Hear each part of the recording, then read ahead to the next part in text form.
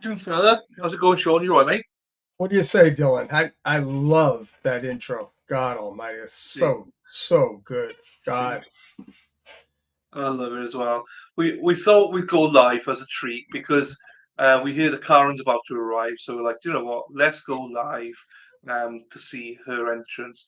I got her muted a minute, but once she arrives, we'll unmute it. I saw Turtle Boy's there. Turtle Boy's in the house. he is. Wow, how about that? Look at everyone's in Yeah, pink today. Even Judge Bev is in pink. Amazing. the judge, the judge. Uh, whilst we wait, hello, Christine. Good morning from Southie. Hey, Dawn. How you doing? Hi, Linda. Obviously, I posted about John O'Keefe and Karen Reid. It looks like 7 weeks, Christine, but we'll see. It looks like 7 weeks, yes. Flora in the house. ACD. Hello, ACD. The testers are amazing. We've been watching them behind the scenes. Everyone seems well behaved. Everyone's doing really well. Justice is coming. We, the people of mass, are not fools. Let's fucking go. Flora in order's got a potty mouth. He's got a potty mouth. Puppy. El Jefe. Hey, Sean. Hi, Sean and Dylan. Good to be. Got to be good to you both. Thank you, Carla. Thank you, Carla's Carla. lovely. I love Carla. Nice Here Carla. he is. Here you go, dog.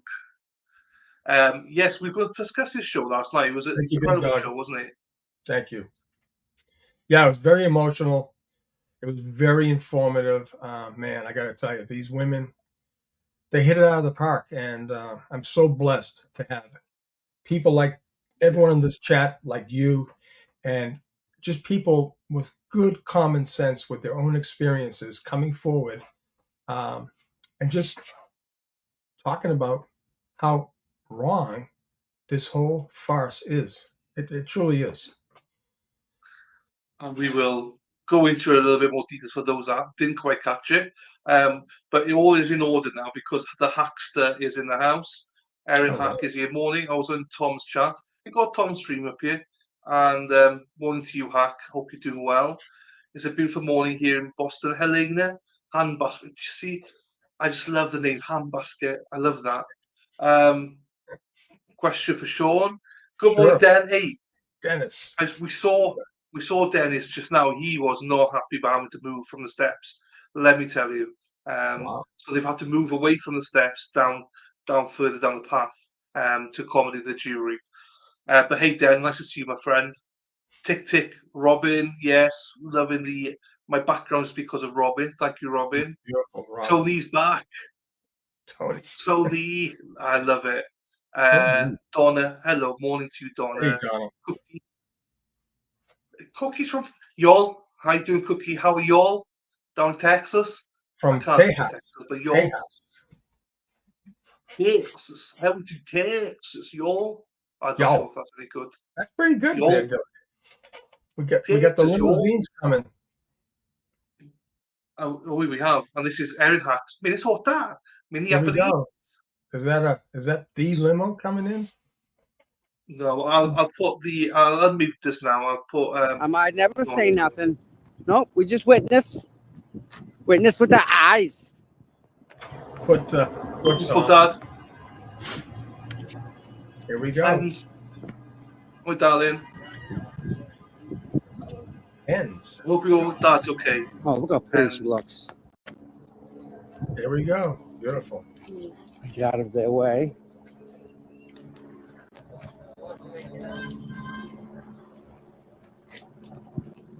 Ooh.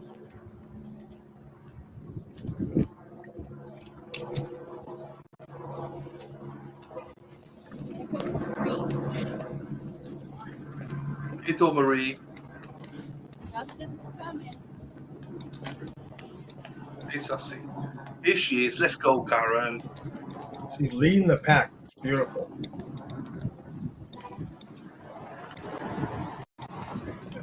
Hi, Ozzy.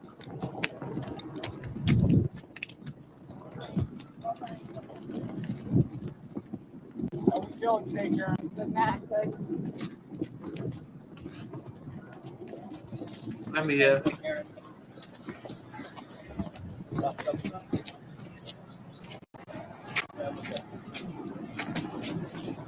This is it. Confidence in action. She's like, I'm leading from the front. Oh, she's Smiles. amazing. Good luck. I said yesterday, the first continent Go get them, guys. is Go my get strength. them. Have a great day.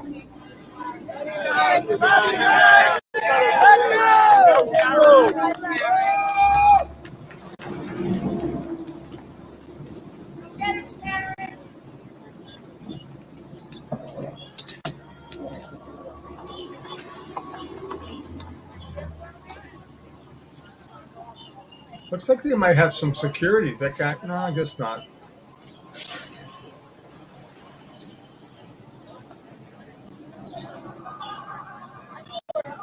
Nice. I guess that's what he said, right? He told you that. All right, guys, listen, I'm going in. I'm sorry. I got to cut this off. No. Nothing's changed. He told her to go in as soon as they walk in. I heard him say that. That's the beginning of the line. That's bullshit. So everyone knows Excuse me? That's bullshit. Keeping us out again. Maybe I can keep the stream going. Let me go get my friend down here. Yeah. I'll try and keep the stream going, and I'll definitely get her on the way out. Yeah, I'm gonna go in. Hey, yeah, would you? Thank you so much. Yeah, this too. Is this on too? Yeah. I got a battery pack. Yeah. That's dead. Thank you. Mm-hmm.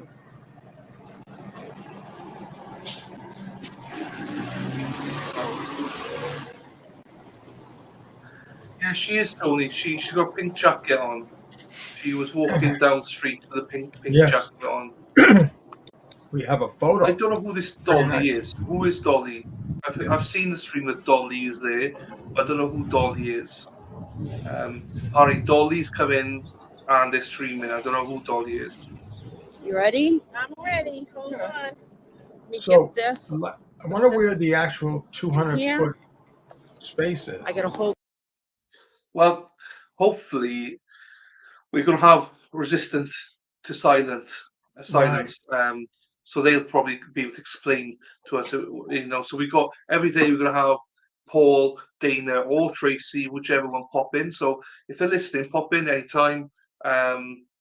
We'd love to see where the zones are, how close. We saw a bit with Tom, but I'm sure they can explain a lot more of that.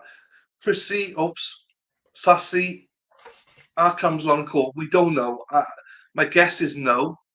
But what my plan is to do, Sassy, is we're going to have me during court. So I will have Twitter, so we can go through Twitter once we know what's happening.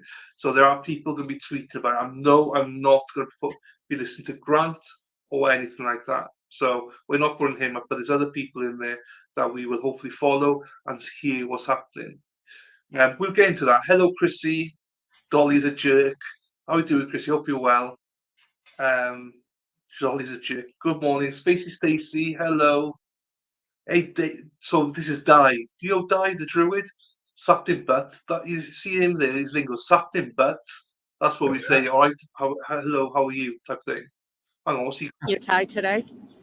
We need you to wear pink. No, it's not saying nothing. They're quiet. My God. Let's go over here. Who is this one with?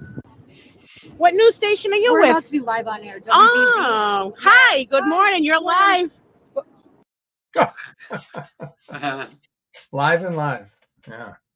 Yeah, we're all live. So hello, Trevor. Sucked in butt. Troll Dylan. Okay. They posted them up. Yeah, well, hopefully when Dana or Paul or Tracy come on, we might have a live view of it. According to Glera, Dolly is a troll and troublemaker. They are not live streaming the Junior Selection. We don't know. I don't think so, but we're not sure. So obviously, I've never heard of them before. Hello from Marshfield. Where's Marshfield, Sean? Just south of Boston. Marsh Vegas, they call it, or they call it. Used to call it Marsh the Irish Vegas. Riviera. So, Sean, you're amazing. Done all of the accent. Thank you very much. Flo and all. Oh, here we go. What's she got to say? What's re? Hey, Oh, Chrissy, shit. Hang how on. are you? For justice, Look at Rita. Here's the Rita. American way, not as mockery. This is a mockery, and we need to stop it. We need true justice, and that's what we're here for, to defend our democracy and our awesome judicial system, which right now is broken. And we need to fix it. Woohoo! They're going to bring in a couple people at a time. Yes, Jessica is apparently. So that's the one I'll be following. I'll be following her. So whatever she tweets in court, she said she'll be there all day this week. So we'll follow her live because no live has got Twitter. So I will follow her as she live tweets. She can live tweet from court. Hello. Well, hello, sir. He cute. Oh, Jesus. She's cute. Rita made it. Yes, Sean, I loved your show last night. Thank you for all you do. Thank you, Justy. Oops. Chrissy. Just Chrissy. Thank you for having us. No, thank you for being here. Rita is epic. Isn't Murphy living in Marshfield now? Yes, he is. I used to vacation as a kid down in Marshfield. And they used to call it the Irish Riviera. Believe it or not. I don't believe it. No, I do believe it. It's very Irish in Boston, isn't it? Very Irish. Believe it or not, it is. It really is. I mean, a lot of like my father, he immigrated from Ireland. All his whole family. He was the youngest of 14, so he came over here to meet my uncle for the first time in his life because there was 22 years difference between my uncle and him. Think about that. Wow. So amazing. Aussie Insider says, I think Jessica's other half is still recovering. Yeah, he is. He had an operation. He had to, I think it was several inches of his colon out. Here's Dennis. Love it. But yeah, she said yesterday she will be in court for the rest of this week. Sea of Pink. Yes, Dylan, thank you for streaming this for us. My pleasure, guys. that's not true. Perceived That's as true. like Rita. Prosecution is going to be must-watch TV. Can't wait. It is going to be great. It is. Sure. Didn't Linda, your uncle live there for years? For decades upon decades. Yeah, it was right on 3 Hartford Road, like maybe a stone's throw from the actual beach. It was a beautiful place, and then we would visit him, and then we had our own cottage up the street by the church and on Emerson Place. So yeah, we had beautiful times there. Yeah. There you go. Hang on, I've got it. Let me just go over here. So, good. This is from Jessica. Good morning. I'm here at the Norfolk Superior Court for day 1 of the current retrial. Follow this thread for updates throughout the day. So we will be following this thread. Hang on, I've got a little video here. So let's move away from that one. I'll play you this video instead. Right. It's only a little small video, but I know a lot of you aren't on Twitter, so we will play it. Here's Karen coming into court, basically. Oh, wow. How about So I that? played a couple more times.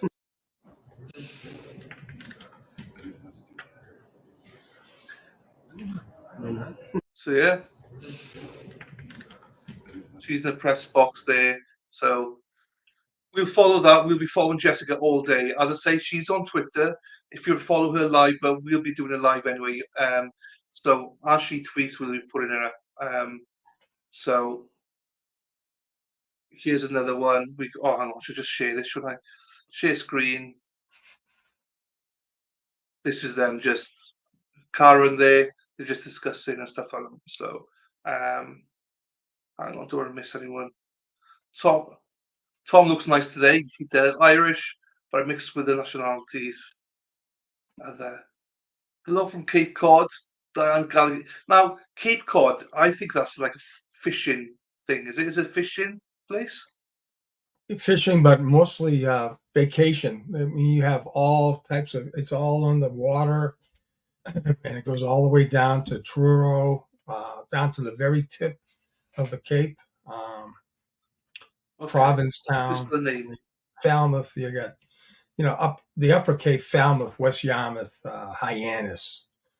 So, yeah, the Cape is nice. Rhode Island beaches. I am a big fan of the Rhode Island beaches. Are incredible. Yes. There you go. Quite liking some stuff. Bruins fan. I know what Bruins is. That's ice hockey. The reason I know Bruins is because of Barstool Sports. I'll follow Barstool Sports, and they're mainly massive fans of Bruins and the Patriots and all that. So, and Celtics obviously as well. So that's how I know about Boston Sports. It's the sports city of America, I heard. So that's how it's been introduced to me. Boston is The city of champions. City of Champions. Nice, lovely, some Jessica. Yes, so we will be following her today.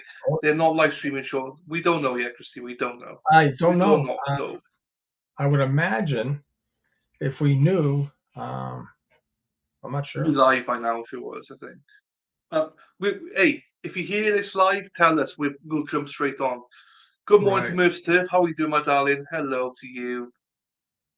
Coming to you live from worst investigated case in mass history. Yes. True, Tony. That's true.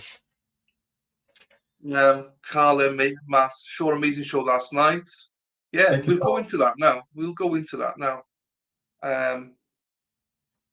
Just in time, I've got to do a run to drop off at school with stuff.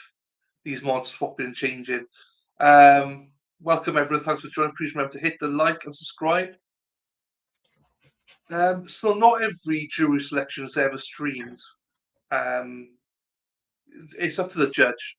Some people don't like it, so they don't. But also, we were talking backstage. This could take. Don't be surprised if this takes 2 weeks to sit the jury. It could take 2 weeks, if not more. So don't be surprised. It might take 2 days, but it could take 2 weeks. So don't be surprised. I believe today will be a great indicator of how this process will go. I'm sure she's going to come out with the motions she's decided on. I can't believe we're not going to be able to hear them, but oh well. We might be able to. We'll keep an eye out. She's not started yet, I don't believe.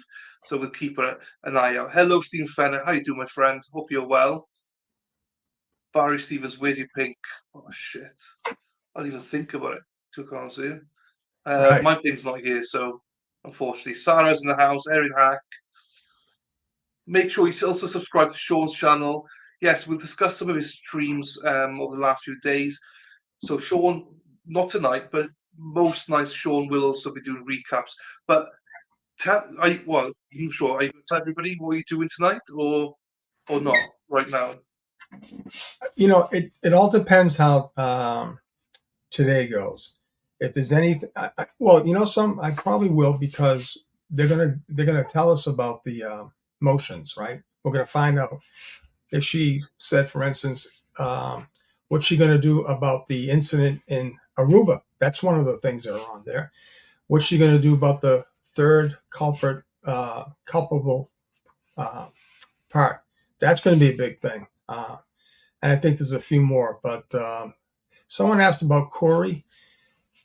Corey is, you just type in a person's name, date of birth, and you get an instant. You should get it. We used to. I'm not sure what method they're using. I guess they'll have the state police computer there. It should come back very quickly, instantly.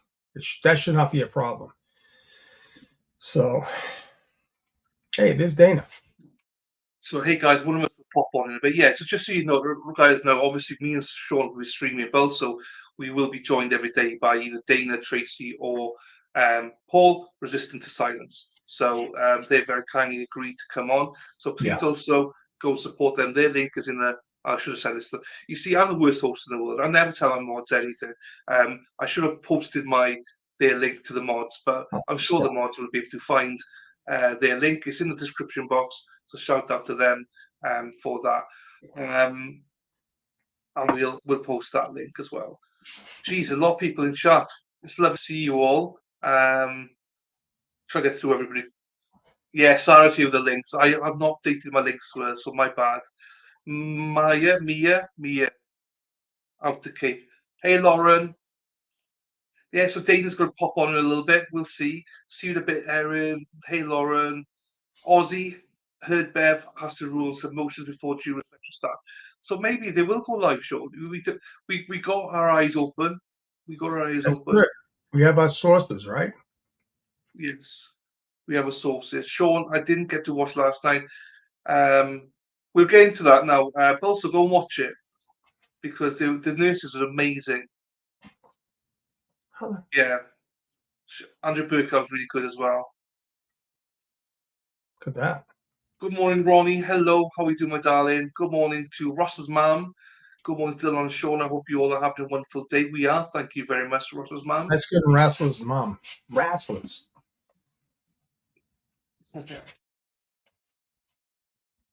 Oh no, yeah, Christine. Blue's a new pink. Yeah, we'll go with blue. Hello, Josie Medallion. How are you? So I do Yes. have a, believe it or not, I do have a pink dress shirt, a pink one, right? And it was a little story when I first met my wife, right? We were dating. Of course, all the guys were busting me. You know how guys are, especially cops. And our secretary was steering the pot. And they said, oh, Sean's got a new step to his walk, or a little bounce in his step, right? So I told my wife, and she's kind of a practical joker, and she says, Sean, I'm going to buy you the worst looking shirt ever. And I want you to go in. It's bad. I'm going to wear it though.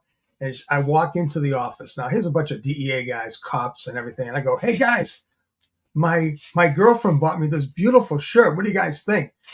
And they looked, and no one said a word. And I said, don't you think this is beautiful? Oh, I said, my girlfriend, she's like, oh God, she's taking so good care of me. And then before too long, they figured out the joke, but it was a disgusting shirt. It was off, but I still have it. I just saw it. But anyways. I can imagine. But that was a fashion, though. There was fashion for pink. I used to have a pink shirt. I had a couple of pink shirts, actually. Yeah, but this was the ugliest color you could. I mean, it was the most bizarre pink I've ever seen in my life. It was a dress shirt, long sleeve. So, Wendy's in the house. I like that, Wendy. Yeah. So we don't know yet, Colleen. We don't know. This is Resist the Silence. That is Sarah P. Thank you very much for that. Hey, Josie. Please hit that like button. Thank you, Hens. Please do. Hey, Wendy. How are we doing? Linda. Yeah, I used to wear pink. Look at the back screen. I don't mind it. I love it. Actually, Love it. Sean, we're represented. We got pink back screen. Look at us. Sure, I love it. I've got pink golf shirts. I love it. There you go. Buttercup. South in the house. Nice. Looking forward to where Mr. Keefe sits. Yeah, because you came out last night. Do you wanna discuss that? Sure. I think I stated it last night, but I put in so over the weekend. I'm just really quick because it's crazy. I got a source said, "Did you hear what happened at court on Friday?" No. The court officers are saying that Mr. O'Keefe wants to make arrangements to be seated with the Reeds. I go. So I didn't really know this source that well. I just basically sat back on it. So I let it go the weekend, and then a few things were happening. So when I woke up yesterday morning, two more sources, independent, completely independent, and I mean very close to the main store. Okay, they too were talking about it, and I go, wait a minute now, did you hear from this person? She goes, who's that person? So none of them knew each other. Okay. So I reached out to one of a staunch anti-Karen Reed person. And that person said to me, that's absolutely BS, Sean. I said, fine. Well, then I got the fourth person. I said, well, this is getting crazy. So I did. I went with it. And of course, that caused the floodgates to open up. And I said, you know something? And I thought to myself, if this was Sean McDonough, who said, I'm going to go sit at the prosecutor's side, right?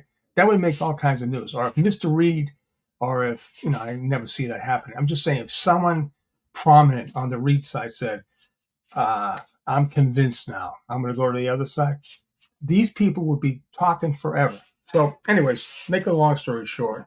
Oh, wait a minute. They said Court TV might be streaming. Yeah, I've got it up. They're not yet. They're Okay, not. very good. Anyways, so that started the whole furor. And then there was another furor about Plevin being in Canton, and someone sent me a photo of Kevin, and I posted that, and that got a bunch of bullshit. So, anyways, you know, you can't win, and that's true. I'm not a reporter, but on the O'Keefe thing, right? And there are backstories. There's all kinds of backstories in this, and it's not my story to tell.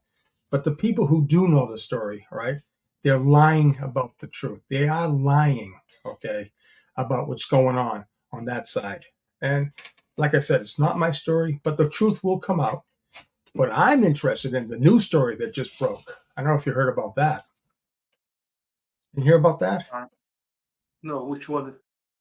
Okay, so this What was was it? something that we got time, right? We got time to talk? I think but there is video of inside the Okay. courtroom. I don't know where I it can is. hold on that. If you can bring it up, that'd be great.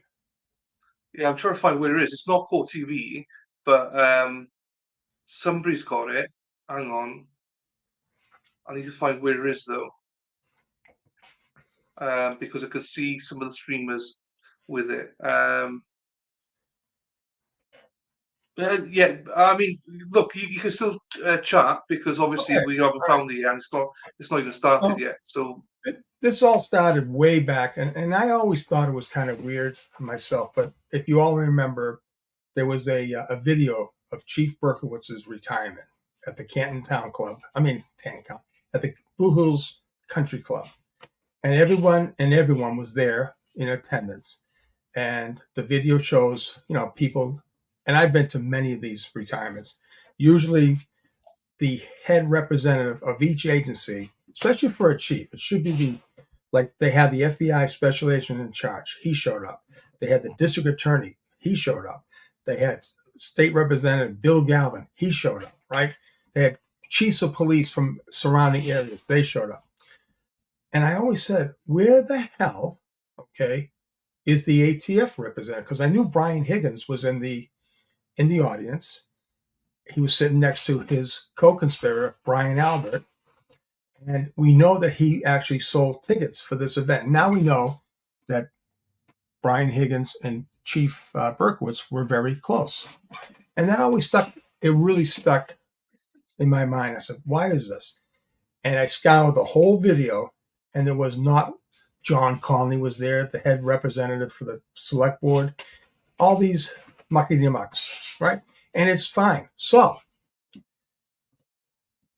now you fast forward a year and a half. This, I believe, was back in July 2022. Okay. So now we fast forward. Well, the truth came out. The truth is Higgins gave a speech, 8-minute speech. He gave a plaque. Chief Rafferty somehow used her influence to tell the videographer of Canton Cable TV to edit out Higgins's speech.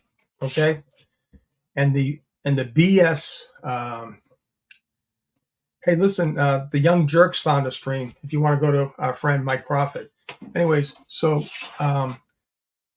Helena Rafferty used a BS cover story saying that, oh, can you please edit out Brian Higgins? He's undercover. That was a lame excuse. The reason why Higgins was edited out, and I'll tell you, I've heard stories told at other retirement parties. I heard people say the same exact thing. He said, evidently, not completely this way. He goes, ladies and gentlemen, if you ever want to hide a body, Berkowitz was the guy to talk to. All right. Now, to me, I'd laugh. I'm sure everyone else laughed, because the significance of that quote, okay, is to basically say, hey, you can trust this guy. Right? You can trust him. We'll get back to it. But anyways, this is a breaking thing now, and it shows what was happening and why she did this. She used her influence to do this. But we'll get back on that. It's going to come out. One way, listen, people, it's all going to come out. It's fine. I'll be honest with you, I'm a man, so I'm half listening to what you're saying. I was trying to find a stream, so Yeah. we'll have to go back through all this again because I just missed most of that. So, Okay. but So- you understand, I can't multitask. So you No, that's fine. know, That's- So, and shout out to young jerks that got a stream from somewhere. I don't know where he's got it from. If anyone knows where he's got it from, let me know, and I'll do it directly from the stream. But in the meantime, shout out to young jerks. NBC 10 is going to be live. Maybe they're all going to be live. I don't know where he's got this from though. well, they're gonna probably keep the motions eliminated live because that's news. Yes. Yeah. So. Yes. Oh, that makes sense right there. When the jury selection starts, no cameras. So this is great. All right. Okay, that's fine. But if anyone knows exactly where he's got this from, let me know. I don't like pinching his stream, but I'm sure Mike won't mind. Mike will support him. Go support young jerks. You know, give him a like and stuff like that. Also, his cash apps and stuff like that. Venmo's down there as well. This looks like a Zoom link. Oh, okay. Spacey Stacy says NBC 10. There you go. Okay, so NBC 10. Oh, and you see, one of my bosses here. No, that's fine, Aaron. It's fine. It's fine. NBC 10. Yeah, we're here. This is good. I don't believe that's a Zoom. That's the NBC 10 feed because Zoom would be kind of crazy. All right. Okay, Boston, isn't it? So, Boston. Yeah, let me tell you about the witness list, guys, real quick. The Commonwealth will load up 1 million witnesses, knowing that they're not going to use them. So it won't be out of ordinary for them to put Brian Higgins on the witness list as a joke, not a joke, but as a diversion. Okay. So, anyways. Oh, yes, we are live. I get you, Buttercup. Thank you. Is unbiased. Buttercup. I think our families know each other. To be honest with you, we'll get back to that. I believe. Let me ask Buttercup real quick. Did you used to go down to the Irish village back in the day? It's all coming back. I'm serious. Yeah, so they're going to rule on the motions and then cameras off for the jury instructions, which is fine. Right. You know, we not jury instructions, or jury selection. We knew that, but as I say, we're still going to have Jess. We will post her stuff as and when, and also we'll have resistance to silence, sorry, at some point coming in as well to show us what's happening. Hamburger, how we doing, fella from Oregon? You was the one that peppering you with questions last time, Sean. He loves you. So. Oh, there's Dave. Yeah. No worries, Michelle. Welcome. Thank you, everybody, for being here. I do appreciate everyone for being here. Thank you for being here. We do appreciate it. We'll try our best to keep you updated with everything as and when.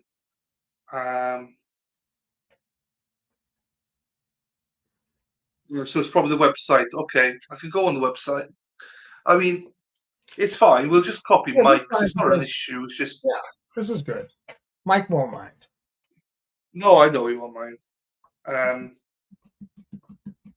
Mike's good like that, and especially if you go and support him as well. That's true, Buttercup. I did.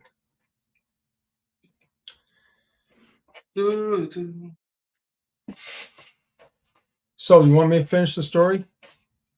Yeah, go on. So, did you hear any of it? No, do you know what? Let's not finish the story. Let's do it after the motions. Okay. Oh, hang on. I'll tell you why, because we've got Hey, Paul. What up, everybody? What's up there, buddy? Go on, Dana. Dana's in the background. Let's go. Dana's here. Tracy's here. Hey, Tracy. Jess is here. Yeah. I'm going to work soon, so I figured I'd jump on and say hi, give you a feel of the mood down here. That's No, we great. appreciate it. We wanted to see that, you know. But the court started in a couple of minutes with the motions and the limine. And Are they streaming it or not? yes, they're streaming it, Yes. yes. Oh, they are. That's good. Just the motions and But they're limine. not streaming. Yeah, the motions and limine they're streaming. They're not streaming the jury selection, though. Oh, okay. So fantastic. Well, I'll let you go so you guys can watch that. I just want to check in. There's a lot of people down one end of the court cheering away. Cameron showed up. I don't know if you could hear it online, but they could hear us way down 200 feet away. They could hear us loud and clear. Nice. Happy days. It looks great. It looks great. Great weather, great people. Everyone looks Yep. great down there. You're all doing great jobs down there. And before we start, how restrictive has it been? Has everyone been complying? Is everyone happy? Is everyone, you know, behaving? Yeah, everyone's complying, and everyone's and the truth is that the police are doing a pretty good job, and they're being polite about it too. So I brought a jacket. I can walk anywhere I want. When I put a jacket on, I know that's not what you're supposed to do in America, but that's what we're forced to do here. There you go. Right, Paul, thanks for that. The court is now going live, but tell Dana, Tracy, pop in after wherever. Just, you know, thank you for popping in. You're going to be here every day. Well, one of you will be here every day. Pop in and out as you see fit. We love to see what's going on the outside. Just the court's got to start, so we better go back into. All right, no problem. All right, I'll talk to you guys later. Dana and Tracy will check in a little bit. Thanks, mate. Take care. Sorry. Thanks. So that is Paul from Resistant to Silence. So again, go follow them. They're a great group. How good is that when you got these people arranging these kind of peaceful protests, Sean? You know, they're great people for doing it. Not many people would do it, I don't think. You see, Sean can't even multitask. He's not even listening to me right now. So I am listening. How do they do it? How do they do it? They do it because we're all in this together. I just got the defense witness list. We got the witness list. I guess they put it all online. Where is it? Let me find it. I think this is. Look at this! Wow. Well, if someone can let me, if somebody can find it, I'll post it online. As in, I'll put it up online. There's at least 71 witnesses. Jesus, for the state, for the Commonwealth. Jesus. Yeah. Amazing. I can, you know, I'm pretty sure. All right, so I got the defense witness list. Want to hear them? All the Alberts.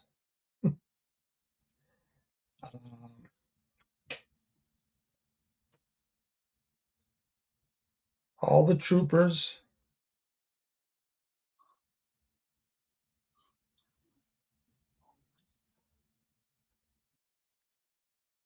Brian Albert Jr. Brian Higgins. Beautiful. They're going to bring Terry Kuhn, UC Davis Veterinary Lab. Yeah, this is going to be, wow, amazing.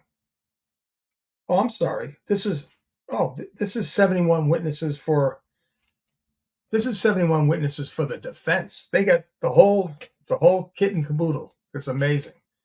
And when, maybe I can send this to you, my friend. No, I got it. Oh, you got, I'm sorry. Jesus. How about this guy, Rick? Rick? It's absolutely fine. Yeah. Oh, this is going to be like a case that you're not going to believe. I'm telling you. With these witnesses, oh man, I can't impress upon you. There you go. Look at this. Oh. So the court, just so you all know, they're not they haven't let anybody in yet. So you know that's why I'm sharing this so you can see it for yourselves. What's on the list? A message. Amazing. Wow. This is a who's who. I mean, Melanie Little said it best the other night. In our lifetime, we'll be talking about this. We'll be talking about this case forever. Even OJ. And she said it's fitting that he died at this time frame because And he's just still outside. So they don't let people in yet. So there's no massive rush here. Sure. So once it goes, you can see the list yourselves, guys. Here, hang on, everyone realize even I don't have a flower not a mug. Dylan, show us your mug. Your mug. Show the people would say my face is my mug, but yeah. Look at that. There you go. We'll go through everything a little bit there. Tiffany, let's just give you the chills. Let's go. Let's go, Tiff. Let's go. Right. John Keefe Senior's on it. You know we'll why? Go through in more depth after. No. Aaron Beatty. Oh my God. Wow. Julie Albert Wigner. Yeah, Gemma Cabon. That's a good question. I haven't seen Gemma. Have you seen Gemma? She's on the first list, anyway. Okay, good. Here she is, number 41. Yes, 41. Jesus. They've got Michael Morrissey scheduled to be called. Woo, Jesus. Hold on now. Ashley Bell. Ryan Eagle, yeah. I mean, okay. Bell. Jeez. I bet she's will go through the. We got plenty of time, right? So, guys, we got plenty of time, right? We got to go through Sean's stuff, his story. We've got the witness list to go through. We've got the nurses to discuss. All these stuff can be done when they're selecting the jury. So never fear, we'll be here. I will go through the prosecution list as well, just so you know. I'll put Young Jerks back on. Carla Mar says, free carry, just Stivers for Officer John O'Keefe. In God we trust. Absolutely, in God we trust. So, hey, Suzanne. Justice. I thought I didn't want to say anything, Carla. Justice. Good morning to you, Suzanne. Good morning, Suzanne. We'll go through all of that. Here he is, Dell. Have you seen Dell's voice? He's very deep voice from England, from Manchester, from Manchester. Go Manchester United. Manchester United. Or City. There's two teams, so you never know. So Julie Carpenter thought me and Dell were the same person. So I was like, my voice is not that deep. Let me tell you. So Linda, absolutely, that's a great pick. Number 54. That Hernandez, okay, that was Brian's partner, Albert's partner. Oh, was it? Okay. I said we'll go through it. Beasley says, I had a case when I was younger, Sean, and the agent on the case was DEA S.A. O'Brien, if I remember correctly. So. Oh, wow. Well, my boss was Eddie O'Brien. That's a whole different story.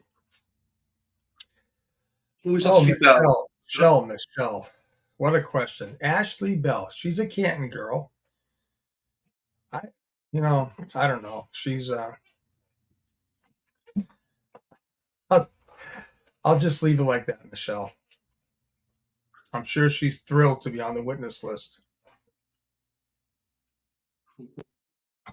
Oops, let's fucking go from St. Pete. All right. Isn't the weather beautiful? Aaron, listen, Linda. So I put a video of Linda, listen, Linda. And I got struck, so I'm not putting that up again, that's for sure. Hey, Sarah, how we doing, darling? Hope you're well.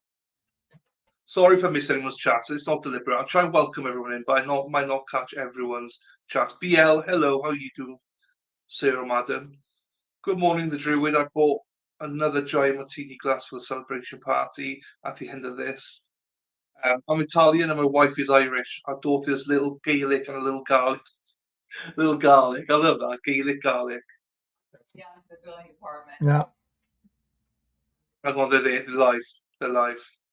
I can hear them. Hang on. Hey. I can hear some voices there, so I think they are going live.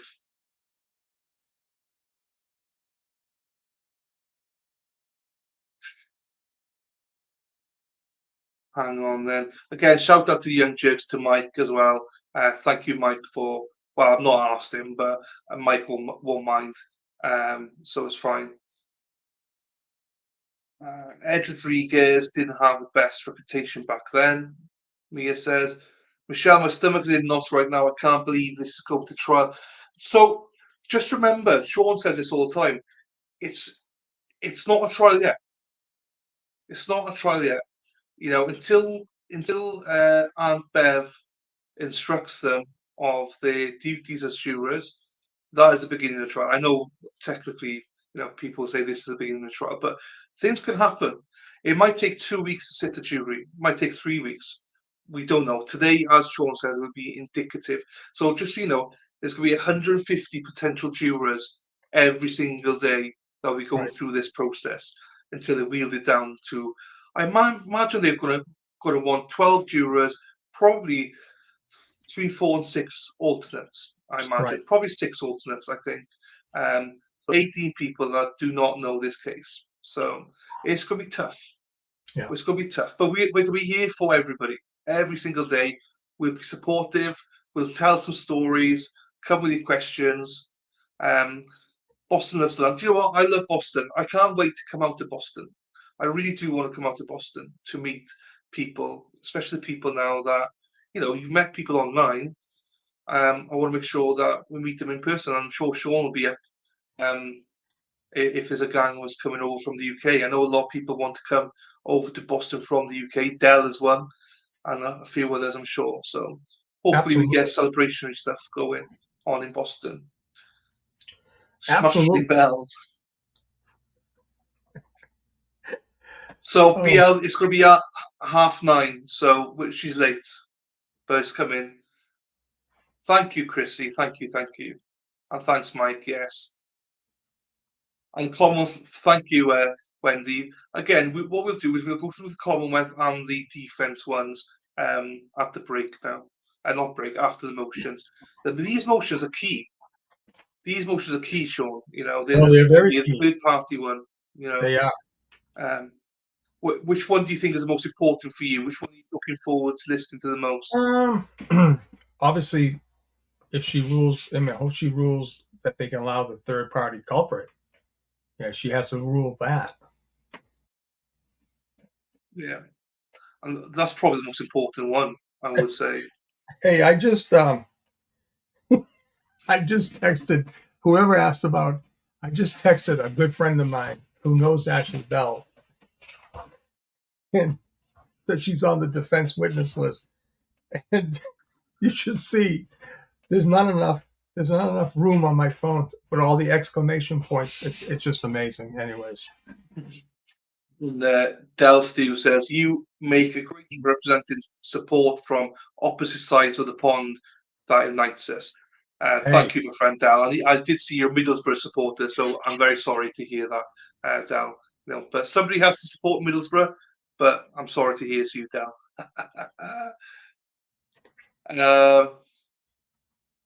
Charlene Tyler and Aurora says, life, liberty, and free can read. R.I.P. Chloe. Probably out recruiting potential jurors. Suzanne, I'm the same way. I believe that's the most important part. The third party culprit defense. That's huge. So Mia says, we would love to have you. I would love to meet you and Sean and Peter and everyone when I'm in Marshfield for July 3rd. I will be looking for Peter. I grew up with a few Boston cops that live there. There we are.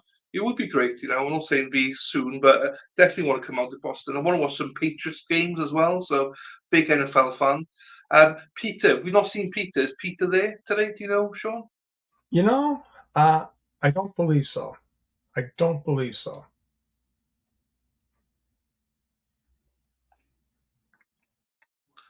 Okay, something's happening.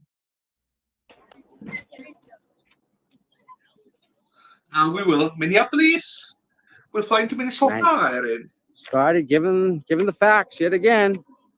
Love it. Okay. Love it. Love it. Love it. That's a long road trip, Minnesota to No Boston. doubt, huh?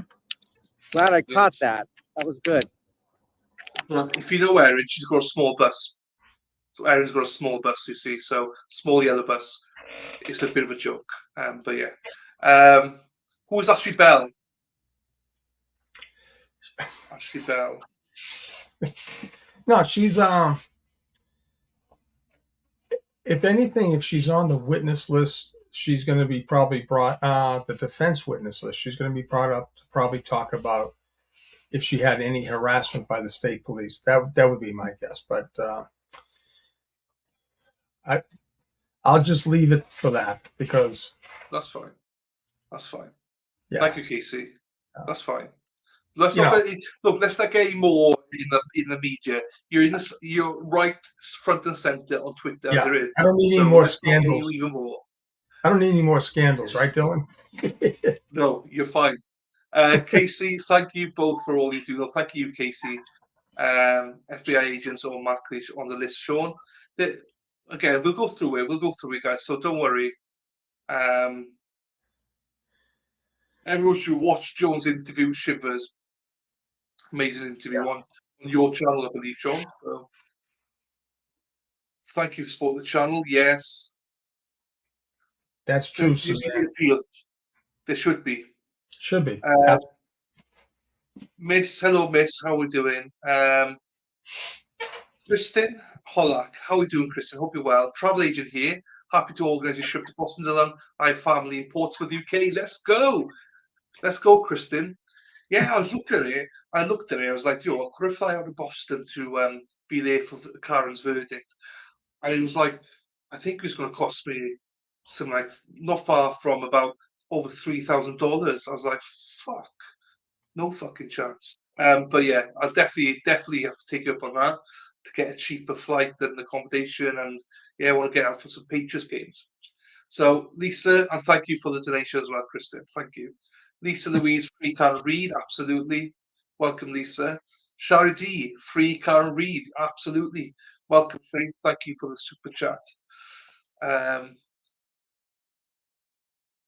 Thank you, everyone, for supporting. So we got Druid Dive. I went to the baseball at Fenway Park when I was there with Turtle Cadet and Suzanne.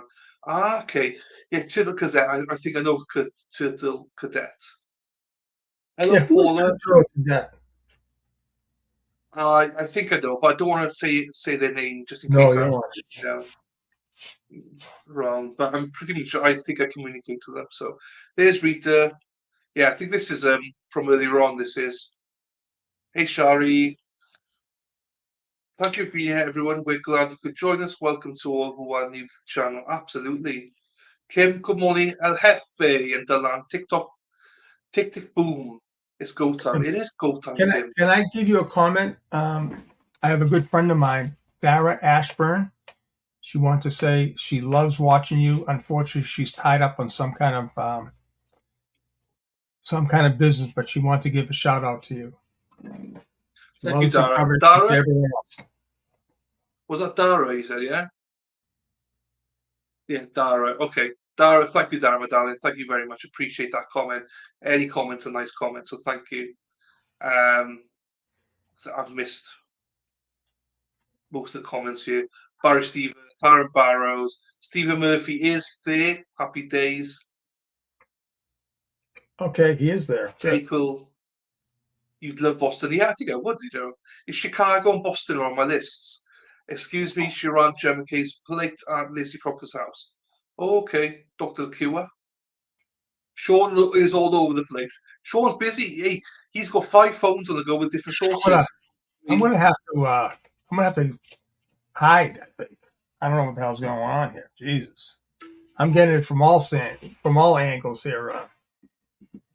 I'm just a guy living here in Naples. What the hell?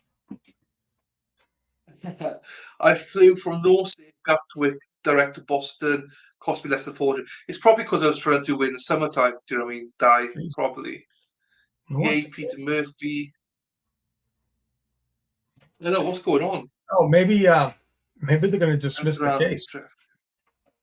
Maybe, can you imagine? Jesus.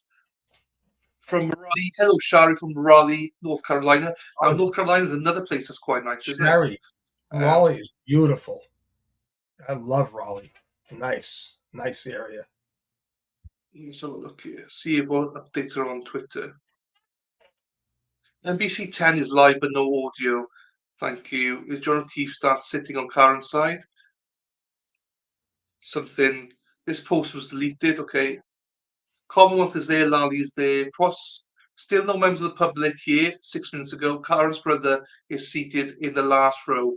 So according to Jennifer, there's still no members of the public in the courtroom, but Karen's brother is seated in the last row. How about John O'Keefe's father? Nothing yet. Karen's brother is here in the back row, but no one else is in here yet. Court is in session. They did not allow anyone in the courtroom. Right. Court is now in session, apparently. Oh, Jesus. Hopefully Mike has got this on because I'm following him.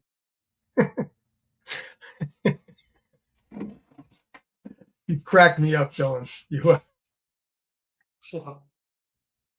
Hang on.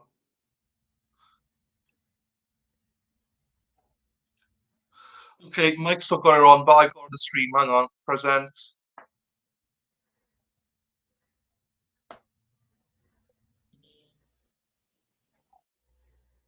Jesus.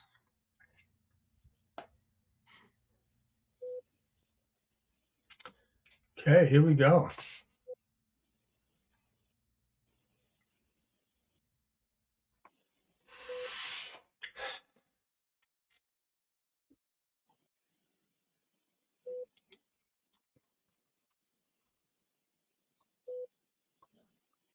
No piece of faith.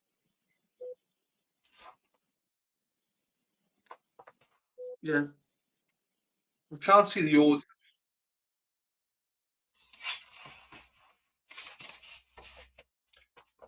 Awesome 25. Wow. Yeah. Just wait to see if there's a law crime anyone doing as well.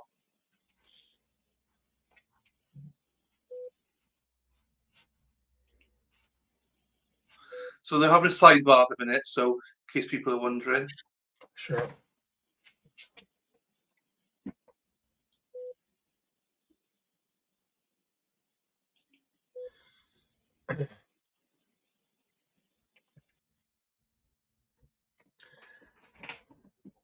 Star. The best dog in the world, man. Just laying by watching you, Dylan.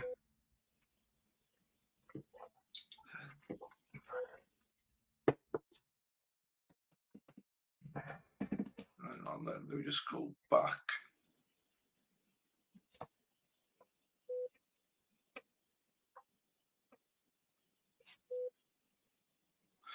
Can you hear that beeping noise as well? That could be the thing for the sidebar. Who knows?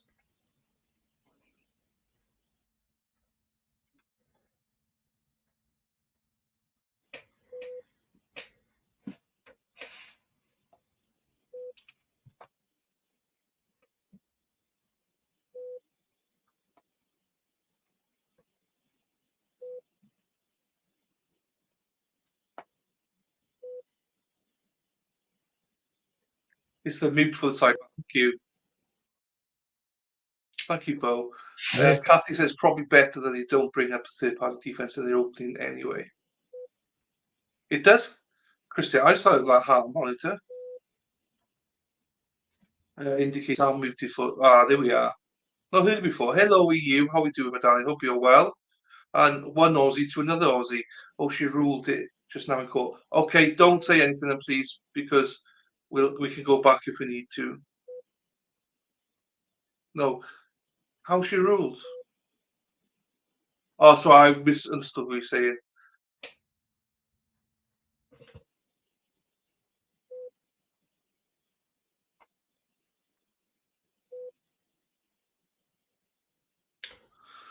Okay, I got some You got a news. feel for I got some news. She What, will allow the third party culprit. how did you and Ozzy get that before? I got great sources. Yeah, and Ozzy's the same. Fair play to Ozzy inside that she had it as well, in fairness. They just can't mention, yeah, someone said they can't mention it in the opening, but it is Yeah, Ozzy relevant. said it, too fair. Yeah, there you go. So shout out to Ozzy inside that she had that. Yeah.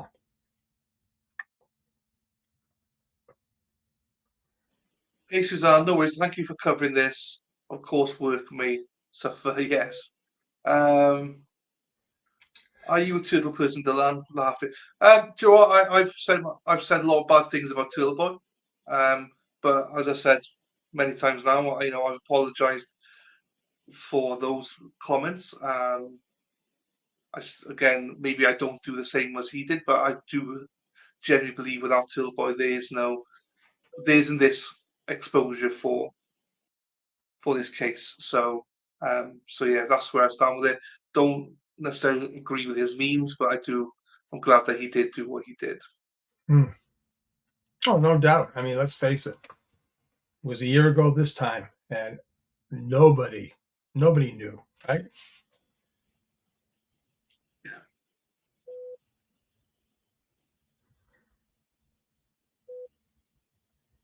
Oh, sorry, Suzanne had it. Sorry. I saw you said it, and then I've just seen Suzanne say as well. So sorry, Suzanne had it first in chat. Thank you, Suzanne. And also, you also had it. Suzanne is right on it all the time.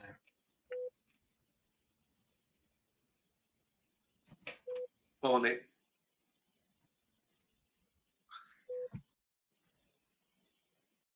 They could usually, yes. Not in opening, though. Canone also indicated that there was request from the defense to modify the statement of the case to include a comment that defense believes John's death was due to a beating and not due to a car. Okay. Thanks, Audrey. Thomas Jones says, "Hi, Sean. Recently retired LEO. Up until a month ago, I had no interest in this case. Got turned on it to it, and I have been following you, Melanie, and others. I'm disgusted this is going to trial." Tom, hey, buddy, welcome aboard. We need more guys like you. Step up and start giving your opinion. Thank you. I appreciate your support. Okay, hey, you. She's not allowing the portion of the request. Oh, it's gone off. So that must have been over. We didn't see anything. Wow. What about an NBC 10? They got it? Yeah, I'm just going to go and check other places. Um,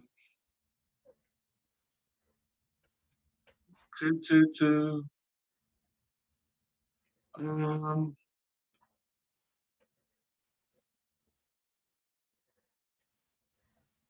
no, everyone else has gone back to the clock again. So I'll go back to the clock again, but I think she's done, I think. Go to Mike's.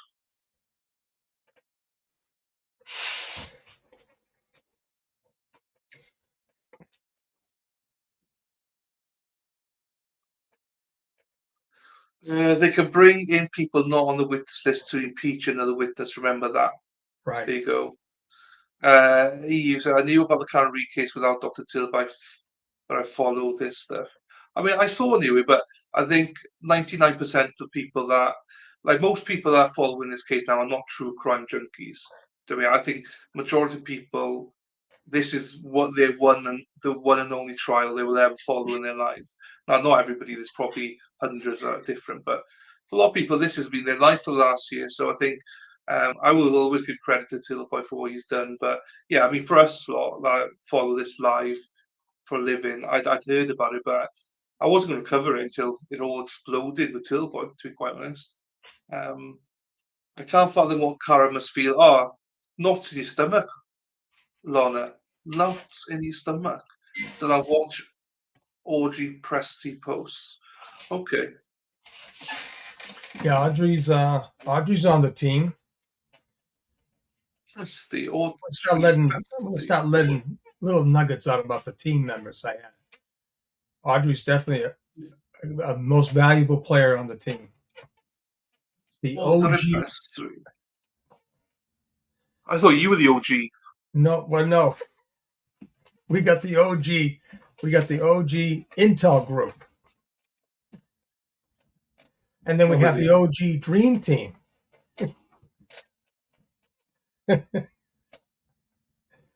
And that's Presti, so I misspelled it. Presti. I can't find her on Twitter. What is a Twitter name? Is she on Twitter? She might be. No, she probably not. Then I can't find it. It's only because Ozzy said to follow her. So good. Jay Burke. Jay Burke's in the house. Wow. Jay Burke in the house. Jay Burke has been very sick. Is he? Jev's leaving the courtroom. Thank you, my father's keeper. Hello, Miriam. Hello, everyone. I'm a new subscriber. Thank you for covering this free, Karen. Absolutely no issues at all. We're big on this. We've been following it for a few months, but this Sean's been doing it for years. Who? And some of you would like the emojis of Sean. There he is at the bottom as well. Jay Burke. Hey, Sean Delan.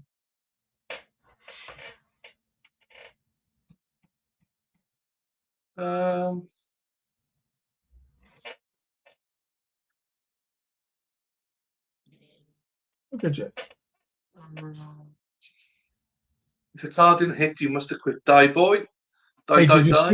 Did you see what Jay Burke just posted there in that super chat? Is that a super chat there, Dylan? No. Where's super Jay Burke? Yes, it is. That's a super chat. Damning evidence of that Higgins speech being cut. Oh yeah, we have to. This is your story. Yes. We will get you. So Bev's left then. So okay, let's get to your story. Okay. Let's get to. Let's start from the start. Let's lay the foundation. Let's get to your story. Lay the foundation. So there was a retirement party for former Chief Kenny Berkowitz back in July of 2022. Now this is important. 2022, July. John was killed January 29th, 2022. So when there was a video taken of the whole reception at the Blue Hills Country Club, it was put on by the Canton Cable TV network, and Turtle Boy showed bits and pieces of it, but then I went back to find it because I wanted to see. There was a few things I wanted to see, so I watched the whole video. And being a federal agent, even in police retirements, all right, so it doesn't matter who or what you are. When you have a chief of police at that level, it's very customary for local heads of all agencies known, and if they are in attendance, they're supposed to give a speech and a plaque or a gift, okay? So I went through the whole video, and I noticed that one agency was not represented on the podium. You had the FBI, you had local law enforcement chiefs of police, you had, I believe, IRS, State Senator Billy Galvin was there, John Conley from the Select Board, the DA, Michael Morrissey, all these people. Maybe I think Boston police were in representative, but nobody from ATF. And we knew that Brian Higgins was friends with Berkowitz. He had an office there, and we knew he was actually selling tickets for this event. Okay, so I always thought that was just, you get that feeling something's not right. Okay, so a couple of days ago, the story finally broke. And the story is this. Chief Rafferty, right? So this was July 20, like maybe a week after the party, when all the gifts were collected and tears and handshakes were. Somehow, word got back to Rafferty and saying, hey, listen, we got to edit out that portion. And the portion was, in fact, ATF did give a plaque, did give a speech, and it was for 8 minutes long. And it was done by his good buddy, Brian Higgins. And during the speech, from what has been reported, Brian Higgins said to the effect, hey, if you ever want to hide a body, Berkowitz is your man. And to be honest, to me personally, I've heard that. I've heard worse, but I've heard that. And that reference means, hey, this guy can keep a secret. This guy, he can be trusted, So evidently, Chief Rafferty got a hold of the videographer from Canton Cable TV and said, you need to edit those 8 minutes from the video. And she utilized a sham excuse that Brian Higgins was undercover. Well, guess what? Brian Higgins, by that time, was already been disclosed as one of the members at that party where John was found dead on the front lawn. Okay, and I know from my own experience, ATF is part of the Department of Justice, just like the FBI, just like DEA, and there is absolutely no doubt in my mind that based on Higgins being there, just being at a crime scene like that, no matter, even if he was never mentioned as being a suspect or being anything, right? Their internal affairs division, all right, for the ATF is going to look into it, okay? Now, to use the excuse that Brian Higgins was undercover is completely BS. And it was completely done so that I believe Berkowitz, that would be a statement against Berkowitz. Why? To me, I've heard that statement used many times. Hey, Sean, you need to hide a body. This is the guy you want to talk to. Not because he wants to hide a body, but, you ever hear the statement in jest? Hey, this guy they know where the bodies are buried. Yeah. Hold on. May I call the case, Your Honor? Please. This is 2282CR117, the Commonwealth versus Karen Reed. Mr. Lally? Yes, Your Honor. The Commonwealth moves to trial. Okay. Ms. Reed, can you please stand? Karen Reed, you are now set at the bar to be tried, and these good men and women who I shall call to pass between the Commonwealth and you upon your trial. If you'd object to any of them, you must do so before they are sworn. You have a right to challenge any 16 jurors without giving reason. Thank you. All right. So good morning again, counsel. Good morning again, Ms. Reed. Good morning, jurors. My name's Beverly Canoni. I'm a judge of this court, and I want to welcome you here this morning. Jury service, as you know, is one of the most important duties that we have as citizens. Our system of justice simply would not work without you, and we appreciate that you're here today, ready, willing, and able to serve if called upon to do so. So you are unmuted. We're selecting a jury today in a criminal case that you just heard, Commonwealth versus Karen Reed. The Commonwealth alleges that on the morning of January 29th, 2022, at approximately 6:04 a.m., the Canton Police Department received a 911 call reporting an unresponsive male party in the snow outside a residence at 34 Fairview Road within their town. Officers responded and discovered the male party, later identified as John O'Keefe, off the roadway in the front lawn area. Officers identified 3 women with Mr. O'Keefe, one of whom was the defendant, Karen Reed, the girlfriend of Mr. O'Keefe. The defendant had been with Mr. O'Keefe the previous evening at 2 different bars in Canton and had driven with him to his residence in the early morning hours of this date. Mr. O'Keefe was treated by paramedics from the Canton Fire Department and transported to the Good Samaritan Medical Center where he was later pronounced deceased.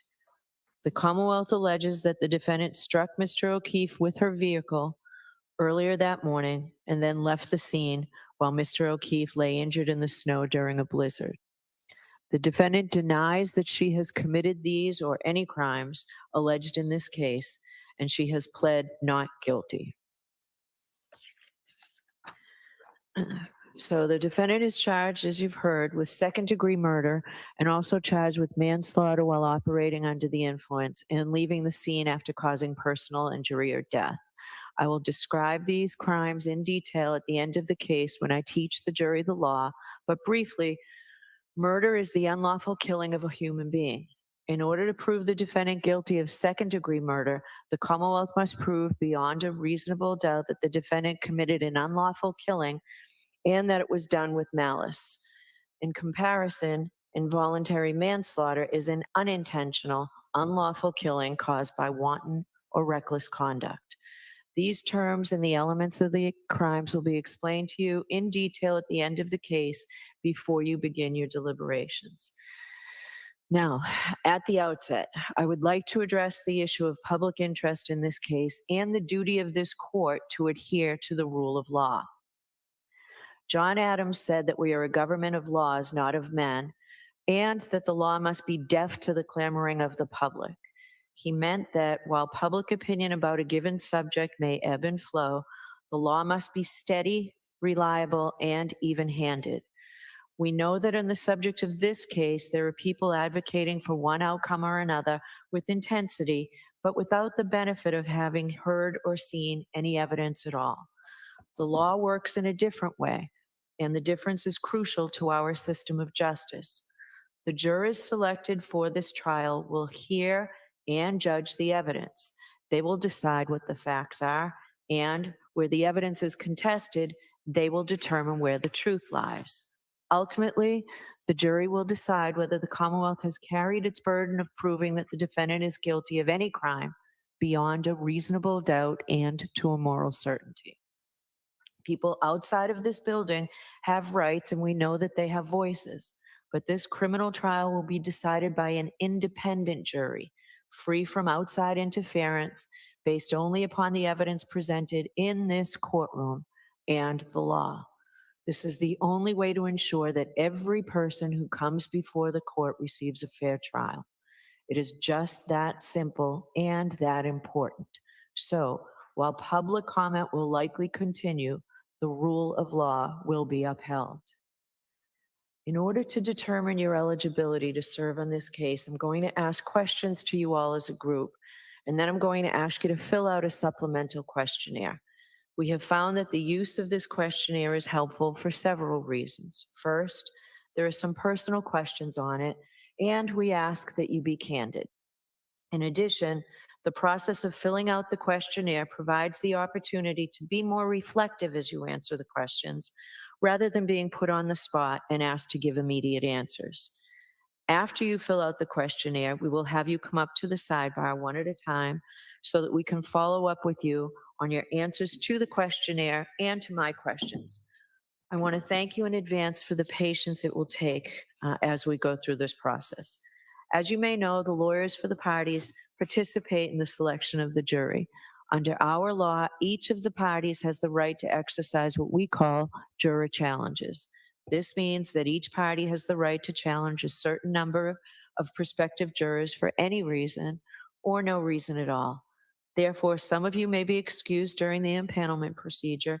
If you are not selected for jury service on this case, please don't take it personally. Don't think that somehow you're not a fair person. It's not a reflection on you at all. In a few minutes, I will pose questions to you as a group. You've taken an oath that requires you to truthfully answer these questions and all questions posed to you. If your answer is yes to any question, I will ask that you raise your hand and hold up your juror cards. No need to take those cards out yet. I'll tell you when I need you to take those cards out. When you hold the card up, please hold the numbers out because the court officers need to read the numbers from your card. The fact that you answer yes to one of my questions does not mean that you're automatically disqualified from jury service. It simply means that there are matters that counsel and I must discuss with you. If you find a question posed to the group overly intrusive, you may elect to answer that question at sidebar. I will have additional questions for you which relate to issues that may be raised in the trial and are designed to give us information regarding your ability to serve as a fair and impartial juror in this case. The lawyers are also permitted to ask you questions for the same purpose. Please remember, this is not a test. There is no right or wrong answer. We're simply looking for your honest and best answer to the questions. I'm now going to ask the lawyers to introduce themselves to you and to tell you who they represent. Good morning, ladies and gentlemen. My name is Adam Lally. I'm Assistant District Attorney with the Norfolk County District Attorney's Office. I, along with my co-counsel here, represent the Commonwealth of Prosecution in this matter. Thank you very much for your attention. Thank you, Mr. Lally. Laura McLaughlin. I'm also an Assistant District Attorney working alongside 88 Morning. All right, thank you, Mr. Lally and Ms. McLaughlin. Thank you, Your Honor. Good morning, ladies and gentlemen. My name is Alan Jackson. I have the privilege of representing Ms. Karen Reed. Good morning, ladies and gentlemen of the jury. My name is Elizabeth Little, and I'm also representing the jury. And good morning, ladies and gentlemen. My name is David Unetti. I'm an attorney with an office in Boston. Our client today is Karen Reed. If you'd stand, Karen. Say good name. Thank you for being here today. All right, thank you very much, counsel. Jurors, I have a very lengthy witness list to read to you. I'm going to ask that you pay close attention to it because in a little while I'm going to ask you if you know the names of any of these folks. Just because I read the names to you now does not mean that all of these people are going to be called as witnesses. In fact, they're probably not all going to be called as witnesses. There may be some reference made to them during the course of the trial. So it is important that we know whether in fact you know any of these people. And if you're not sure whether you do or not, when I ask you to raise your hand later about whether you know any witnesses, err on the side of telling us that you know them.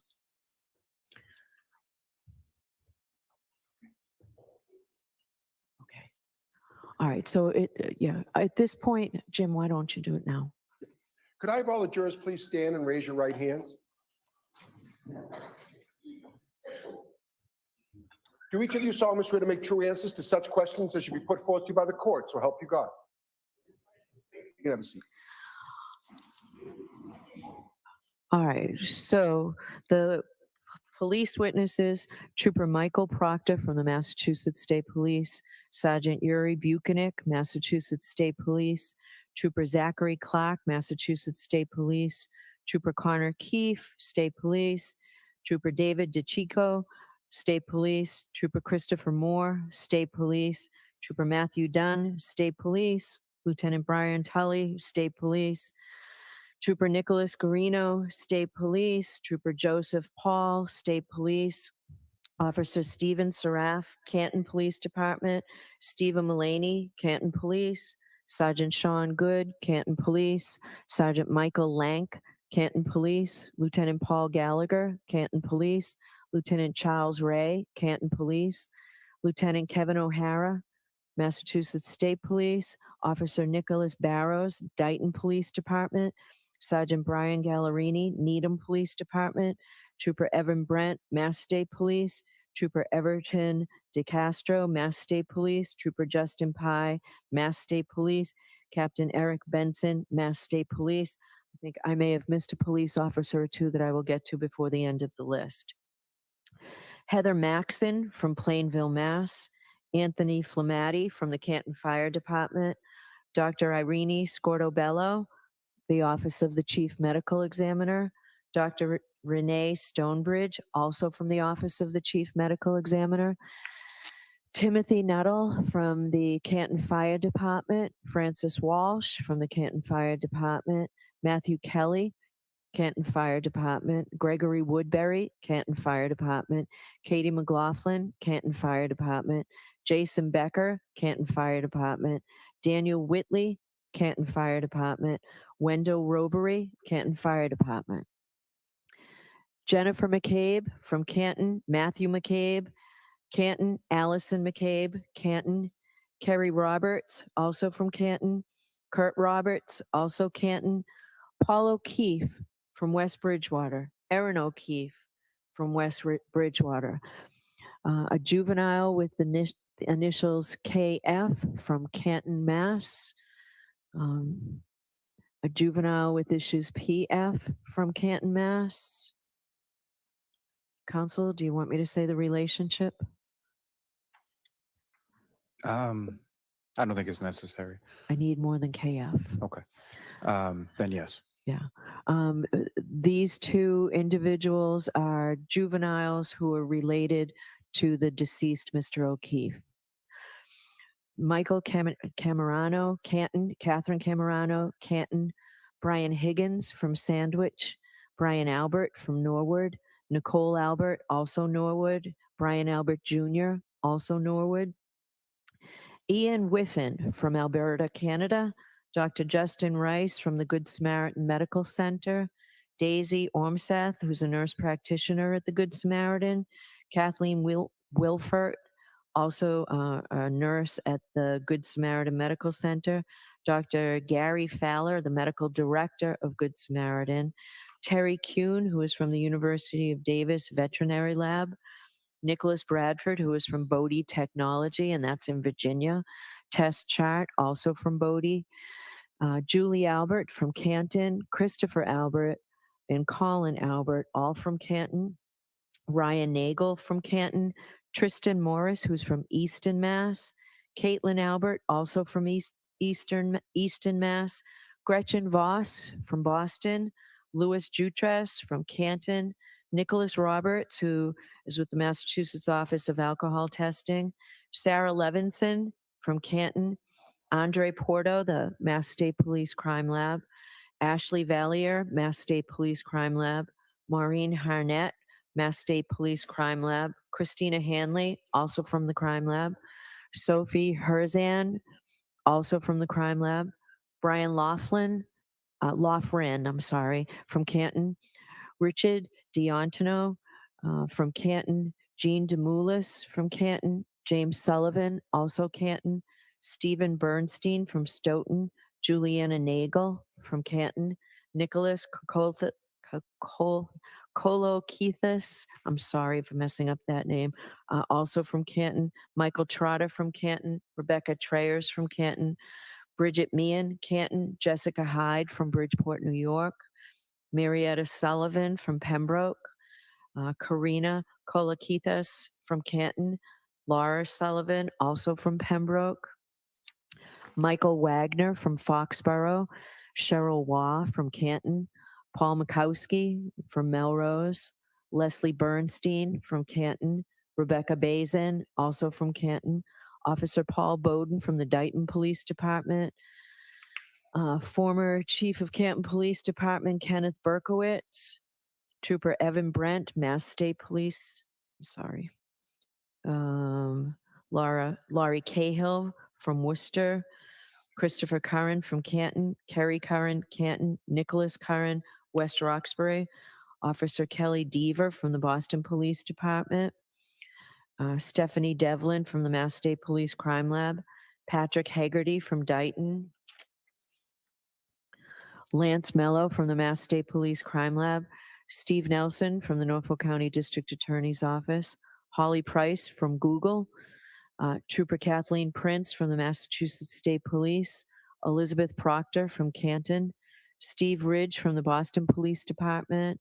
Heriberto Hernandez from the Boston Police Department. Mark Lopalato from Canton. Alfredo Lopalato, also from Canton. Angela Malvone from Canton. Courtney Proctor from Canton.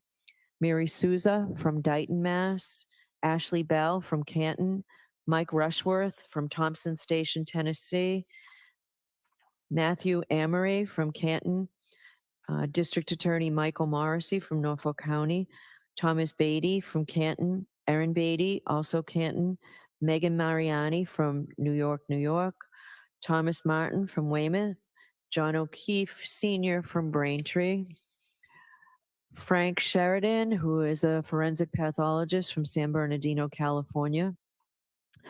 Chris Van E., who is a PhD in biomedical and mechanical engineering from Novi, Michigan. Richard Green from St. Petersburg, Florida. Daniel Wolf from Penn with an agency called ARCCA Inc. from Penns Park, Pennsylvania. These other two gentlemen are also from the same place. Andrew Wenscheller, who's also a PhD, and Scott Klein, also from ARCCA. So those are potential witnesses in this case, or people's names who you will hear during the course of the trial. Now, this case is going to take, once we get a jury, anywhere from 6 to 8 weeks to try. The schedule that we can count on will be, we will go full days on Monday, Wednesday, and Friday, half days on Tuesdays and Thursdays. This is just a best estimate. Sometimes trials go longer, sometimes they go shorter. I'd rather tell you more time and have the trial be shorter than the other way around for your planning purposes. So it will go 6 to 8 weeks once we get a jury. Now, it might help you if I give you a preview on some of the basic law that applies to criminal cases like this. And as I've said, it's my job to teach the jury the law, and I'll do that completely at the end of the trial. So for now, I'll give you a brief summary of some of the legal principles that will govern this case. First, and most basically, the defendant starts this trial presumed to be innocent. The fact that she was arrested or that she was indicted is not proof of anything. An indictment is just a piece of paper. It just makes an accusation. An indictment is merely a formal manner of accusing a person of a crime in order to bring her to trial in the superior court. But it is only the jury, in other words, you folks, who can decide whether the prosecution has proved its case beyond a reasonable doubt. If the Commonwealth does not do that, then the presumption of innocence requires you to find the defendant not guilty. The law does not require a defendant to prove his or her innocence, to produce any evidence whatsoever, or do anything other than attend the trial. This presumption of innocence remains with the defendant until you, the jury, make your determination after listening and considering all of the evidence presented before you at trial. Another important principle of law is that the defendant has an absolute right not to testify, since the entire burden of proof in this case is in the Commonwealth to prove that she is guilty. Under our system of law, a defendant has a perfect right to say to the government, "You accuse me, now you prove it." I do not have to say a word. A defendant's decision whether or not to testify has nothing to do with the question of whether she is guilty or not guilty. The jury must not consider it in any way or even discuss it in their deliberations. Jurors in a criminal case must determine whether the Commonwealth has proved its case against the defendant beyond a reasonable doubt based solely on the testimony of the witnesses and exhibits. That brings me to the requirement of proof beyond a reasonable doubt. What is proof beyond a reasonable doubt? The term is often used and probably pretty well understood, though it is not easily defined. Proof beyond a reasonable doubt does not mean proof beyond all possible doubt, for everything in the lives of human beings is open to some possible or imaginary doubt. A charge is proved beyond a reasonable doubt if, after you have compared and considered all of the evidence, you have in your minds an abiding conviction to a moral certainty that the charge is true. When we refer to moral certainty, we mean the highest degree of certainty possible in matters relating to human affairs, based solely on the evidence that will be put before you in this case. I have told you that every person is presumed to be innocent unless and until he or she is proved guilty, and that the burden of proof is on the Commonwealth. If you evaluate all the evidence and you still have a reasonable doubt remaining, the defendant is entitled to the benefit of that doubt and must be acquitted. It is not enough for the Commonwealth to establish a probability, even a strong probability, that the defendant is more likely to be guilty than not guilty. That is not enough.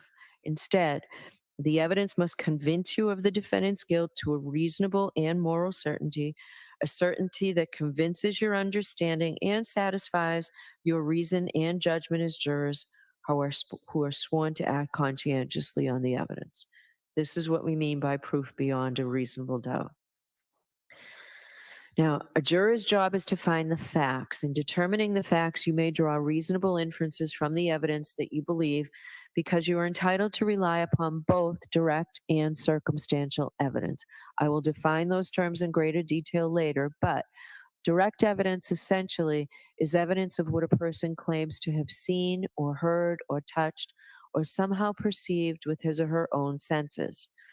Circumstantial evidence exists where a witness does not testify directly to the fact that is sought to be proven, but you are provided with evidence of other facts and then asked to draw reasonable inferences from them about the fact that is sought to be proved. Jurors are entitled to consider both kinds of evidence. There is no difference at all in the probative value between direct and circumstantial evidence. Circumstantial evidence is competent to establish guilt beyond a reasonable doubt. Now, I've used the word inference. An inference is a logical deduction or conclusion that you may, but are not required to draw from evidence that you have accepted as believable. Inferences are little steps in reasoning, steps in which you take some known information, apply your experience in life to it, and then draw a conclusion. An inference drawn from circumstantial evidence need not be necessary or inescapable, but any inference which you do draw must be reasonable and possible. It must be logical. It must be a natural one, which is not too remote in the ordinary course of events. You may not guess.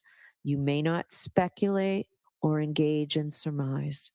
When the evidence tends equally to give rise to either of two inconsistent propositions, the Commonwealth has established neither proposition. In order to convict the defendant, you must find that all of the evidence and the reasonable inferences that you have drawn, taken together, prove that she is guilty beyond a reasonable doubt. Our system of justice depends on judges like me and jurors like you being able and willing to make careful and fair decisions. All people deserve fair and equal treatment in our system of justice, regardless of their race, national origin, religion, age, ability, gender, sexual orientation, education, income level, or any other personal characteristic. You have agreed to be fair, and I'm sure that you want to be fair, but that is not always easy. One difficulty comes from our own built-in expectations and assumptions. They exist even if we're not aware of them, and even if we believe we do not have them. Some of you may have heard this called implicit bias, and that's what I'm talking about. Of course, we judges have the same problem as everyone else, so let me share a few strategies that we have found useful. First, slow down. Do not rush to a decision. Hasty decisions are more likely to reflect stereotypes or hidden biases. Second, keep an open mind. Avoid drawing conclusions until the end of the case when you and your fellow jurors deliberate. Remember that when you deliberate, you will have all the evidence and all the time you need to make a careful decision. So there truly is no need to stop making your mind up before then. Third, you should listen closely to all the witnesses. That is the best way to ensure that you decide this case based on the evidence and the law instead of upon unsupported assumptions. Fourth, as you listen to the testimony about the people involved in this case, consider them as individuals rather than as members of a particular group. Finally, I might ask myself, would I view the evidence differently if the people were from different groups, such as different racial, ethnic, or gender identity groups? At the end of the case, I will remind you of these strategies and ask you to focus on the evidence instead of any unsupported assumptions you may have. All we ask is that you individually and as a group do your best to resolve this case based upon the evidence and the law without sympathy, bias, or prejudice, to the best of your ability as human beings. Now, I know that some of this may be confusing, and perhaps all of it's confusing at this early stage of the case. You'll certainly be in a better position to understand this at the end of the case when you have heard the evidence and I can explain the law in detail. So don't be worried if you didn't catch everything that I've said. Why am I telling you these things now? Because we need to know if you are able to follow the law in this case. You don't necessarily have to agree with the law, but all jurors have to apply the law as I describe it to you. So for jury selection, it's important to know if any of you might have some doubts about whether you can accept and follow these legal principles. Now I'm going to ask you those questions. So please take out your juror cards.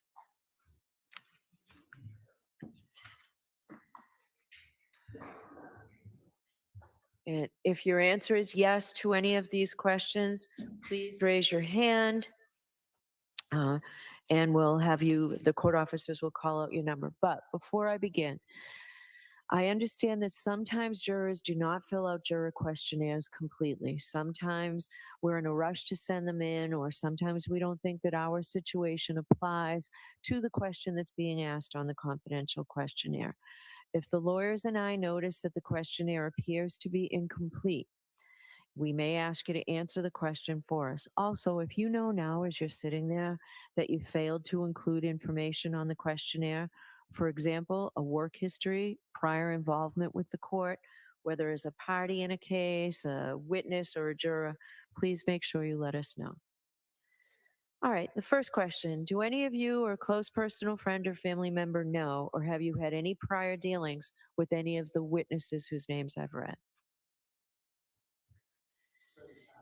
Jury number 98, 66, 72. Jury number 96.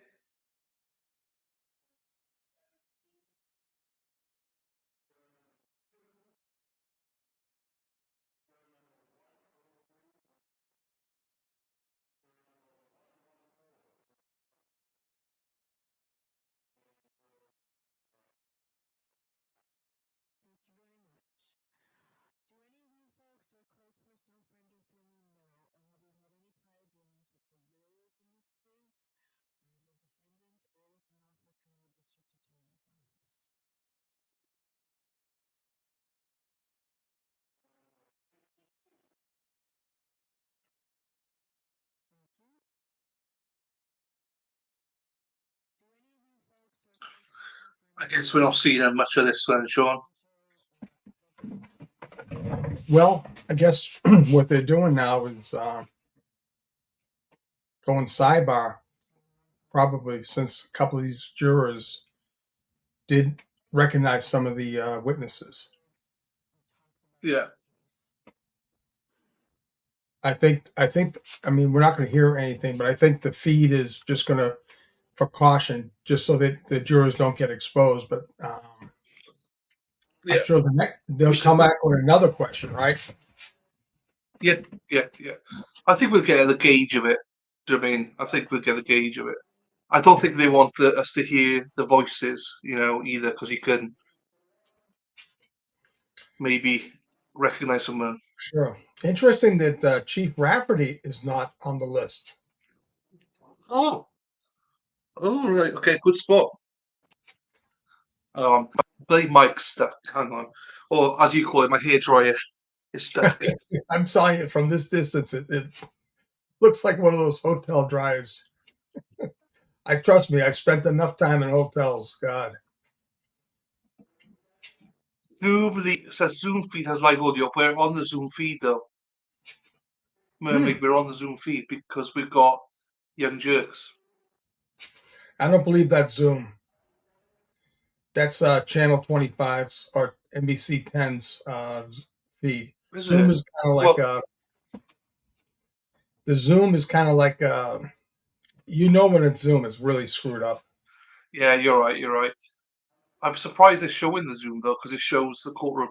I don't have the Zoom link. Has anyone got the? Can you hear me? Is that sure? Can you hear me? I can hear you. Yes. Cool. Has someone got the Zoom link then? Because I don't. I don't have. Yeah. I thought Young Jerks, he's normally on Zoom, so that's why I thought he was on Zoom for some reason. Obviously, he's not because of the angle. Right. Thank you, Suzanne. Either post it to Sean or What was the question? she's going to post the Zoom link to you, or Zoom is full. Damn. Sure, I'm sure.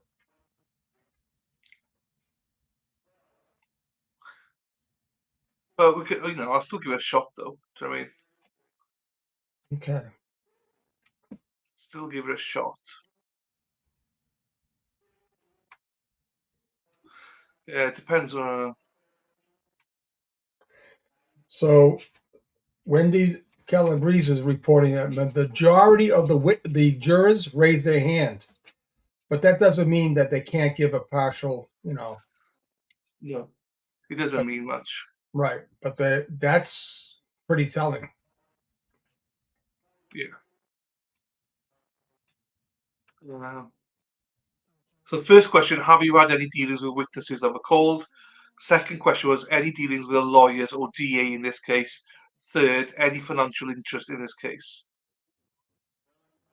Those are the three questions.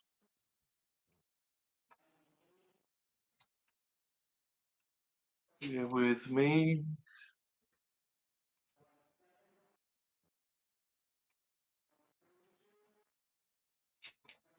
I don't think any of the streamers are on Zoom. I think everyone's got the same one. Oh, Wendy, thank you, Wendy. Thanks to the both of you. These will be some long days for you. I mean, yes, but we want to be here for you guys. We're we all want the same thing. So hey, enough of that. So yeah, thank you guys for joining us. Apologies for this. I didn't have Zoom, and I don't think any streamer has Zoom either. So let me just take a quick gander. No, they don't. Young Jerks obviously doesn't.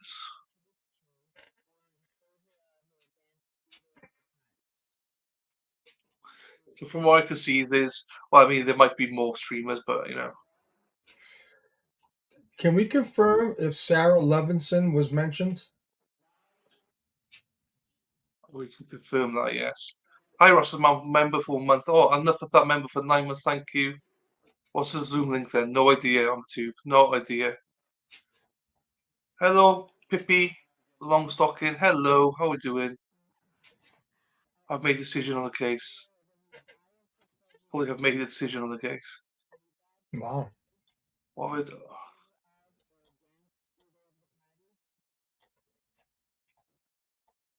Yeah, if you could get... I mean, it's a case of I didn't know what the details were, Suzanne. Sarah Levinson's on the Commonwealth list. Okay. All right. Wow.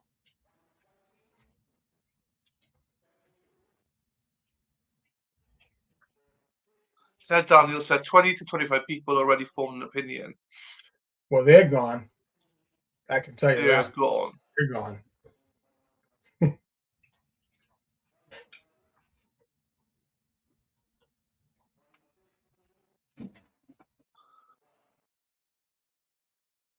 I don't believe Scanlon was on the list either, right?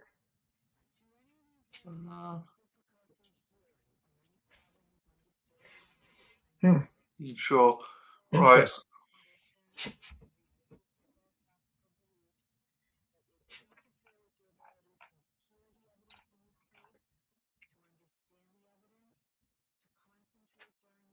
Okay.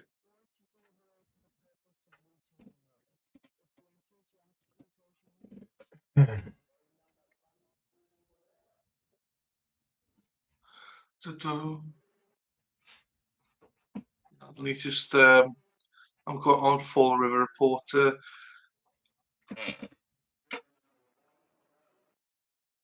Well, hang on. So let's look at this.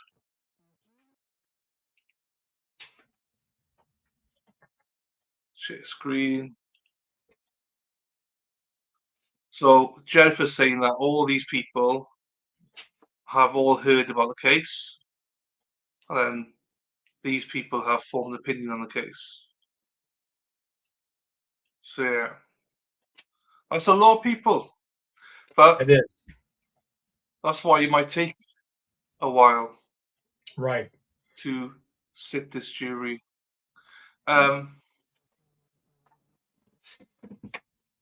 Now, But it's all good. somebody commented that their count was about 90 prospective jurors. So if you knock out 25, I mean, I guess you can get. I've seen up to 4 alternates, so that would be 16. I think 4 alternates are good. I think you're going to go for 6 because of this 2 months. Do you know what I mean? That's the only reason I think that she might go for 6. Last thing you need is like people going.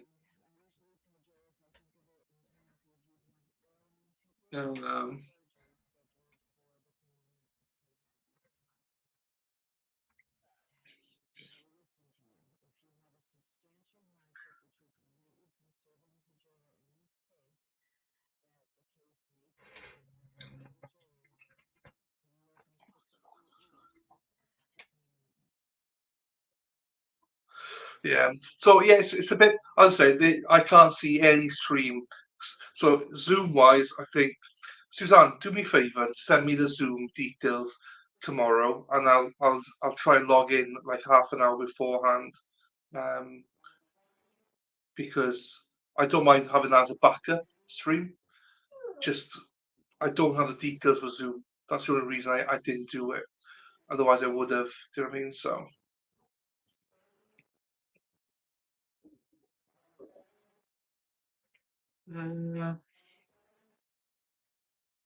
What's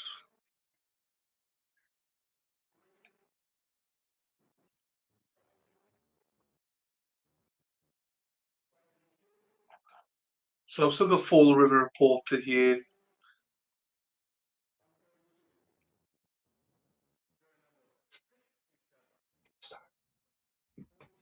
Reply. We will go back live as well. They're not going to just cut us off. So Yeah, I think they just muted their just muted the sound. That's all for them, you know. I believe you have to apply as a media person or to have Zoom access. Not sure, but recovery I think does a lot and have heard. No, so what it is, I think for this one, anyone can gain access to it. But you're right. So what I was doing, I've had to apply sometimes to do it. You're right, Cali. I don't want to get your name wrong, but Calliope. So apologies if I got it wrong. But for this one, it's open to anybody. But you are right. The last trial I did, not the last one, the one before the last one, I had to apply for press access. But Really? this one, you don't. Wendy says, Boss 25 has a live today. Okay, is that on the website then? Because I tell you why, it's not on their YouTube channel. Is why I'm.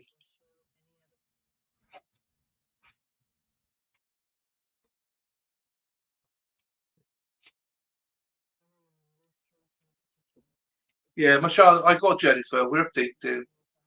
And let's go and see on the website then. Let's go and have a look, shall we?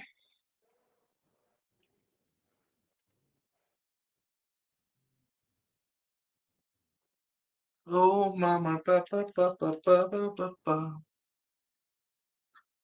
Yep, yep.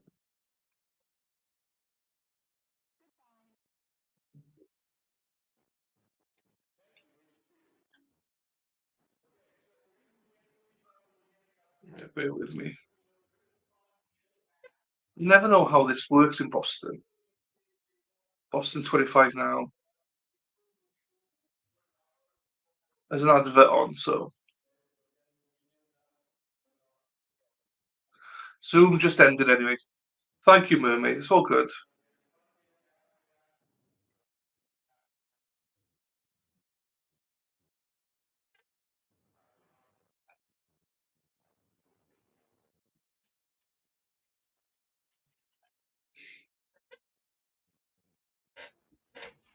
Yeah, I thought that as well. Stop streaming. I can't see as well. Why is he funny texting? How are you texting, Sean? How do you text? Probably like a fool, probably like squinting or whatever. Sorry, Stephanie. I got these people hitting me all the time. The hell did that come from? Right.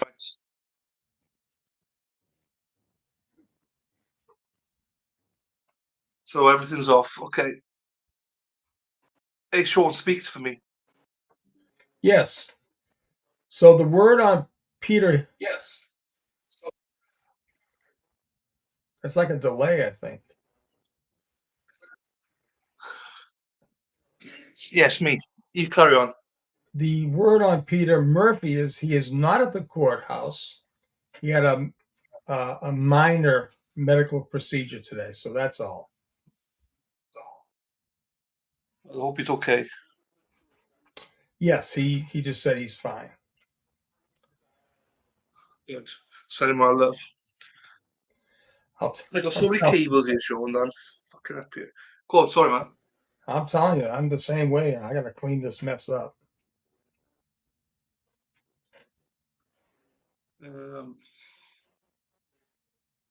Right. Mermaid, no, I didn't get it. Because he won't let you post it, probably. If anyone does have the Zoom stuff, post it to my Twitter account, Dylan12D. Send me a message on there and I'll get it that way. That's probably the best way to get hold of me. So I'll get off Boston 25 now.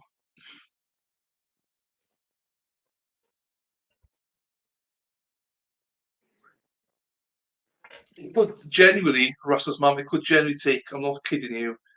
And when I say 2 weeks, I'm not kidding you. It's because they could narrow it down to about, say, 15 people today to go through to the second round. But, oof. In fact, jurors and 100,000 sensible people have formed. Tony, just because they may know someone on the list, they might still get yes.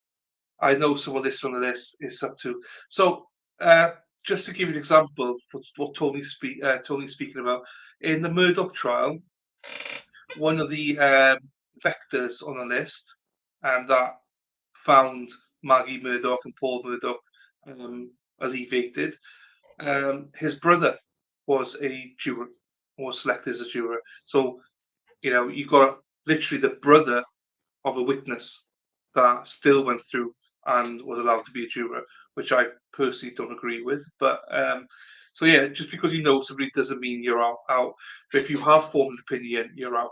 I mean, you're 100% out. Carlos says they are asking juror questions to protect them. We are muted. There we are. I just thought people saying Zoom, Carla, you could hear it, but I would be surprised. I'd be surprised if they haven't as jurors. So what they do in DT is DT Forever KO30 is they are bringing in 150 jurors every day, potential jurors every day. This is not the only case going on. So they're bringing 150 in, question them. You might be end of the day end up with like 2 people each day, but they all under.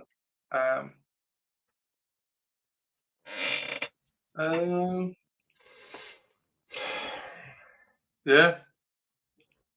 I know one of the firefighters listed. I wouldn't know, but you'd be fine. You wouldn't be nixed at all, Tony. You'd be fine. In this case, I'll give the last sentence. I'm not going. Sure. Hey, boxes brief. I'm so starting with the Commonwealth. And to the Commonwealth. Yeah. Good morning. Good morning, Your Honor. Laura McLaughlin for the Commonwealth. Right, hang on. Don't worry. I'll mute him. So let me just go back to Jen again, then see what she's saying. My name's Beverly.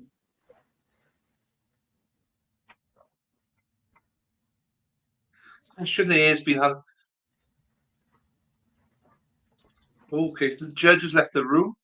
Questionnaires has been handed out with pens. the jurors.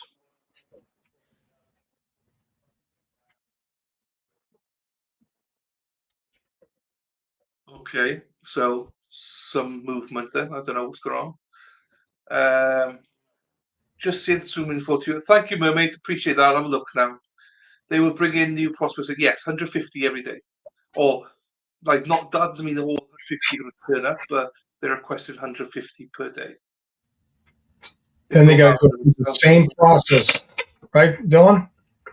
They'll go through the same process as today. Read the whole thing over again. Yeah. Yes, go through it all again until they find a jury. Well, they probably cut it down to about 50 people, and then from there they'll go, right, okay, each side's got like X amount of people they can nix off it and just go, no, no.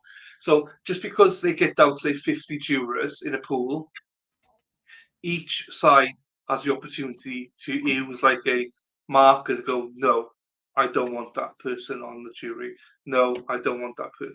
But it's limited, so depends how many markers they get. I think 16 aside. 16, 16. 60, there we are. So it's probably more than 50 then. It might be like 75 or whatever it is by the end. I'm not sure. Do they see the jury?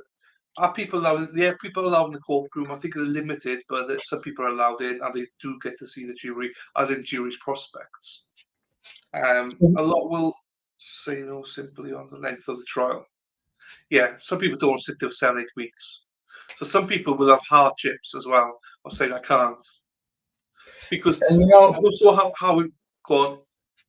And Dylan, right? That amount of witnesses, they're theorizing, 6 to 8 weeks, right? But there could be many problems, right, with each one's testimony. And they'll take sidebars, and they'll probably have recess because of certain arguments. They'll probably have to excuse the jury to go into other questions, and I don't know.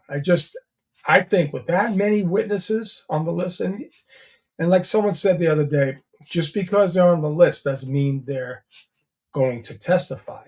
It's just that's who they figure. It's all about their strategy. Will they need this guy? Will they need this woman? It all comes down how they feel their case is going. Yeah.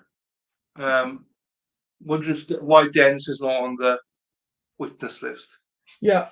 So Obizi, it looks like probably the defense said it's a non-issue because, let's face it. If Proctor if Wanda's admitted taking it off, what evidentiary value is it? Someone was going to take it off, so they probably just figured, it's not an issue. I thought it was an issue for the chain of custody, but maybe the defense made it just a late decision just to say, okay, fine, it's not worth getting into it. They feel that they probably have a very good shot at showing that, in fact, the taillight was tampered with. So, and let's face it, doesn't matter what the guy did. If you can prove that the taillight was planted, it's lights out. It's over with for the taillight.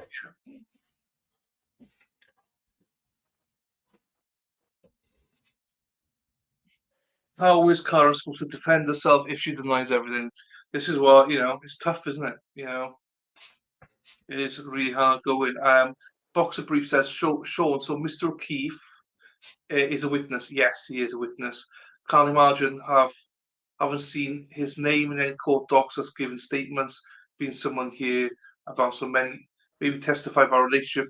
No one saw him or Mr. Yeah, he's a witness, so he will be maybe asked to testify. Doesn't necessarily mean he will be testifying. He is a witness for the defense. He may be a character witness for Karen since he gave her a beautiful Christmas card right before John's death. And I also understand that, he may have some feelings about this case also.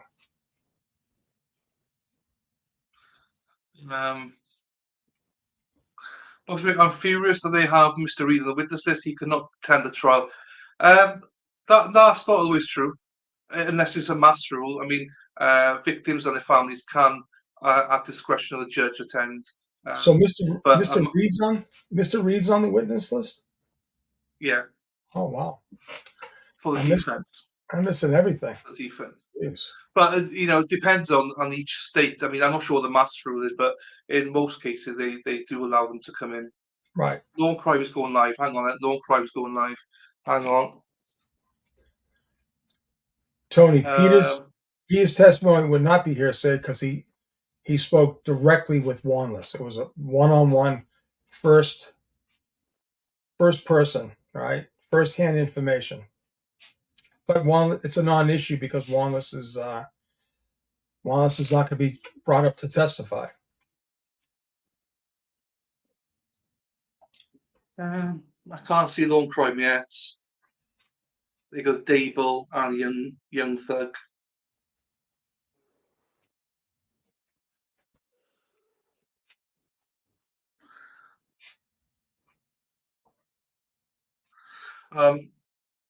Court TV is live. What are they doing? They're doing Doomsday. Chad Dable as well.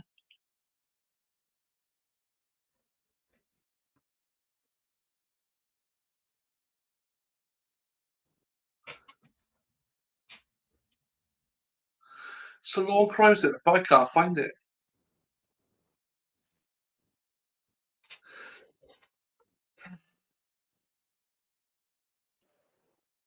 No sound on Law Crime. Hang on. So Law Crime Network don't have that. Oh, here we go. I got it. There we are. Let's use this one then. It's fine. We'll use this one. Thank you, Kevin, for using that. But let's use Law Crime then, because I don't. If we could prefer not to snag him, I will.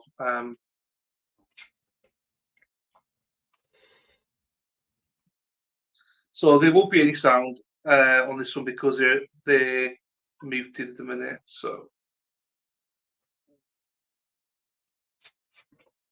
there we are. Law and Crime. Didn't someone say that one station gets the actual feed and everyone else piggybacks off that feed? Yeah. Yeah, they do, yeah. I think it's Core TV that's in there, and then normally it's Core TV and everyone piggybacks off it then. Right. So that's what normally happens. Not to say that it's the case here, I'm not sure, but that normally happens, yes. The other thing that we haven't spoken about is like the other factor we said about these. I'm not sure how much do these jurors get paid per day in mass, because normally it's like $7 or $10. Yeah, I think it's enough just to cover their transportation and lunch. I don't know, maybe lunch is provided, but clearly not enough. So a lot of people won't be able to do it for 2 weeks because they can't afford to do it. Suzanne says $50 a day in Jesus, $50. That is honestly, that's very generous compared to what normally happens in other states. Normally, it's like, I'm not kidding you, $7 or like $10. That's huge. It's not huge because it's still not much, but it's huge compared to other states. Yeah, $50 is not. Yeah, well, that's the most I've ever heard in my life. I've heard like 20 before, but nowhere near 50. Jesus Christ. So, it still doesn't cover your bills either. So,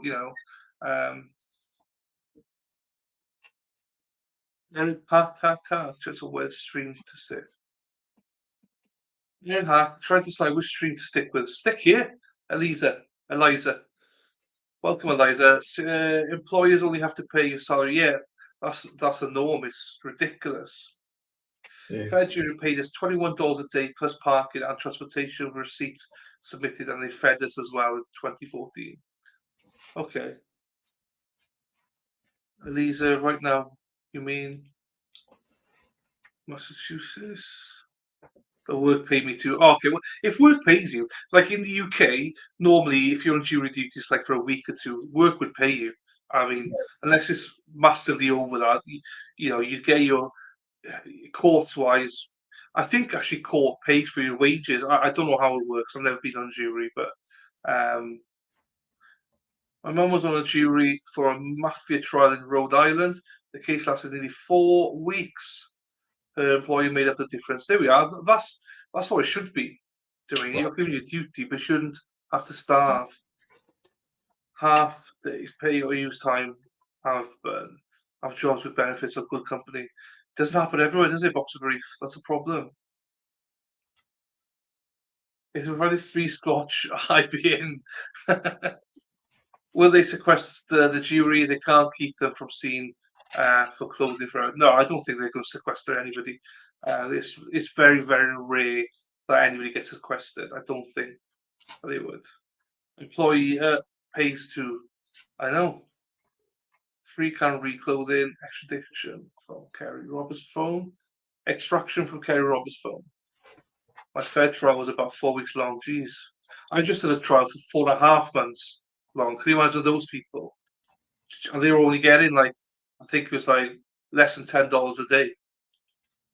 Pays difference for 3 weeks than you are on your own to use or go and pay. See? $50. Candy's a little bit behind, but that's fine. My home to witness. I didn't know anything about the case. They paid me $13. Joseph Baker, in mass, employees are required to pay their employees regular wages for the first 3 days or part of their opportunity. Yes, Suzanne said that. Yes. This is my employer pays a difference, so minus $50. That's what it should be. That's what it should be. Not good to sequester jury on a murder trial, from what I've read. Lol. No, it's not, Steph. I don't think they're going to sequester. I don't think they can. It's 2 months out, and it's like it'd be too much. $50. Wow, energy is so cheap. New Jersey. When I was on grand jury in Boston, my employer had to pay them a normal pay, while I served 2 weeks for a month. Yeah. Sleuthy posted witness and exhibit list. Oh, exhibit list. Okay. I've not seen the exhibit list, so meant 6 months. Tony, God forbid we doubled it. Lol. Right, I'll check that then. Oh, darling. Anybody know if the Bodie Lab, the hair get in? Or are they just disqualified? I don't know, but we'll have a look at that to see. Yeah. Sleuthy could see it.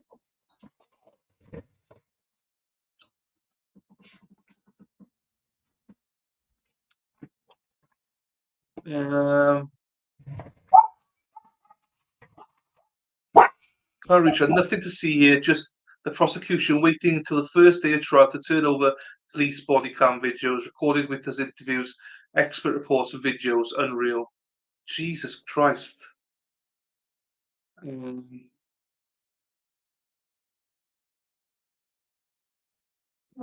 Whilst we're waiting for that, I'll share this then. Whilst we're waiting. So this is the exhibits.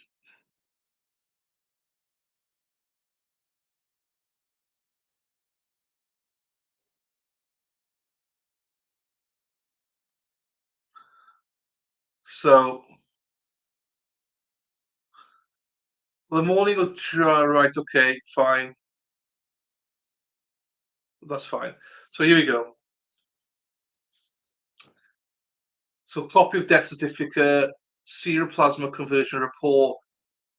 Okay, now on the Canton Police Department photos, ring videos, One Meadow Avenue, Canton, video surveillance from Waterfall, copy receipt of Waterfall Bar and Grill, copy of surveillance video from CF McCarthy's,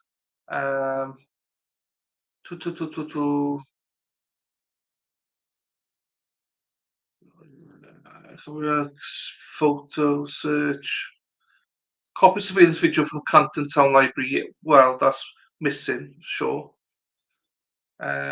Celebrate extraction from Jennifer Carey, John, Karen, Jennifer.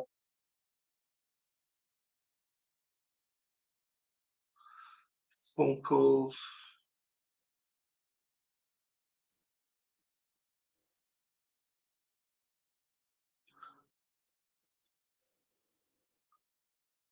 Some of these things, I'm like, what does it even mean? I'm not sure what some of these things mean, if I'm being honest. Oops, there's movement. Hang on.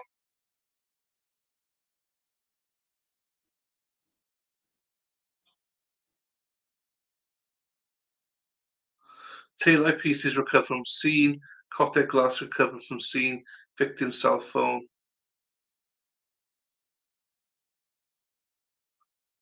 And then obviously the witness list. Yeah, no DNA. Some of these I'm not sure about. We'll have to ask Sean when he comes back.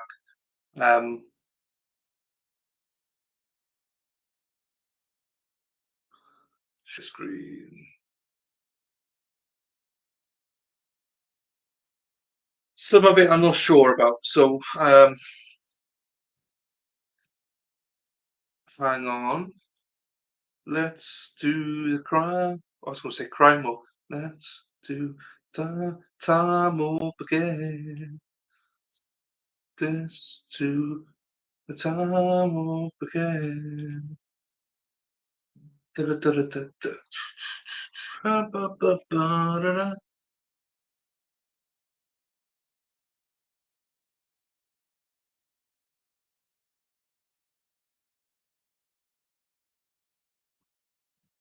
Okay, they were moving, that's why. I was going to say, I think they're back, they're not. Okay, so everything but the DNA doesn't seem like, yeah. I don't know, we'll go through this together. There's a lot to go through, but we've got a lot of days as well. Also, I think Sean might go through some stuff tonight in depth, so make sure you go watch his show tonight. What if she's going to let in the explanation? Don't think. Hello, Jonathan. How are you doing, sir? Hope you're well. Erin Hakaka, ole, ole, ole, ole, ole, ole, ole, ole. Erin Hakaka, ole. Mia heard her name on the witness list and asked if he's there now. Suzanne reminded me he can't be there for witness unless Bev allows it, so I have to wait until call at 10. But hope, yeah, it depends. Every state's different. Every state's different. The Mew trial, the victims and the victims' families were allowed to sit in. So and even and then testified. And the Krieger trial the same. The judge allowed them to stay to watch the trial. Hey, Erin Hart dancing. Whoop whoop. Let's go. Right, hang on. Let's put this up again. There's some stuff here I don't understand, Sean. I'm sure we'll go into it more depth tonight in your show. But what are some of these like? Cell extraction, fine.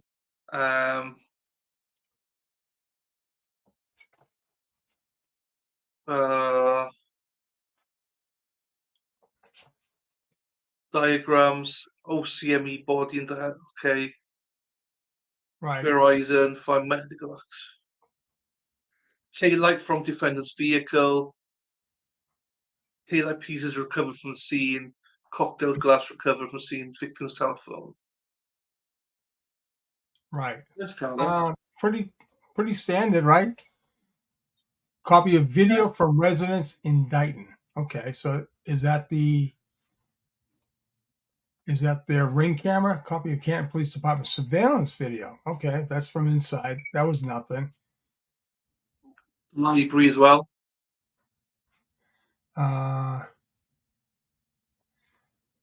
So they're going to get her medical records in from Good Sam. Yes.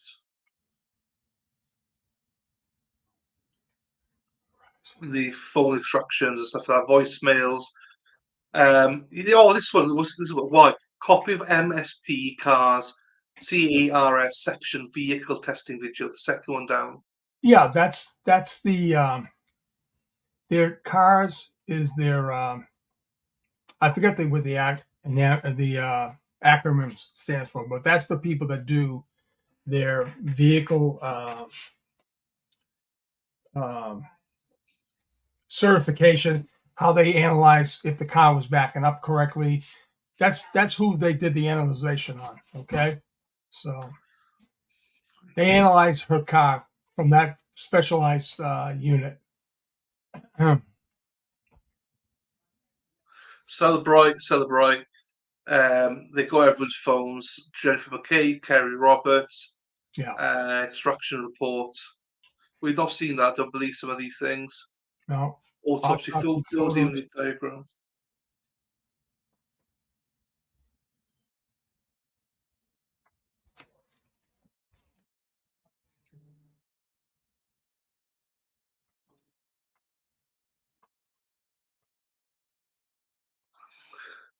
Yeah, so it's quite interesting.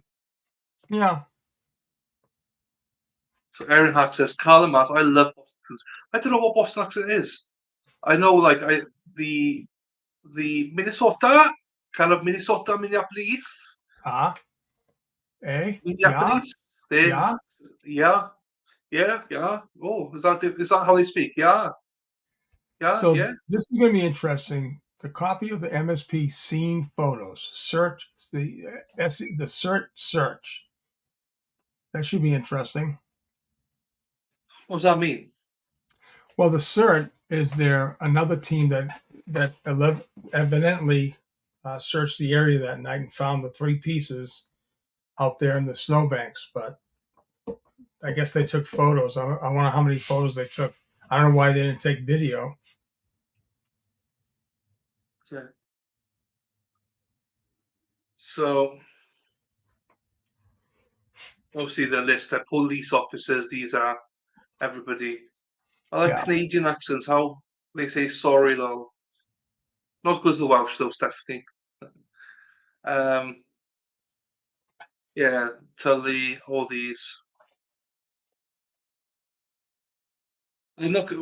I'm sure, Sean, you will go in more detail with this on your show as well. Once we've had time to just be like, breathe.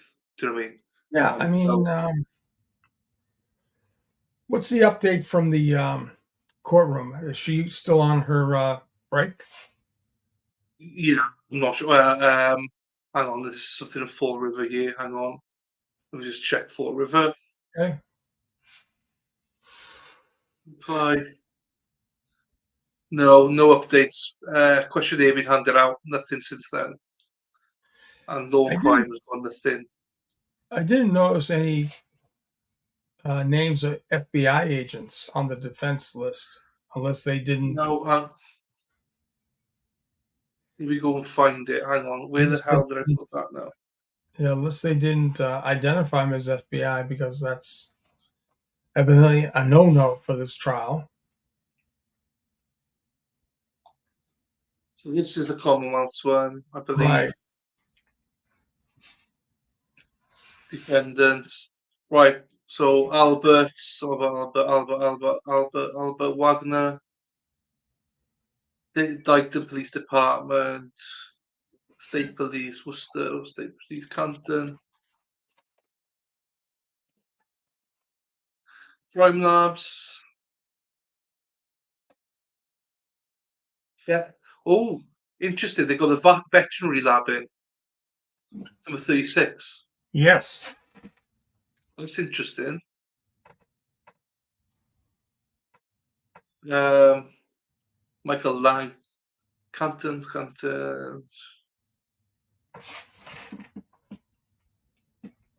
Fire Department, Boston Police Department. It's funny one. Michael Morrissey, Jesus. Yeah. Yeah, and the defense are called John O'Keefe Sr. Expert witnesses, right. So forensic pathologist, an expert in biomedical and mechanical engineering, expert in digital forensics, ARCCA included for the other 3. What's ARCCA included? No idea. Hmm. Interesting. Okay. Those are the experts. And who did this Commonwealth have as experts? Don't think they've listed experts. As in, I mean, they have probably. It's just more of a. These are all police. They're civilian witnesses, but they don't have like expert witnesses down. St. Martin Medical Center. There's 1, 2, 3, 4 from that doctor. RN, NP. Okay, 2 doctors. Bode Technology. Alcohol testing. Crime labs. That's it. Okay. There we are.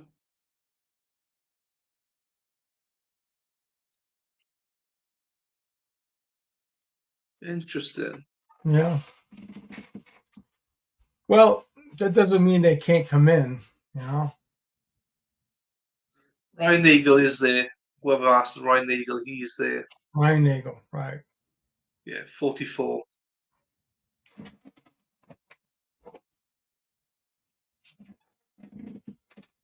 Okay, right.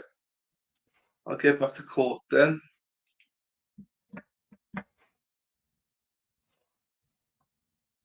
Doesn't seem to be any. So we go. Stephanie said ARCCA is a company of different experts. Happy days. This is why I love chat. When we got a good chat, Sean, it's good because they inform us and educate us. You know, that's what we love. That's what we love. Well,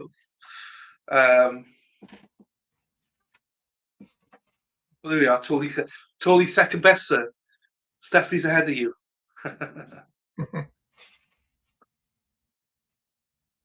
Christine, it's on Twitter. If you go Sleuthy Goosey on Twitter, it's there. And also, there's lots of others doing it as well. So they're all on Twitter, Christine.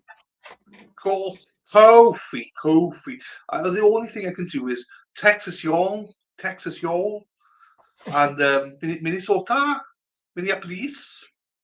That's the only things I can do. H-Bug says, Sean, just sent you an update. Okay. Damn it, Steph, you beat me to it. He said H-Bug said it's on Twitter. He sent it to you. I know, Okay. but story of our life. You know, women are normally ahead of men in my experience. So don't blame yourself, Tony. We've all been there. It's fine.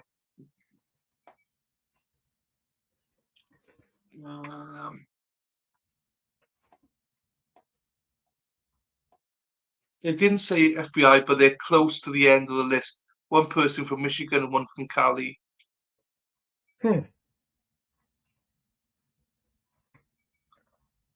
Wendy says, first up is Brian, last is John's father for defense. Love that lineup. I just hope the judge allows John's father to be in to watch everything. I hope that is not a mass rule. It's the same way that if you watched the Murdoch trial, all the families were allowed to be in court watching. Right. So it should be the case here. I just hope it's the case and it's not like, you know, she stops it. There will be courts that will stop it, but depends on the court and the judges. Oh, the other one is Kofi. Quite aggressive New York accent. So Liam was Speedy Google. Eastern Harvest read out his mean tweets. Everyone in a different accent. I've heard of those recently. No, Aiden. So Aiden's allowed in court. Aiden's there today. He's allowed to be in court, which is, you know, well, everyone's kept saying that Aiden was going to be on the witness list, but he's not. So, you know, so much for that shenanigans. So yeah, he's not on there. So he's free to go to court every day if he so wishes. It doesn't mean that he will be in court. You know, there's a lot of things witness lists, the people saying that they'll be on them and stuff like that. It just depends on the tactics that people have on both sides. We don't know what they're going to say. Go on, Sean.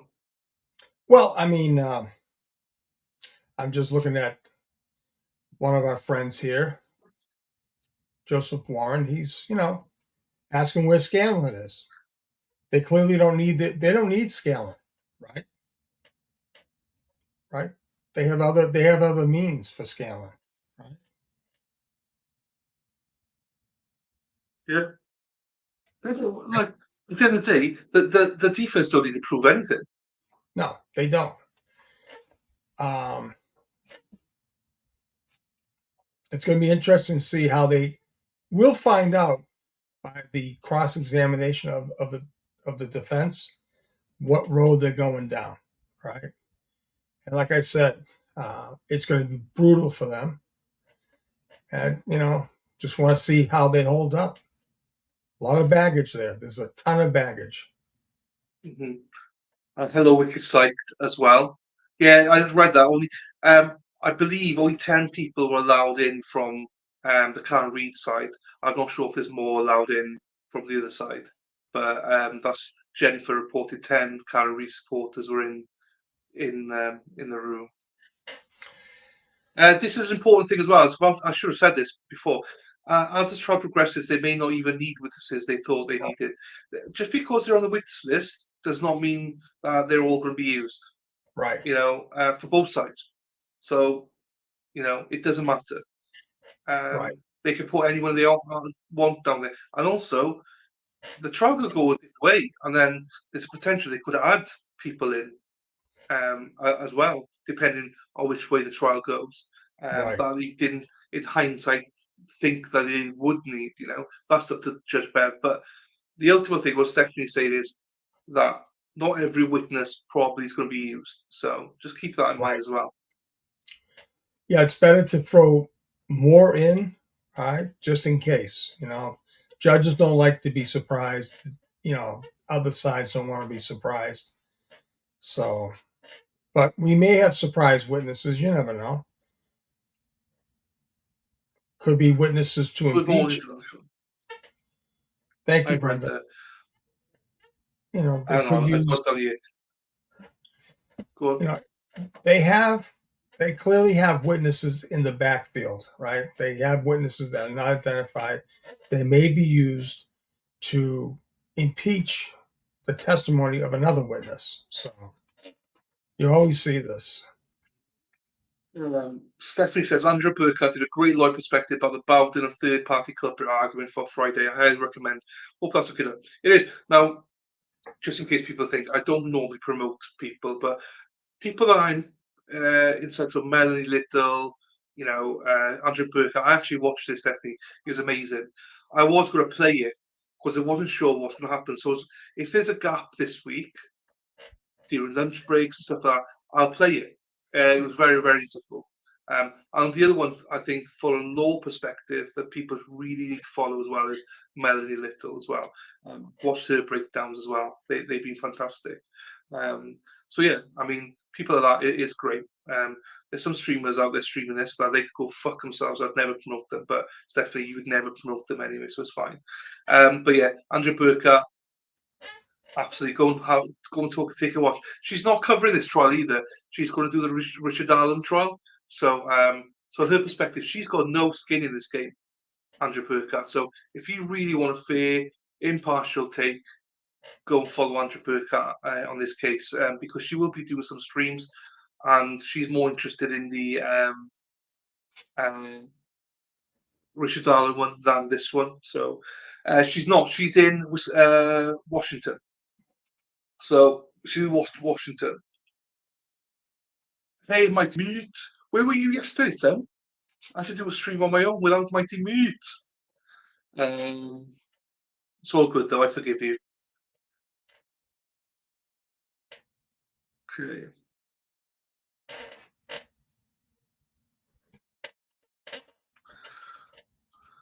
Did I hear the judge say he was witness information from some not testifying? I'm not sure. I didn't hear that then. How could they be cross-examined if not testifying? I didn't hear that, to be quite honest with you. Not saying she didn't say it, I didn't hear it. It was so informative. I love Andrew Burkhardt. Love Andrew Burkhardt. Not in an obsessive way. I tweeted her once to ask her to come on the channel, and everyone told me, you absolutely blew that. So, yeah, I'm not the best at, getting someone on the channel. She's amazing. She's also doing Brian Kohlberger. She's definitely somebody, again, you should follow. Just for Brian Kohlberger, Richard Allen, all the work. Andrew Burkhardt is a lawyer I really, really respect. She's fantastic. And Melanie Little as well is fantastic. Yes. Hey, Mexi.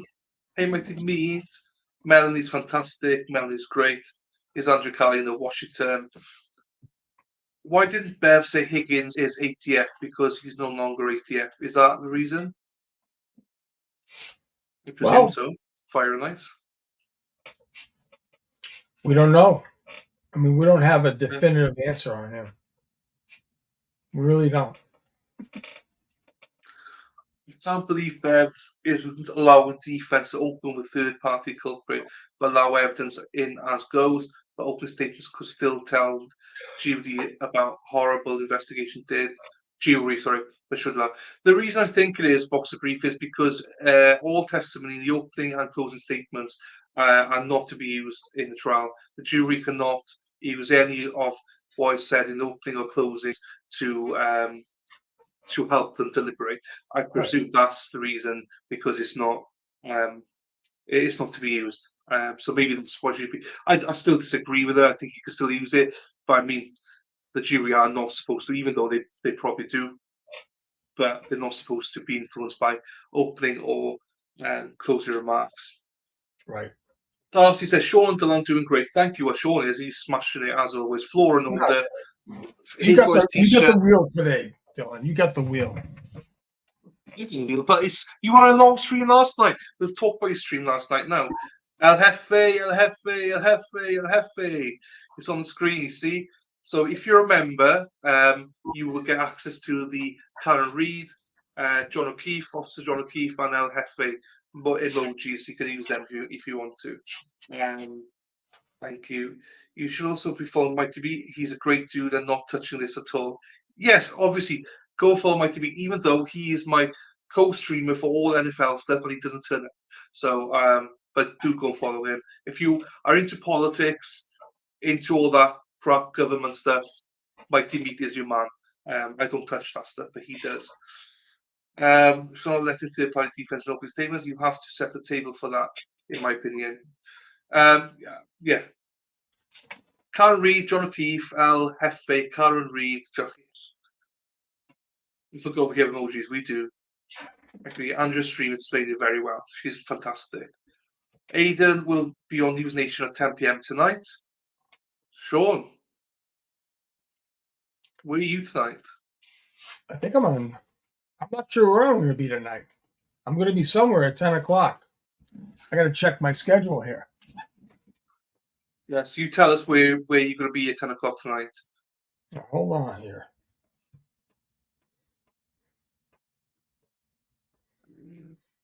Just not opening, but so I'm so behind on your messages, guys. I'm answering questions, but you guys answer them better than I am. So, I guess News Nation at 10 o'clock.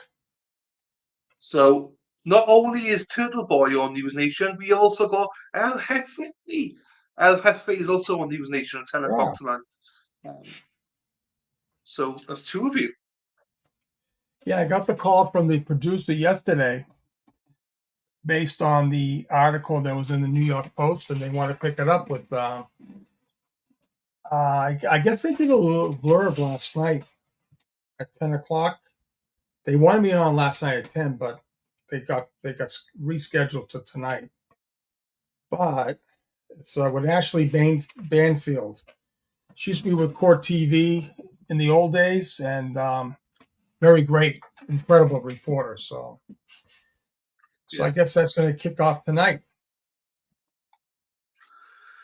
Maya's got this. I'll answer this now. So it says, Sean, do you think it'll confuse the jurors that they can't mention the third party culprit during their open statements, but can as the trial goes along? I'll answer it, Sean, if you want to.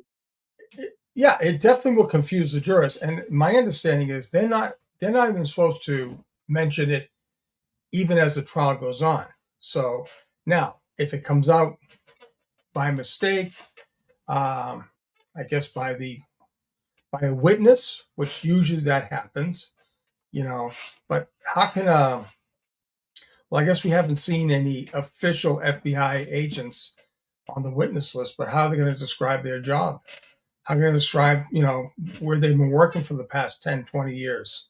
So, I don't know. Yeah, I think the jury is definitely going to be confused, especially when they get into the weeds as, well, you said something on, in the state grand jury, but you said something to another grand jury. It's going to be very confusing.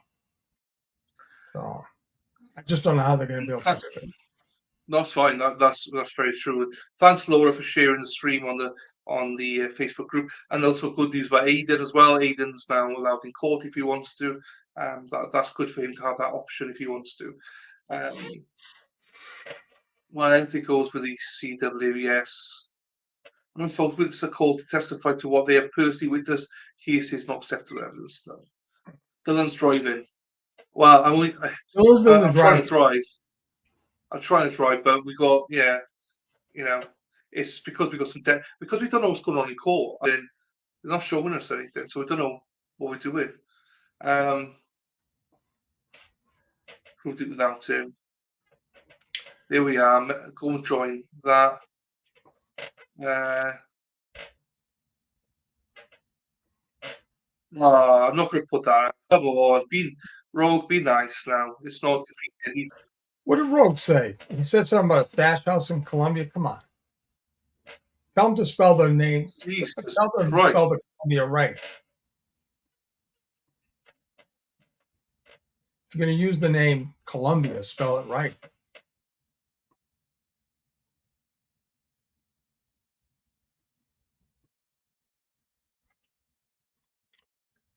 New member. Nice.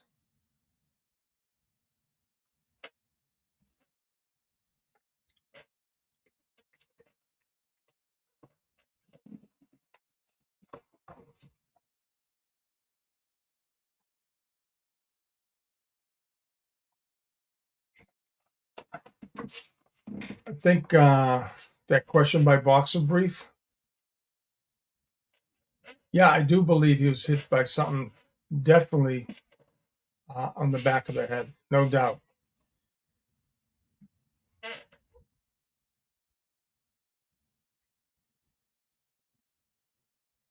I'm sorry. I guess that was Fire and Ice.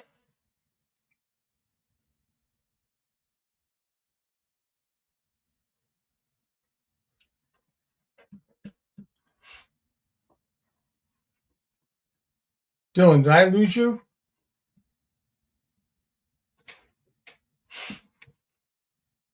Can't hear your. Maybe it's me.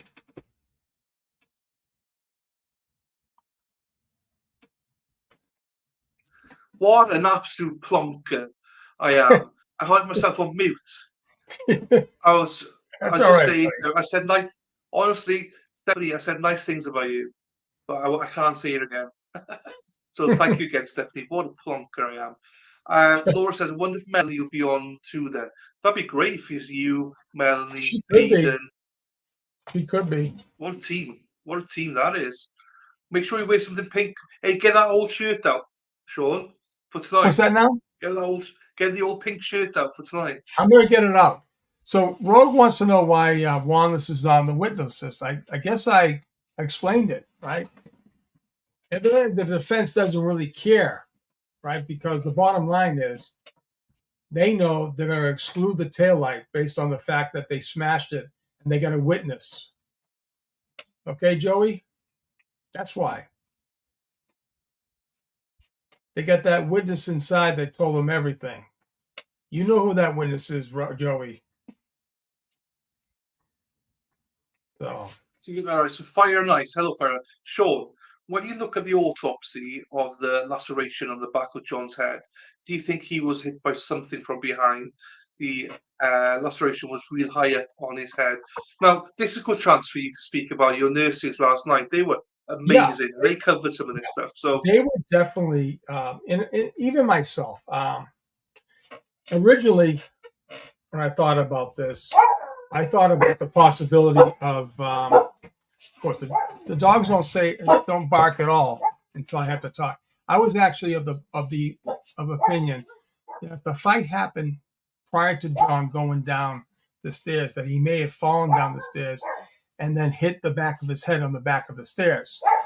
But then again, the nurses last night were very confident that that he was actually struck on the head, or he actually fell backwards into one of the weight sets down there. The collar she was talking about was about 2 inches long.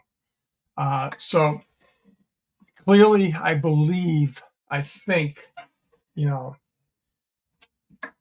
it could go either way, but it's definitely a very straight and very blunt type object. It had to be. But then, we'll find out, because I believe there's going to be someone testifying to exactly what happened. So I thought Julie Nagel is on the list. Yeah. And I thought she was on the list. I think she is with so there you go. So they were last night saying about this bit. Right. 2-inch bit, wasn't it? That's what I believe is Wendy was saying that. Right. So did he get thrown up against something like that? I mean, I don't know. So you go. Joey Gallo says, Sean McGulf just had an experienced registered nurse on his show who stated the same thing I've been saying all along. We both believe John O'Keefe's fatal injury to the back of his head was caused by falling or being punched backwards with his head. Right. Being opened by contact with the J-cups or angle brackets on the weight bench in the basement. So these things. The wounds were about 2.5 centimeters wide, while J-cups was about 2 inches wide, close enough. Right. The head wound would have continued to pump blood onto the basement floor. A subsequent brain damage will induce vomiting. He likely was not going to survive even before there was any exposure to cold temperature, hypothermia. The nurse is also wondering why there was no pelvic, femoral, or patella, hips, thighs, kneecaps injuries, like the other gentleman who was hit by Chief Rafferty. Right. Thus, we have another medical professional saying the wounds on J.O. do not match up being hit by a vehicle, John O'Keefe that is. The change to the flooring is consistent with what may have happened in the basement, just that much more reasonable doubt. Yes. Yes. That's a good summary of what was said last night, I think. It was excellent. It was perfect. And I got to tell you, those nurses, man, did they bring it? They were absolutely incredible. And I'm so happy to have them on. Dal said, you would think if he was run over by a car and deep lacerations, there would be rust and shards of tarmac in his clothing and his skin, yet I've never seen any mention of it. Not guilty. So,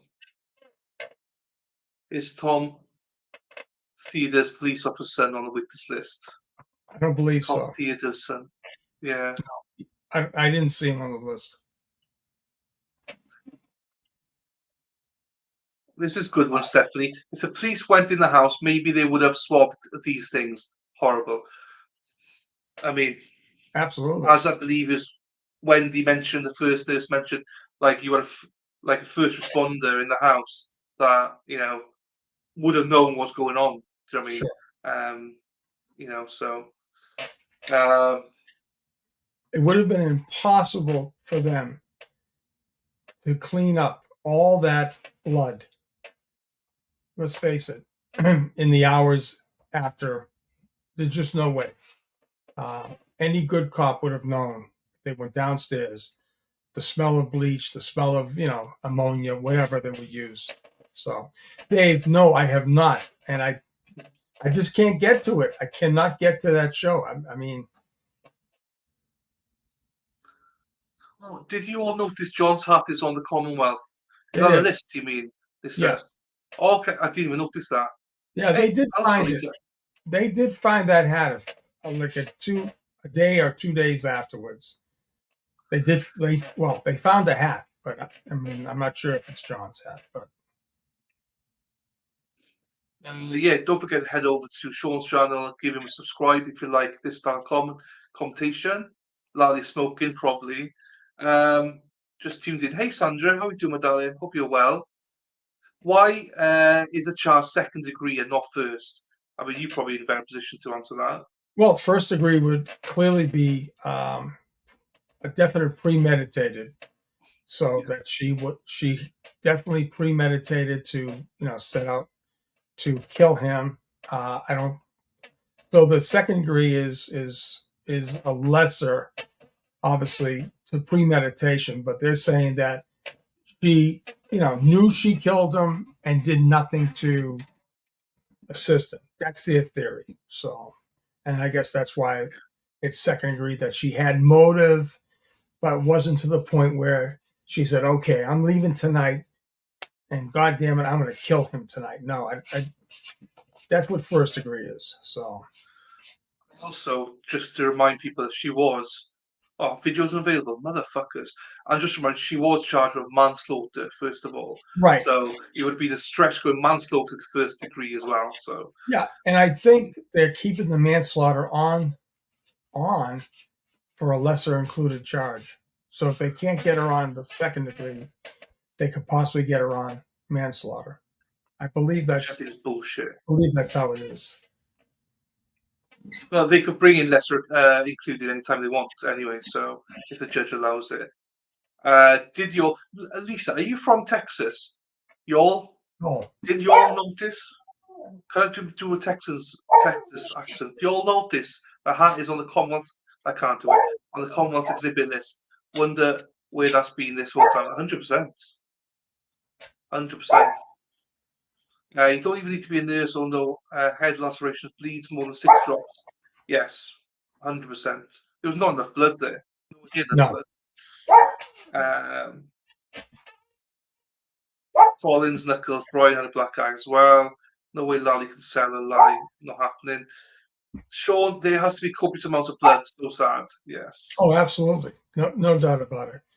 And as a matter of fact, a friend of mine, she said she witnessed a similar head wound, and the blood that she found in the basement was absolutely incredible. And I forgot about last night when Mary, one of the nurses, Mary, was saying that the blood would be shooting out with every heartbeat.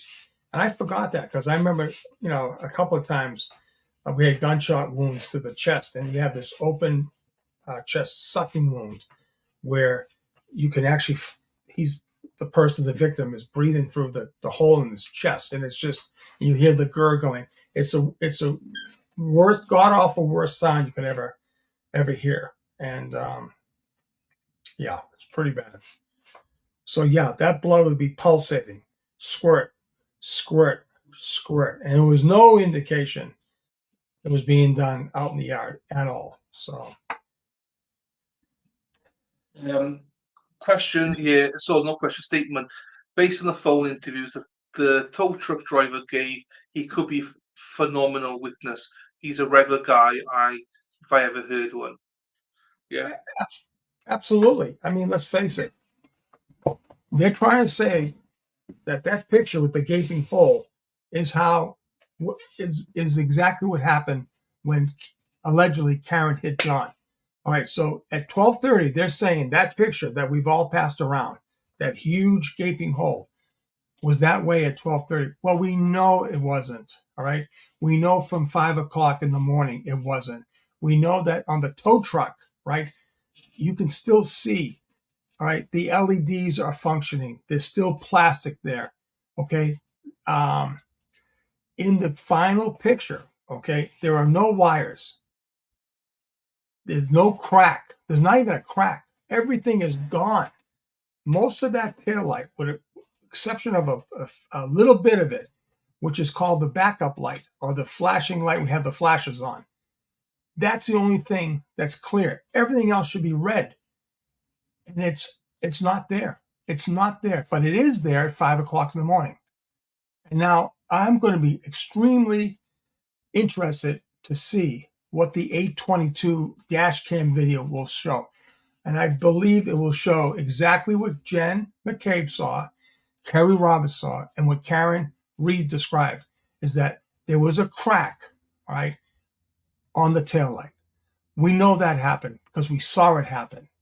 The only thing that car hit that day, the 29th, was John's vehicle.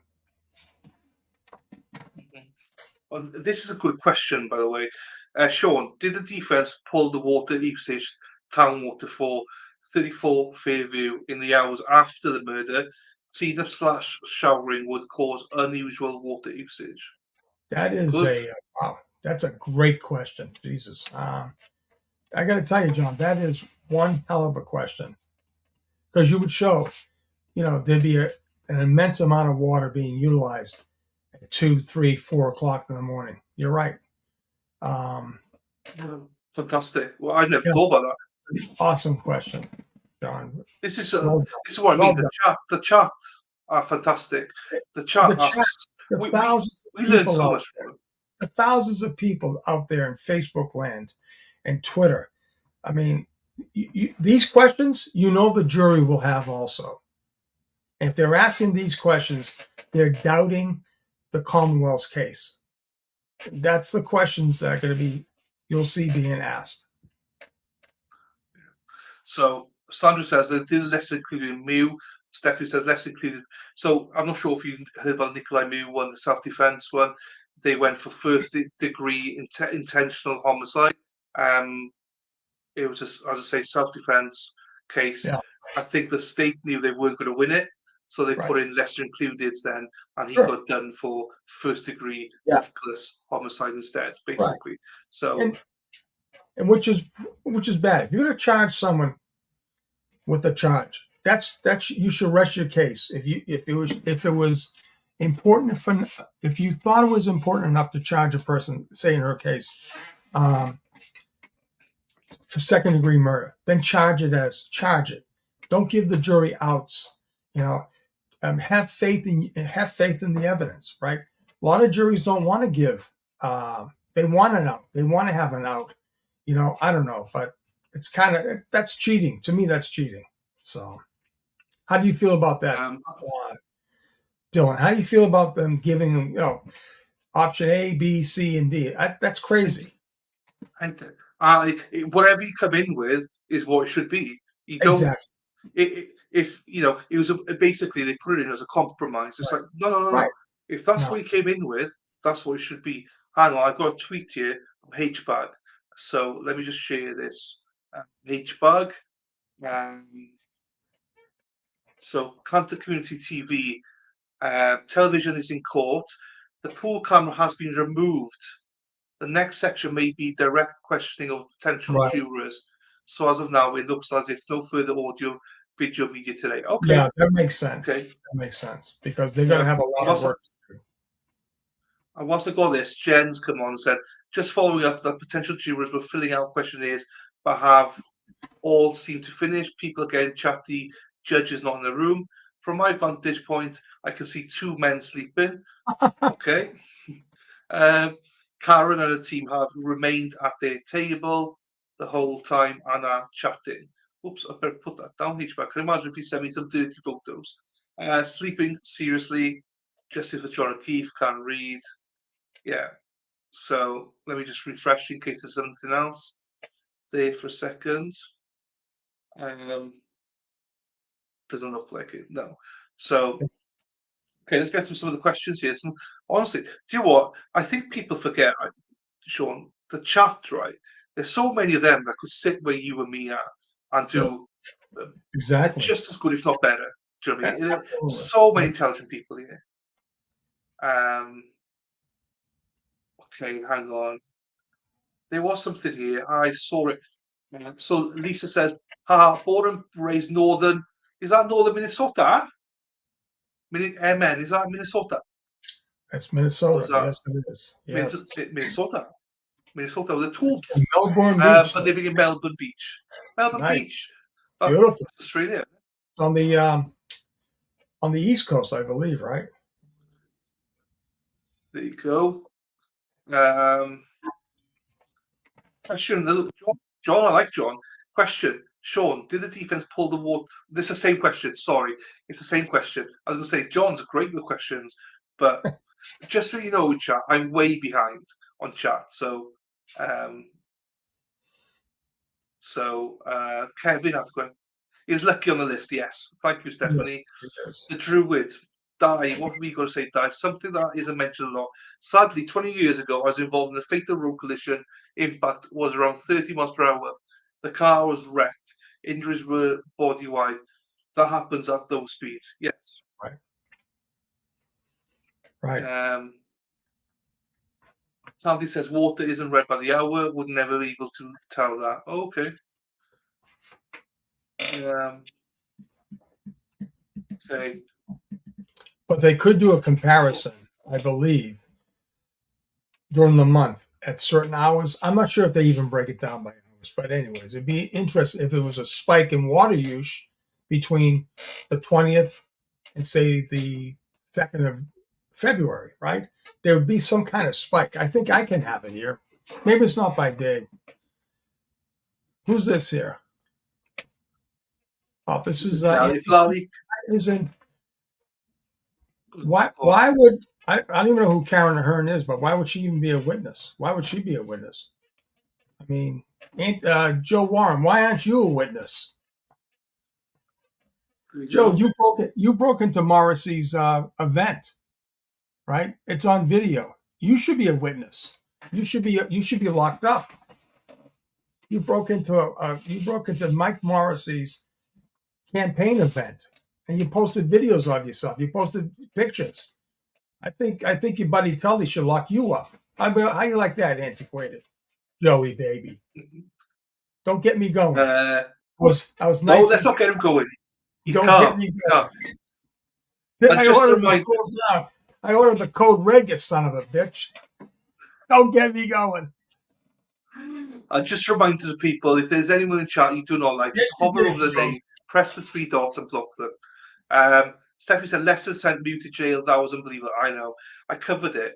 And I had it a few months out, Steph. And honestly, it's such a polarizing trial. Nikolai Mew, such a polarizing trial. I still don't know what to think about it. Jobathan says, if you want to go show love to Dunham, buy me a coffee, Discord memberships, alternatively, you can use PayPal. Yes, if you want to join the family, we never turn down a coffee. Thank you very much. Dylan, how do you say that name? Jobathan? Jobathan? So his name's Jonathan, but I called him Job once by mistake. I typed in Job, so now he's going by Jobathan. He's taking the piss out of me with my spelling, Jobathan. I called him, and now he's calling himself Jobathan. All right, Jonathan. Thank you for all the work you do here on this, and he's a great mod too. I love it. So all the mods, they're all great in their different little ways. I got some nice mods. I got bitchy mods. I got don't fuck with me mods. I got them all. So they all come out in different times. So Joe Warren knows my mods. But look at him here. No, I didn't. No, I didn't. Joe, come on, stand up for something. Yeah, you did. You and your little girlfriend, Natalie, set the whole thing up. There's all kinds of pictures, right? We got you going down the damn hotel room. So come on. And you also were Coltrane. But we won't talk about that, Joey. We won't talk about the evidence you released on Facebook that you shouldn't have. We'll let that slide for today, right? Don't get me going. And if people are like, why are you not blocking Anti-Grog? Look, at the end of the day, if he's just speaking normally, that's fine. We don't care. I mean, it's an extra view, it's an extra exposure for both myself and Sean. But obviously, if he goes too far, if he's abusive, then obviously he will be. He's talking. But at the minute, he's fine. He's talking. I spoke to Sean beforehand as well. It's fine. Right. It's whatever. It's freedom of speech, guys. So as long as people are not rude, we don't care. If you want to block them, though, he's on. Please do so. He was released on good behavior. He can go back in on bad behavior too. Hot long for Jonathan to poke fun I know he's been quiet today. Yeah, Tony's been on best behaviour. John says water usage, modern water meters are computerized and track usage up to the minute. Oh wow! You would also have the comparison of usage on the prior nights at the same time of day. There you go. Beautiful. Wow, that's amazing. I wonder if Canton is that advanced. I don't know. Maybe. Shout out to the panel members. Yeah, friendly of mine, personal attacks, absolutely. Port Moors can't block the trolls. No, they can 100% block the trolls, Stephanie. Absolutely block. Look, trust me, they will block every troll going. It's more the fact that we haven't had any. I mean, Antique Row, wherever. I mean, Sean, I spoke to Sean. He doesn't give a shit about No, that I don't guy, care. so it doesn't matter. That's why he's not. Okay. He talks nonsense. It's fine. It's absolutely fine. I mean, in the sense of, as long as he's not abusive. I mean, as you can see, it gets us going, so it's fine. So absolutely no, the mods will block if you troll. 100% block you. We have he's just like 4 mods because it reflects on me. We have a long history. Put it like this. I know him as J. Robert. I used to have pity on J. Robert. Then Antiquated Rogue was like, wow, he was a tough guy. But now I know who he is. I can't look at Antiquated Rogue the right way now because now I know he's J. Robert / Joe Warren. There you go, Joey. Free speech. If he's a dick, he's gone. Die. If he's a dick, he's gone. Same for everybody that's a dick. They're gone. But let's be honest, he's not been a dick yet. Do you know what I mean? So, the bottom is this. I'm with you. I'm sorry. So now, Steph, you see, Steph, you're too intelligent for me, Steph. So this is what I mean. Sometimes you get people that are too intelligent, right? I thought that she meant that I was telling mods not to block people. Oh. But no, what she meant was the mods cannot individually block anybody. You're right. They'll be fine. Trust me, they'll be fine. They'll sleep tonight. Yeah, they'll be fine. But I got you now, Steph. Thank you. Question from Suzanne. Based on the jury responses today, I believe that we will not have a full jury until next Monday or Tuesday. Sean, do you agree? Suzanne, yeah, I fully, I fully anticipated that was going to be a definite issue in this case. All right. I'm really amazed at the numbers. So we have what? Close to 200 witnesses in this case. So, yeah, people are going to be bound. But the good thing is you may be able to know someone, right? Like we said before, but just knowing the person doesn't mean you have to, but if you had a bad experience, that may jade your character. It all depends how they know. But the questionnaires are going to be telltale because are you in law enforcement? Is your family in law enforcement? What's your opinion on drunk drivers? What's your opinion on this? What's your opinion on law enforcement? All that stuff. But anyways, yeah, I think you're right there, Suzanne. I don't think they'll have a jury by Friday. That I can tell you. So I'd be surprised. Today's going to be indicative. It's going to be indicative how many they come out of with potential. But even today, they'll have potential, but that doesn't mean they're going to be jurors. They're just going to go in another pool, right, for the second round, basically. Wait, I'm a dick and I'm still here. Mighty, you're still here, but yes, you are a dick. Is Sarah Levinson listed on the defense witness list? I believe she's on the prosecution list. She's on the prosecution. Was she? Yeah, she is. Number 68. Sarah Levinson, Compton, number 68 for the prosecution. Joe, Lucky Loughran is on the list. All right. He is. He's not listed as Lucky. He's listed by his real name, but he's on the list. Now, 2 bonus you hit this, the dislike, but just whatever other winners. I believe that we should all allow free speech until it becomes threats. I believe it. Absolutely. Yeah. I totally agree. If there's any threats in here or anywhere, they're fucking gone. We don't allow that. He's much more right than me. So yeah. So I'm not sure if Di speaks Welsh first language Welsh. I am. So bilingual, you see, boy. They could have done this in a better, more organized method. Boston Fed court was smooth. Took 3 days, but very smooth. So you've been Right. through the process. Yeah, I think the main issue here is the amount of players, because it's in there that everyone seems to know everybody. So it's going to be, they're going to go through probably not far off 1,000 prospective jurors just to get to maybe Right. 16 to 18 jury pool. Right. Bring in So the say- Amish to get jurors. So say they have 20 jurors at the end of this process today. They will then, I believe, seat at least 12, right? And then they have to do the the selections, each striking each one. Then they have to backfill those. That's going to be a whole process too. Even if they get enough jurors, each side has 16 strikes, 16 whatever the hell they call it. Challenges, I guess. That's the one, challenges. Right. That's very good, Laura. Very Cymraeg. So for people that don't know what Cymraeg is, it's Welsh. Very Welsh, she's saying. Wow. Plough guy, lucky or unlucky.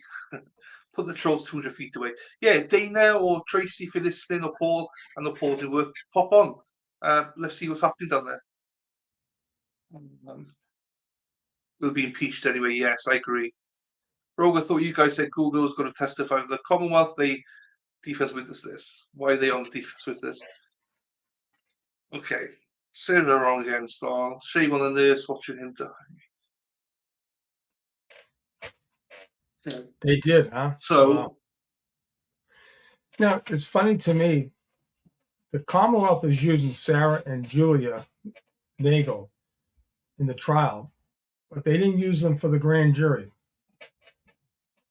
Amazing. Sarah Levison is on number 68. She's number Yes. 68, Kevin. Yes. They spelled her name wrong, basically. It's done S-A-R-A. She's number 68 on the prosecution list. Right. Hello, Stace. Hello, love the stream. We love you as well, Stace. Thank you. We love everybody. Hang on, I'm just going to see. I might message Dana to see if anyone wants to come on to have a look downtown to see what's happening down there. Let me just message him to see. Christine Fortunata. Sarah Levinson is a nurse, and she was one of the last people to leave the party that night.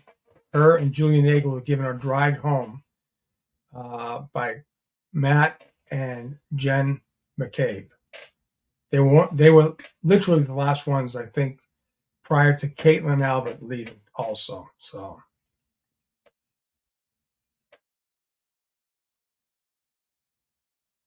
No worries.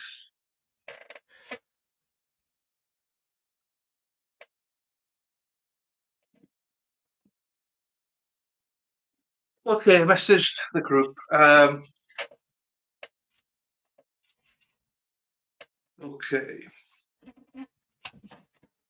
So we'll see. I've asked to see if one of the resistant to silence can come on. So if they are on, we can maybe see what's happening down there whilst we wait. Because and also due diligence people, if you see stream for Law and Crime go live, let me know and I'll bang it on. I'll bang it in, bang it on, hang on. This is the time, you see, I would play Andrea's stuff. So, but let's see if Dana, somebody, or Tracy pops in. If not, yeah, I might play a little bit of Andrew Burkhardt stuff. Just real quick, I just got a message from the producer. What is your game plan for right now? I'm just going to carry on for a bit, but you pop off. It's fine. Yeah, something because she wants to talk to me at 12:30, so I'll just do that. I think they're not going to come back, but I just want to wish everyone. They might come back, but it's fine. Yeah, it's fine. But I'll stay on for a little bit further. But you head off, mate. Okay, And, but in any respect, we'll talk later on, though. Okay. Yeah, And we'll thanks talk for everyone tomorrow out there anyway. for hanging in, and be well, everyone. Okay. That's fine. See you later, mate. So we'll see. Drew wants to come on. Yeah, Di, feel free to come on. It's all good. He will be streamed. It's going to be streamed every day. What's the pick of the jury? So what I'll do is I will put Ashley Burkhart's stuff on. She streamed yesterday. She's very, very good, by the way. Very, very good. So, I won't play it all. I'll just play the bits where she discusses some of this court stuff. And if, oh, hang on, I've got a message here.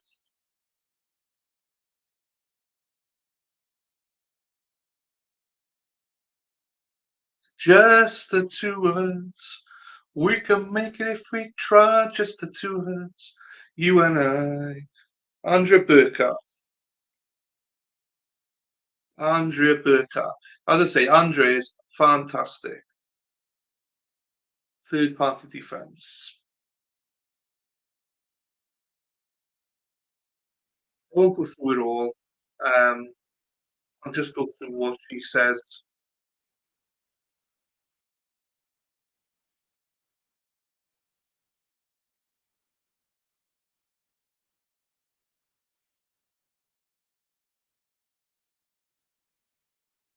Let me find it.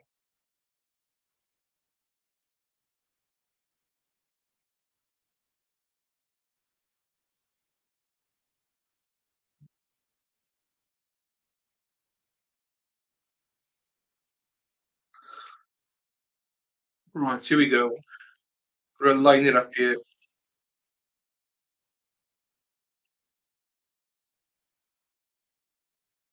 Right, here we go. Good singing. Thank you. But most people don't like my singing, so yeah, hang on, Druid. I'll send it something to you now. 2 seconds. Let me just put Andrew on first, and then I'll send you a link. But so this is from yesterday. Though they're argued together, I do want you to also start with the third party culprit alone, not third party culprit as it goes to Bowden, but third party culprit alone, because of all those factors that I told you. As you well know, the case law is clear that I have to consider. And if I had to do it now, and you know I can do it pre-trial, right? You know that I can, today I can just exclude it. I'm not inclined to do that, but I need to be able to make those decisions too. That to me is a big old massive bluff. You know, I can just exclude that right here, right now at pretrial. I mean, if you want to risk violating his constitutional right to present a defense, yeah, you can do that. I mean, this is one of those kind of power versus law sorts of issues. The judge has the power to do that, but would that be a legally prudent decision to make? No, it absolutely would not. So this comes across as a big old bluff to me. She wants to push on this defense attorney. Not entirely clear to me why. I mean, could relate to bias stuff in the case that we've talked about. Could be she just doesn't like this lawyer. Could be she has a very specific way that she wants things done in her courtroom, and he hasn't followed that, so she's going to hold him to account for that. You know, I'm not going to attribute a specific motivation to her because it could be a lot of things. But that just screams out to me, you know, I could exclude it right now at pretrial. That would be like the dumbest thing that you can do if you absolutely wanted to guarantee that a conviction in this case would be appealed and have an excellent chance of getting overturned. In light of what we're about to hear about what all this third-party culprit evidence is, then, you know, no, you absolutely would not do that. And surely the attorneys in the room already know that as well. And so this statement comes across to me as one of the ones that's being made for the public. one of the criticisms of having courtrooms, cameras in the courtroom, and it's one of the biggest criticisms, comes all the way back to the OJ trial, is this idea that the parties will tailor their stuff. They're not now just presenting to the jury, presenting to the court process. They are performing for the cameras. And I got to tell you, that particular thing right there, to me, that is a play to the cameras. That is something that she said for the public to believe it, not because it actually has any weight to it. And I have to believe that the attorneys would have known that. To weigh those factors, because right now I have zero information on Right, this. I understand that, Your Honor, and that was my plan going into today anyway. So the initial question is, why is there a third-party culprit defense? Why is it relevant? And we start, Your Honor, with the fact that our forensic medical examiner, Frank Sheridan, a pathologist, forensic pathologist who has performed himself thousands and thousands of autopsies, has already submitted a sworn affidavit to this court that John O'Keefe's injuries are consistent with having been in a fight and are not consistent with having been hit by a car. Since he submitted that affidavit, the federal authorities have provided us with their reports, whereby FBI experts also corroborate that John O'Keefe's injuries are not consistent with having been hit by a car. They employed experts in biomechanics and kinematics who have reviewed the evidence in this case, and they've confirmed that the physical evidence essentially shows and doesn't show what Dr. Sheridan has opined. So that's kind of big. I mean, we're talking about specific evidence that this specific killing did not happen in the way that the state alleges that it did. That's pretty big. And so it doesn't necessarily get us to any particular person did that. But again, he doesn't necessarily have to show that any particular person did it, especially if all he's doing is just undermining the law enforcement investigation here, pointing out you can't trust the conclusions that they reached because they have this whole theory of how the mechanism of death that isn't consistent with the physical evidence. That's just classic. I just want to stop it there for a second, because I just want to remind people that Andrea has no skin in this game. She does no Aunt Bev or anything like that. So this is why it's so impactful, because she knows nothing about the key players here. So I just want to reiterate that, because she's spitting bombs out here. She's dropping them left, right, and centre in a bit. So yeah, and she's very impartial with it. Classic impeachment of the state's theory.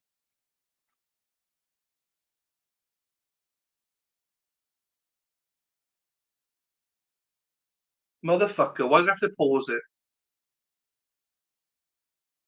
Right, hang on. So therefore, if John O'Keefe was not hit by a car, that means that Karen Reed did not kill him.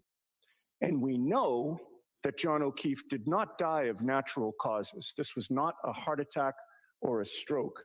John O'Keefe was injured. He was mortally injured.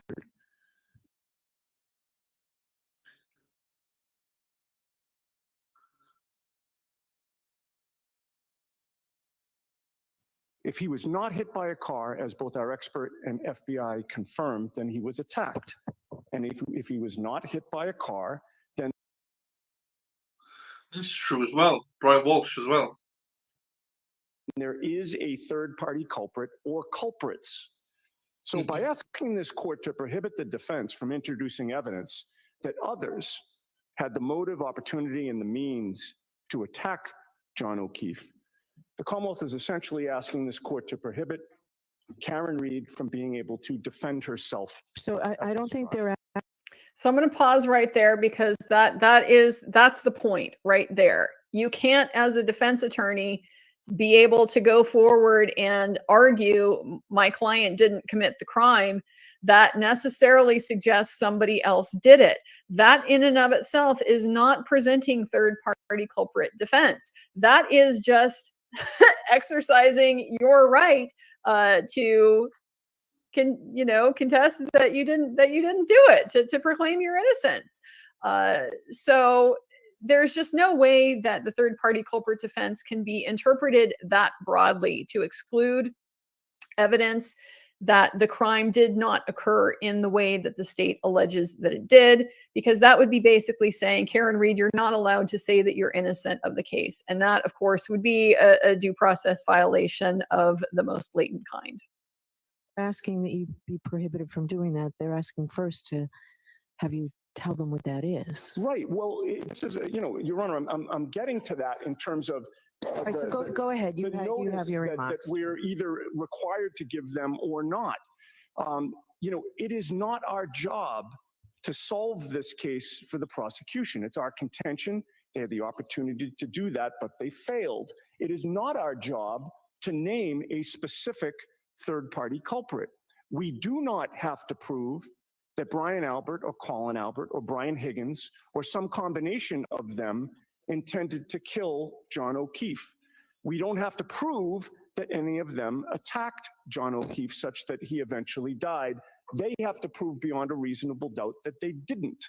But the fact of the matter is there is evidence that all three of them had a motive, had the opportunity and the means to attack John O'Keefe. Now, the Commonwealth cites Commonwealth versus Conkey in their motion, and as this court started the discussion on this issue when you first took the bench, Conkey makes clear that a defendant has a constitutional right to argue that somebody else may have committed the crime. And certainly, no, the acts of that person can't be too attenuated in time or method of operation, as Mr. Lally mentions. But in terms of being the right time period, Your Honor, you can't get any closer than their presence at the scene at the very time that John O'Keefe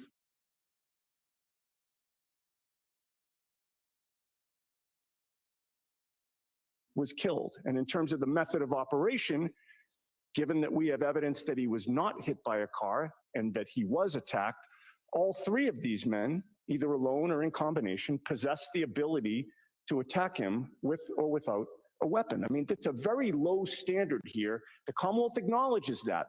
It's a low standard of simple relevance. And the evidence here establishes relevance. Now, I would note, Your Honor, the Commonwealth cites Commonwealth versus Finney.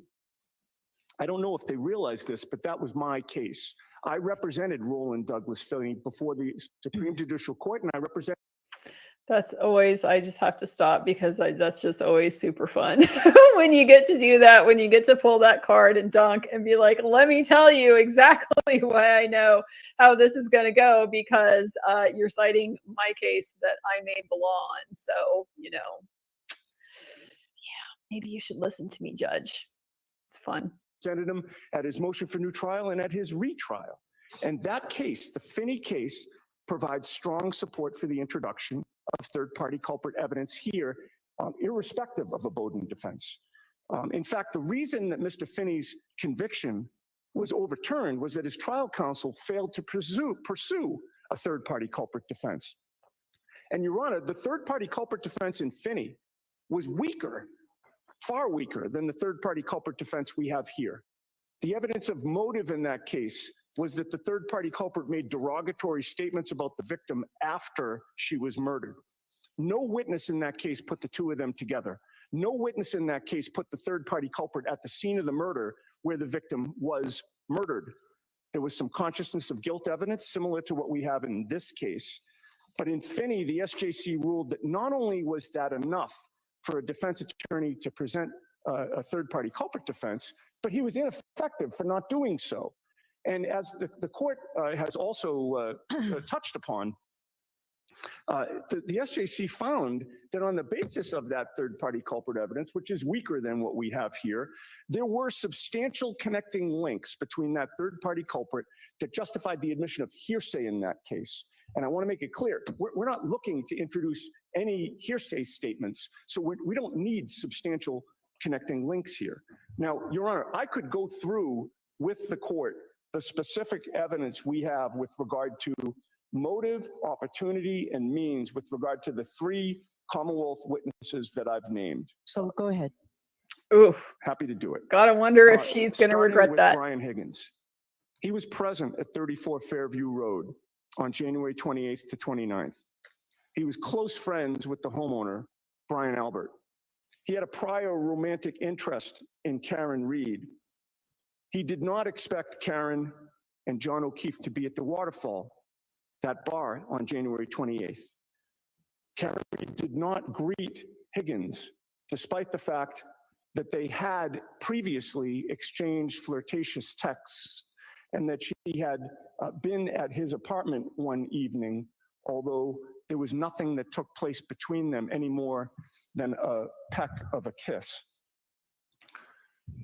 At the Waterfall, Higgins does not engage with John O'Keefe.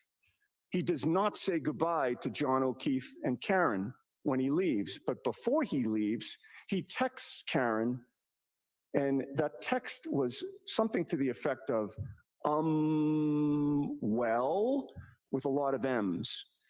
We know that there was a preservation order from this court, your predecessor, Judge Krupp, to preserve his cell phone, and that Trooper Proctor gave him an edict an order to serve on Brian Higgins, and he left it at the front desk of the Canton Police Station for him. And that Higgins, we learned through the federal investigation, Higgins became angry, demanded that Proctor come back, and he essentially upbraided him and read him the Riot Act, which shows a little bit about Higgins' personality.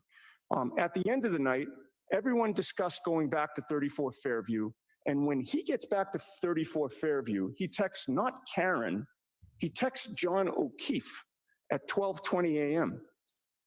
He testified before the federal grand jury that he had no knowledge that they had been invited to 34 Fairview, but that is contradicted by this text message. And the inference is that he was coaxing John to come to that house. And, we're not saying this gives him a motive to kill John, but we don't have to show that. Any motive to feel hostility or animosity towards John O'Keefe goes to his motive. And Your Honor, when Brian Higgins and Brian Albert are in that house, they're the only two people who are unaccounted for when the rest of the group was in the kitchen. And they claimed that they were looking at photographs together. And we have evidence that they were in the basement. We believe that Brian Albert made a mistake before the state grand jury by testifying they went upstairs to look at photos. Brian says,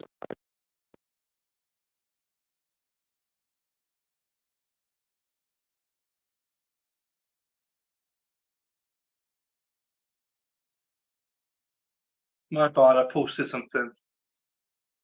That's key. He's spitting bars right now.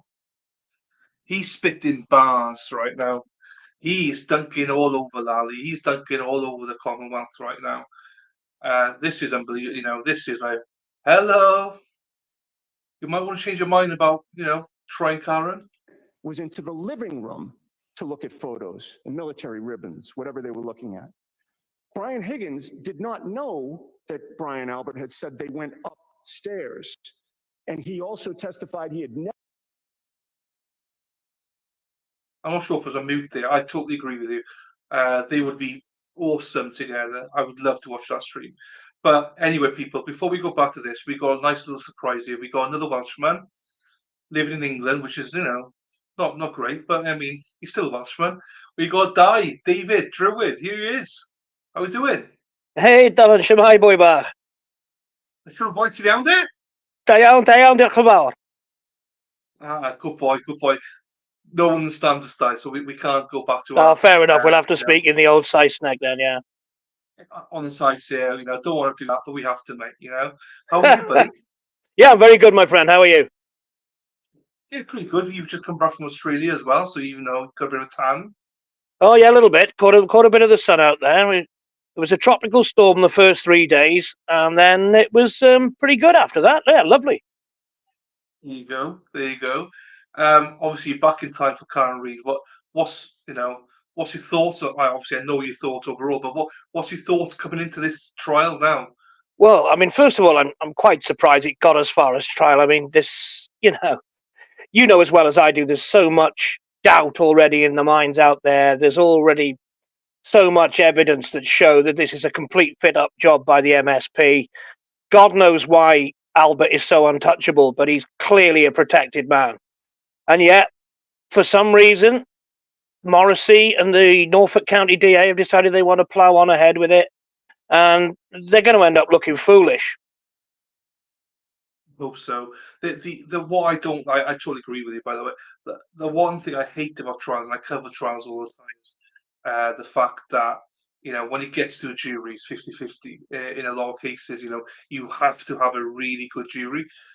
So I just hope they just sit 12 like sensible people that are open-minded, you know, and able to look at the evidence, because there are a lot of people that go to trial and think, well, the state, the police, they never lie, so you know they have the upper hand, and I've seen that so many times now in trials. So that's disheartening. I just can't see it happening here, because there's not enough evidence. There's nothing here. You know, there's so much reasonable doubt. Do you know what I mean? Exactly. And the thing is, she's got a brilliant defense team there. You know, Jackson Yannetti, and I think probably underrated Eliza Little as well. I think they're just going to mop the floor with him. You know, there's enough reasonable doubt there that three highly skilled attorneys that these guys clearly are going to make a mockery of Lally. Lally's incompetent, and I just can't believe these guys aren't going to make him look completely foolish through the course of this trial. I think he's lucky at the minute because he's got, it seems like the judge is on his side for pretty much everything. That's not going to help him when it comes to cross-examining, and they're going to make him look a clown. I hope so. Yeah, and they will. I think. We've got Stephanie saying, it seems like she prefers your accent over mine. She says, "No, he has a lovely accent." But, you know, strange enough, when I was first doing co-hosting with Aidan back, oh God, it's probably 3 or 4 years ago. There's my mate Suzanne. Hiya, darling. I went and stayed with Suzanne for a day when I was in Massachusetts. But yeah, when I was first doing it with Aidan, well, Suzanne will tell you there was a guy who'd been on.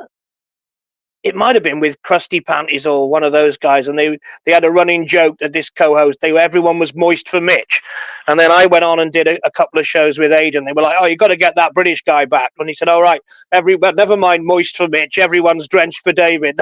That was a running joke that we had on TB for a couple of years. That's a good saying. That's a good saying. But yeah, no, that's actually quite funny. Yeah, I knew that you covered with Tiller Boy a while back. You've been out there, so I want to go out there. It seems like a lovely place, lovely people. Oh yeah, I was made so welcome out there. But I mean, I know what we're seeing in terms of this Karen Reid case is a lot of corruption in the powers that be, and it's a very, very democratic state. If you're not a big fan of that, you know, political persuasion. But the people I met when I was in there, absolutely one and all, they were absolutely lovely, all of them. Yeah, no, they seem it. They've all been welcoming to me as well. So I've got nothing but great stuff to say about the Boston people. Well, American people, but especially Boston people, you know, and I love Americans. So yeah, I mean, have you watched this clip by Andrea, by the way? I haven't seen her analysis yet, so no, let's set back and have a bit more of it, eh? Yeah, she's very good. Let's go. Never been upstairs at Brian Albert's house in his life. That means that if Brian Albert said they went upstairs, they're coming up from the basement. And before leaving 34 Fairview, Brian Higgins testified he was parked right in front of the mailbox. He would have had to have walked by where John O'Keefe's body was. His headlights, when he got in his vehicle, would have been illuminating where John O'Keefe's body would have been in the yard if it were actually there. So how does he not see it? So I'm going to pause here just to touch on a couple of things that he has said. So first off, I have to disagree with him in a couple of places. He said, for example, he's not trying to present hearsay evidence, so he doesn't have to show a substantial link. This is getting to another piece of the case law that I'm not going to pull that up yet. But it's essentially an exception to the hearsay rule for some of this evidence that comes out with a third party culprit and with what they're calling the Bowden defense, the evidence of bias. the police investigation, where even if this evidence would otherwise be inadmissible, you can still get it in if it was, in the Bowden case, if it was presented to law enforcement, because then it's not hearsay because you're not offering it for the proof of the matter asserted. You're offering it to prove that the police had this knowledge, but then didn't do anything about it. So hearsay is only when you're offering it to prove that this thing that the hearsay statement says is true. If you don't offer it for that purpose, if you offer it for some other reason, such as it should have put the police on notice to look at this outcome, whether it was true or not, then that is not hearsay, and that's not subject to exclusion. I bring this up because a lot of the stuff that he is talking about now is, in ordinary circumstances, it would be hearsay. Text messages are hearsay. Grand jury testimony is hearsay. It may be subject to any one of a number of exceptions, but he's gonna, if he's getting into trial and he wants to present a text message, he's going to have to anticipate, how does this not satisfy a hearsay objection? So the other way around it too is with the third party culprit defense, there's a special rule that basically just says, we're not going to exclude it as hearsay if it's like really particularly good evidence, if it's got a significant link to like how the crime went down or why it went down, things like that. And so it seems to me like he's saying that's not what he's trying to do here. He's going to be offering it for a different purpose, but just not exactly the case that he's not offering hearsay. Everything that he's proffering here is going to be presumed to be hearsay. It's just that there may or may not be some exceptions to it. Another thing that I want to just comment on is he's clearly advocating, well, I don't have to show intent to kill. And in general, I think that that is correct, given the circumstances of this crime. Karen Reed even initially wasn't even charged with first-degree murder. She was charged with manslaughter. This was perceived to be basically an accidental death. It was only after it went to the grand jury that then it came back and they alleged that it was murder, that it's an intentional killing. But even if the death happened the way that the defense describes, that he was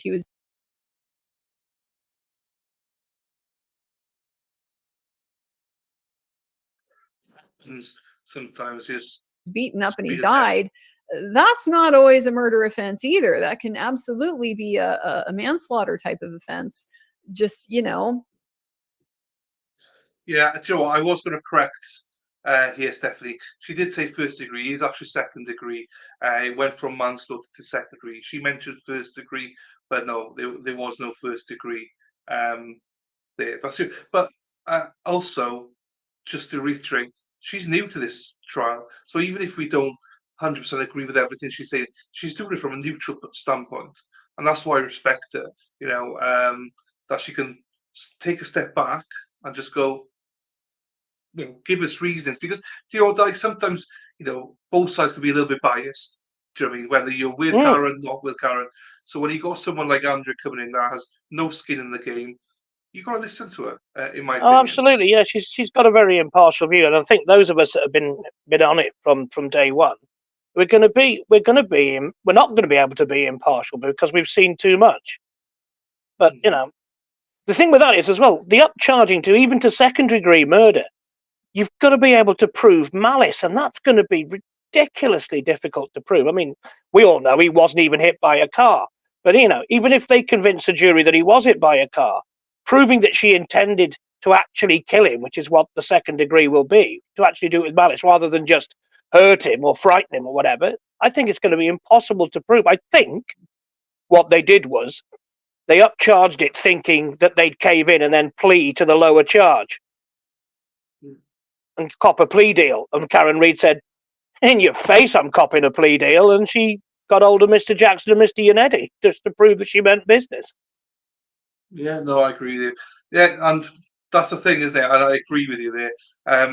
But again, just to prove to people that, I think I think on the free Karen Reid side, I think we're open to suggestions of stuff. The other side, I don't think they still think that John O'Keefe was hit by somebody by the car and stuff like that. They just can't get past anything or the bullshit that's been said out there. So there's a reason I think that majority of people think it's free Karen Reid, and we're on this side because you can analyze the data, the evidence, and everything like that. Where I can't say the same about the other side, I'm afraid. But yeah, let's carry on here, see a little bit more what she's got to say. As I say, she is very impartial, and she's great. So please listen to her. I think majority of people do agree with what she's saying, because why would you disagree when she's got nothing to lose or gain in this situation? Like you say, yeah, she's got absolutely no axe to grind. She's just giving a view from from her legal standpoint. Yeah, and that's what you want to hear. Do you know what I mean? So, Absolutely. right, Why not? Hear a little bit, a bit more. Let's be open-minded. Let's go.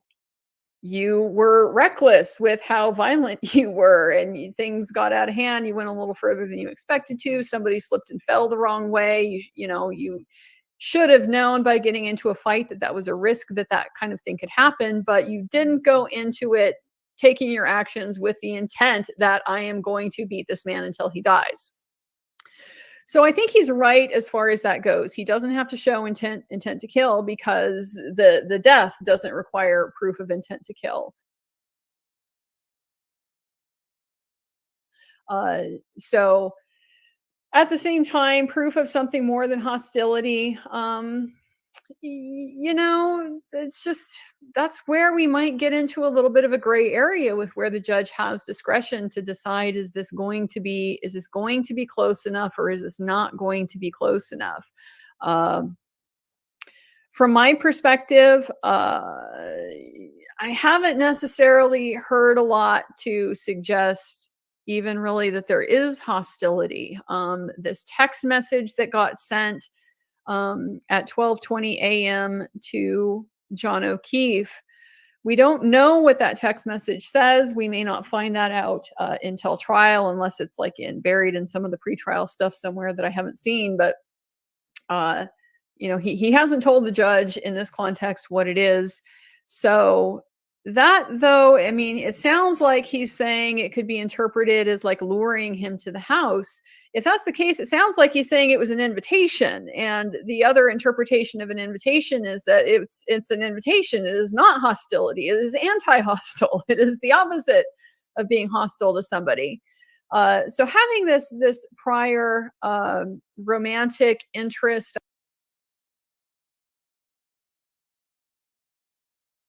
I guess, in Karen Reid, is that enough to get to you want to fight her current boyfriend? I'm just not entirely sure that we're there. I think from my perspective, they have a little bit more when they get into the stuff with the Alberts. And as far as these other people who were present, who were potentially involved, he's maybe has some stronger evidence there that goes more to simply they had knowledge, they had awareness. It's more in line of like a conspiracy or a complicity type of involvement, more than that they themselves are the ones that wanted to and committed this crime. So I just wanted to bring that up because we are being advocates here, and just like the state kind of goes a little far sometimes, the defense does that sometimes too. So just wanted to shed some light on those comments that he's made. He then goes back to the Canton Police Station at 1:30 in the morning after leaving 34 Fairview. He claimed to do some administrative work, but then he admitted to the federal grand jury that he was there to move his car because of the upcoming snowstorm. This suggests that he was fabricating a reason for going back to Canton Police to establish an alibi for himself. He was asked several times at the federal grand jury if he had any conversations with anyone before he went to bed. And when was he notified that John O'Keefe was dead? In the morning, he said. He testified under the pains and penalties of perjury that he had absolutely no contact with any person that night for any reason whatsoever. But he apparently was surprised that the federal authorities had subpoenaed his phone records, and he had to admit, and he did admit under oath, he made that 2:22 a.m. phone call around the same about 5 minutes before Jennifer McCabe is Googling how long to die in the cold, about 8 minutes before Brian Loughran, the plow driver, first drives by the house and sees nobody at all. And the next morning. So this is kind of big, that he swore up and down he had no contact with anybody after he got home, but it turns out there are phone records that show that in fact you did. You made a phone call. That's consciousness of guilt stuff. That's the kind of thing that tends to create some inferences that you have something to hide. You have a guilty conscience that you are trying to do your best to conceal other people from finding that out. Now, again, there can always be multiple interpretations of this stuff. I forgot, it's pretty common, or I just didn't think to mention that specific thing is pretty common. That said, given the way that he characterizes this, the context that he was asked specifically in the testimony that, whether he had any contact with anybody, he's given a chance to, think this over and give it his best opportunity to be honest with it, and as it turns out, is impeached with his phone records. So that really doesn't look good for this guy. Again, is this enough to show, therefore, he would have wanted to, be involved in assaulting John O'Keefe? I gotta tell you again, I'm not convinced that's where they have to go.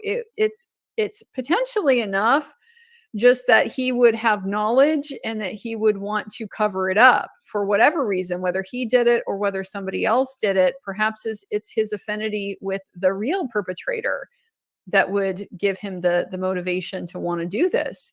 So not sure that they necessarily have to show he particularly wanted to kill John O'Keefe. That he had an interest in covering up who the perpetrator was is potentially enough. And so this evidence does seem to be going to that type of frame of mind. Brian Higgins. The only thing I'd add there is once a liar, always a liar. Well, that's it.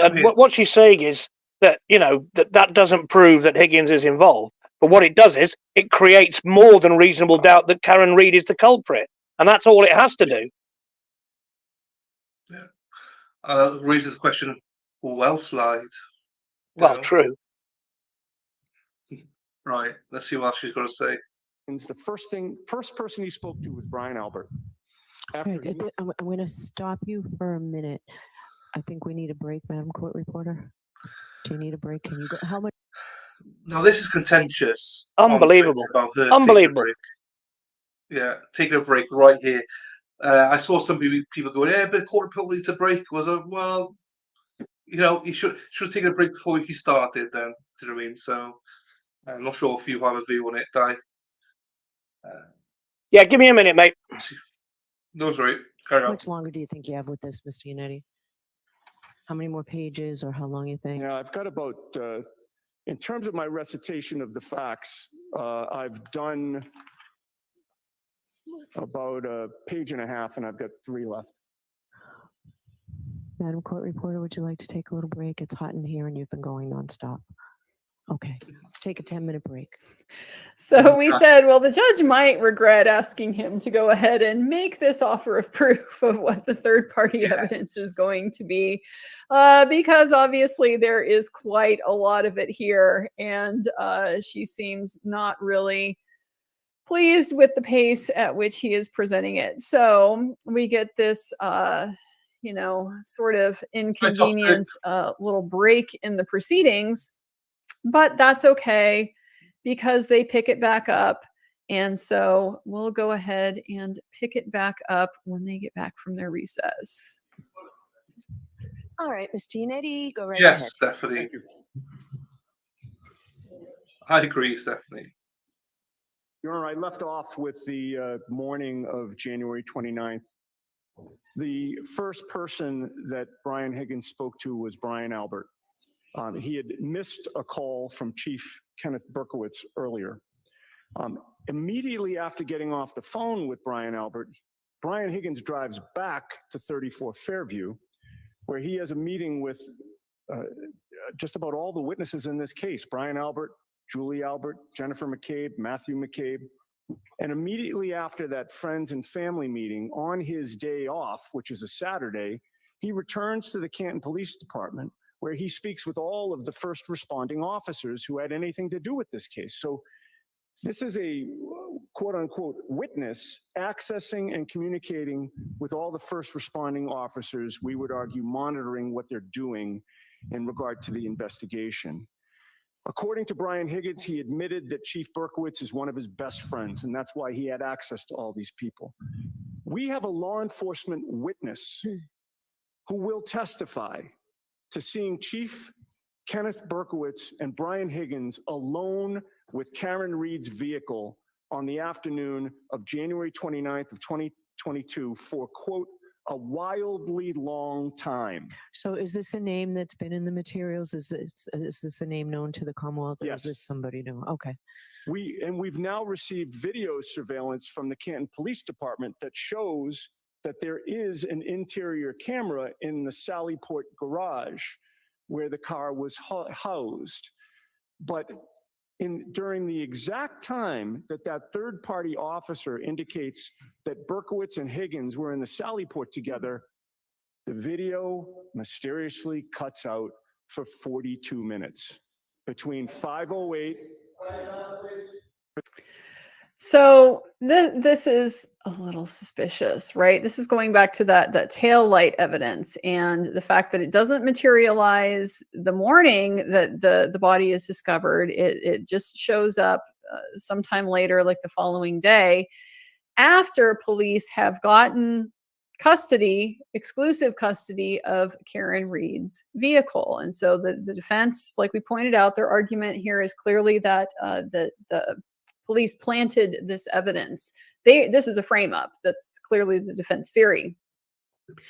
So missing video evidence at the time when you would see the condition of the taillight of the vehicle when police brought it into their yard.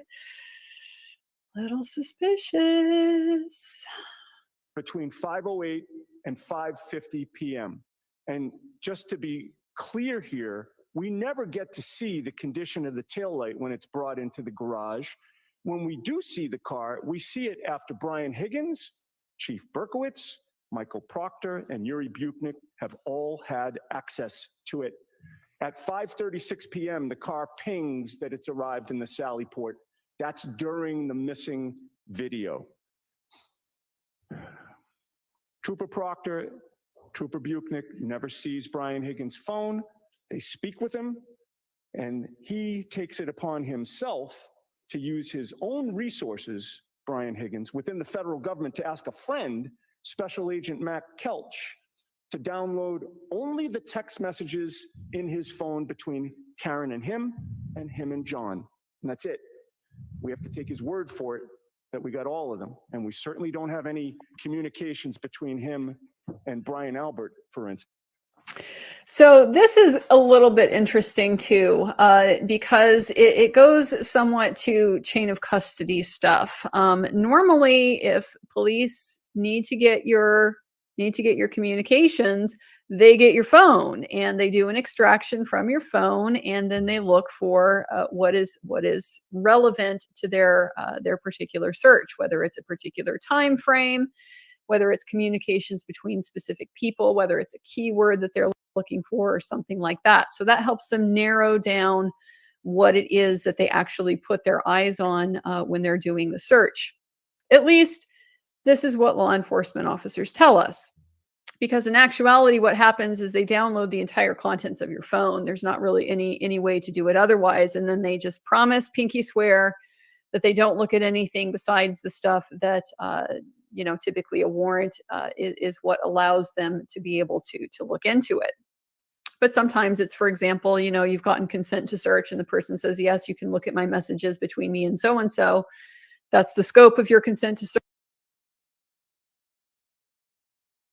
That's all you're technically allowed to look at. But there isn't really any way to police that, pardon the pun, to prove what it is that they actually look at once the Cellebrite does the extraction, spits out its you know, its information and categorizes it for you to be able to look at. Police, what they do then is they go in and identify the specific things that they want to run a report on. And so, like I said, that can be a keyword search. It can be communications between particular individuals, in communications within a certain time frame. And then the actual report that Cellebrite produces is just that relevant stuff. Tells you absolutely nothing about what they actually looked at to be able to get there. Now, the reason why I can see, you know, if I wanted to have sympathy for this police officer, yes, I could.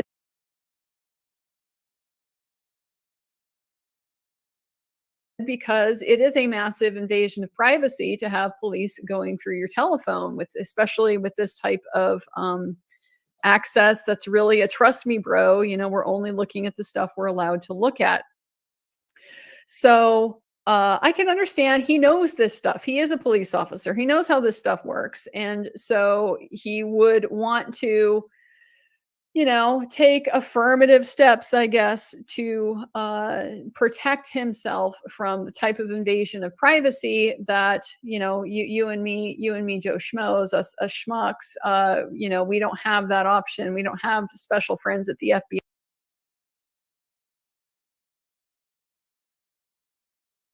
FBI who can do an extraction for us that we can then hand over to police and say, take our word for it. That's all that there is here.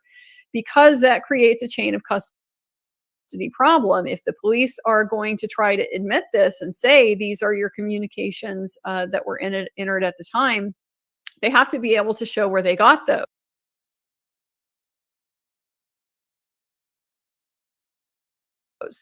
And I got those from you doing, you know, some sort of extraction somewhere with somebody under some method to give us what you say we should have.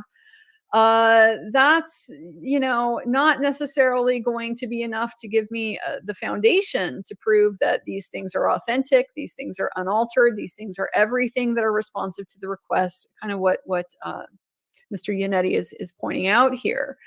So while I can have some sympathy that, yes, this cop doesn't want to be treated the way us peons are all going to get treated when it comes to looking for our cell phone communications, you know, you don't get an exception. Like that's not going to be how it works. Your evidence has to be subject to the same standards as everybody else's. And if the police can't say, yes, we got this direct from his telephone with our own extraction, then they can't really draw any meaningful conclusions from it, because they can't say, we know for sure this is everything that's there. We know for sure that this is everything responsive to these search terms or whatever. We can't say for sure that these are unaltered. We can't say for sure that this was a good extraction. So creates a definite chain of custody problem to proceed the way that this police officer did. Instance. On February 10th, when he shows up to his interview with Troopers Buchnick and Proctor, he brings with him copies of the text that he has deemed relevant in their murder investigation. And he hands them the copies of the extraction that he had his friend do. He then calls Matt Kelch the weekend of this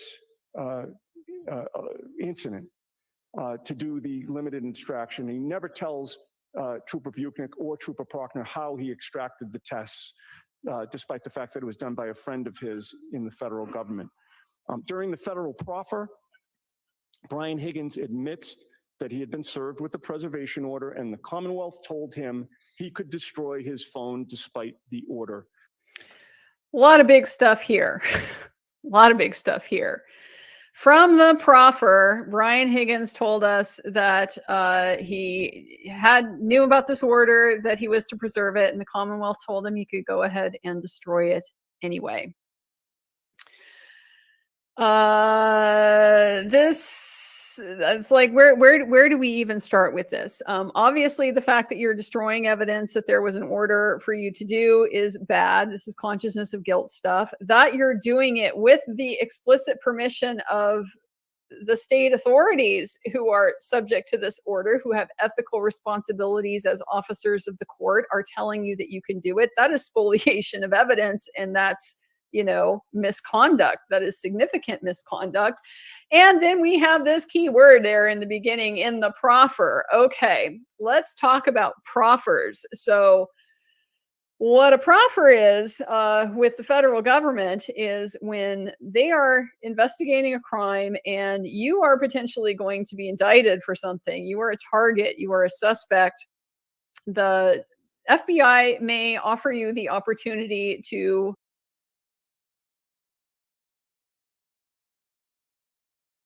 flip, okay, to be the one who goes ahead and informs on the other people that they are targeting the higher priority people or something like that.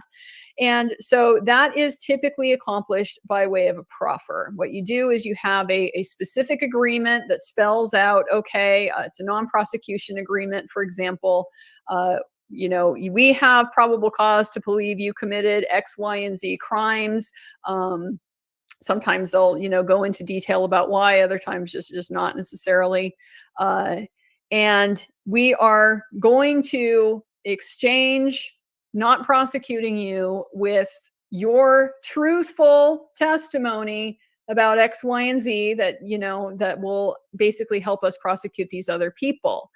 And so then the proffer is the way that the defendant carries out their end of the deal. And there are specific rules about this because they set this up so that a proffer can be done in a way that it can't be used against the person who is making it. So it's basically like a free call to the FBI to be able to tell them what you know. And that isn't going to be able to be used to prosecute you in another action. Kind of like a limited immunity, basically, for that conversation. So the fact that this is phrased as a proffer, to me, definitely confirms that the investigation here is, focusing in on law enforcement people, because it suggests that Brian Higgins himself was potentially a target of this investigation. And that he would have, reason to need to make a proffer to law enforcement to get some kind of deal. But also, just what I just said, like it potentially puts a target, it marks him as somebody that potentially the feds were interested in pursuing charges against and potentially cut a deal with. I suspect, given that Mr. Yannetti is an extremely experienced criminal defense attorney, he knows this sort of technical meaning of what a proffer is, particularly when you're talking about the feds. Then, I don't think that he chose this word lightly. I don't think he was probably using this word colloquially. I have to believe he chose this word pretty specifically. So that is really saying a lot about this federal investigation that's been going on in the background, where it's at, who it's looking at, and who may be potentially in a position to provide evidence that is beneficial to the defense. He then drives. I could listen to her all day. She's fantastic. And I think that for me, I've always got a rule: if someone can say better than you, just let them say it. Like what she's telling us, I know Melanie Little's fantastic, but the way she's explaining this, I'm just in awe of it. I think she's fantastic the way she simplifies it and explains it to us. What feelings have you got so far with what you're hearing? Well, I think the key thing that's been passed over a little bit that was just in that last section is they mention the Lexus pinging at 5:36, and Yannetti said that it was when the car entered the Sally Port. But something that was mentioned on, I think it was Aiden's show the other night, and one person raised it. They said, that probably just the movement of the car starting and stopping wouldn't cause it to ping. But when Aidan had his accident, the car knew that it had been in a shunt and it contacted the Toyota central thing, and someone rang him and said, "Are you okay?" and got him home and blah, blah, blah. And I strongly suspect that ping was generated by an impact to the car. And I suspect that impact was someone smashing the taillight. Yeah, that's very possible. There's a lot of stuff. But she's absolutely right in what she's saying there. The thing that looks the worst there, never mind about just general behaviour and breaching the court order to preserve the evidence. Innocent people don't destroy their mobile phones. Yeah, and the And that is absolutely massive, isn't it? If you listen to it, sorry, have I got static again? Yeah, you got a load of static, buddy. Yeah. Fuck. Right. Okay. Well, you are speaking not nicely now, so I'll get back to the video because I'll try and fix it whilst I'm watching the video. No worries. Right. Sorry, Di. Drives to a military base on Cape Cod, opens his phone, breaks the SIM card, and throws the phone away. And he says that he discussed destroying his phone with Brian Albert. Brian Albert also destroyed his phone. And Brian Albert said that he had received some text that concerns him as an explanation. And after that, Brian Higgins changes his phone number and changes his cell carrier. In short, he was present that night. He had a motive, and there is plenty of consciousness of guilt cover-up evidence with. How's that now, Di? Is that a bit better? Oh, that's crystal now, mate. Yeah, sorted. Well, so I was going to ask you about the car, about what you said about that. That's very intriguing because if you do get a ping kind of thing, then that could play a part in it. I saw in the exhibits list, there's a lot of stuff about the car and stuff like that. There might be something in there potentially we're not aware of yet, maybe. Well, we've been told from more or less from day one that the car was going to be a key bit of evidence for the prosecution. It was going to show how she'd driven and how she'd hit him and whatever. And all, it was going to be one of the big reveals. And as far as I can tell, all the car evidence is going to point to innocence rather than guilt. And I think it's just another bit of smoke and mirrors from the Commonwealth that's just going to lead to make them look foolish yet again. But yeah, that ping thing, it was somebody, I don't know if that's true, but Aidan actually said himself that when he was in the crash around New Year or just around Christmas Day, I think it was, or Boxing Day, he woke up in the car crash to Toyota contacting him because they knew the vehicle had been in an accident and it had pinged them to let them know. Now, it wouldn't do that every time you start and stop the car. So the motion of starting and stopping and being parked in the sally port, and someone just mentioned it in the comments the other night. Why did the car ping at 5:36? Was it an impact like with Aidan's car? And if so, that would suggest that, and that's during the time that the video, yet again, some more missing video from the prosecution. And that's right in that time frame. It's circumstantial, I know, but it suggests to me that that's an impact to the vehicle at 5:36. So, but I believe, this is, I mean, when you dig deep into it, you listen to everything. I mean, now the defense obviously have everything now, so they're going to be deep diving like hell into everything because obviously the Commonwealth kept so much back. I mean, it's intriguing, but you're right. I think, I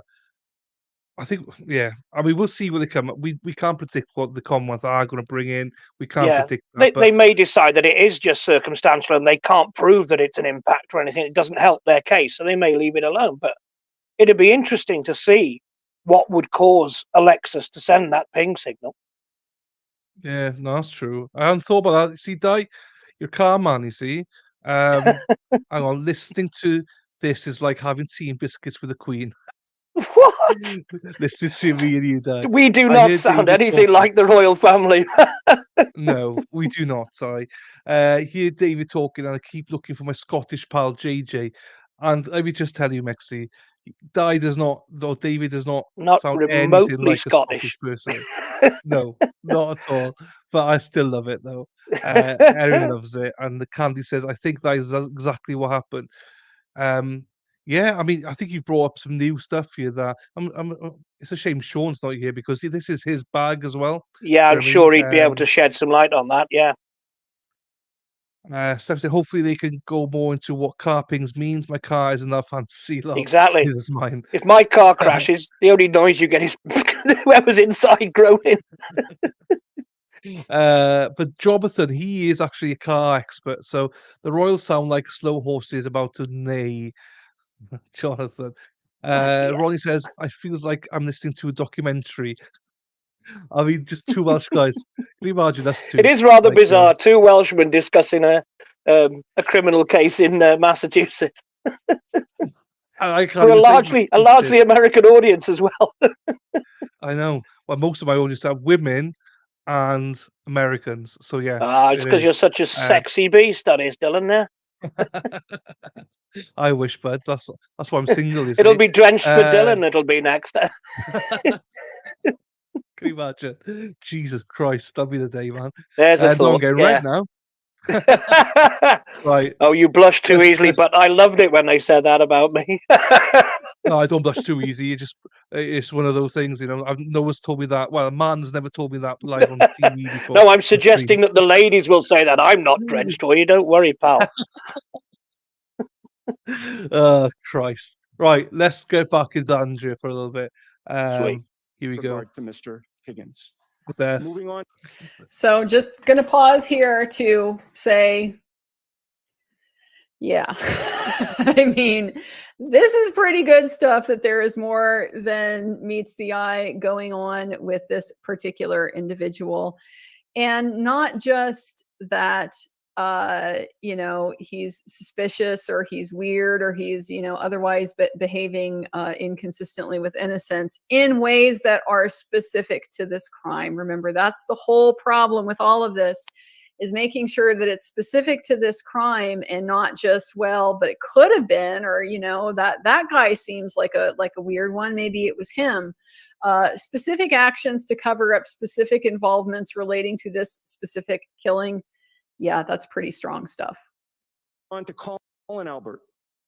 Shortly before January 29th of 2022, Colin Albert lived with his parents, Christopher Albert and Julie Albert, on John O'Keefe's street, just 2 doors down. We have evidence of bad blood between Colin Albert and John O'Keefe. We have evidence.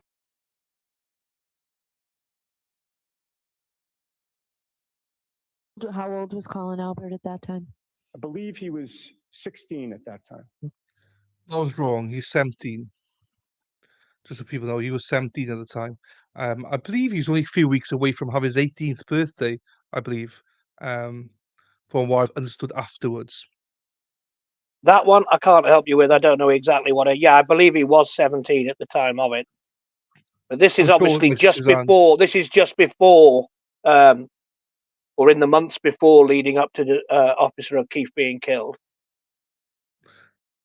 Suzanne says Alexis also has a lane departure alert, steering assist, and lane keep assist. There we are. Yeah, but if it's being moved slowly into a sally port, they wouldn't apply. It's this ping I'm very interested in. Okay. We have evidence that Colin Albert and John O'Keefe used to get in confrontations because Colin Albert used to cut through his yard without permission, and John O'Keefe was not happy about that. History of confrontations. Now we're getting a lot closer. So I got mistaken. Sorry.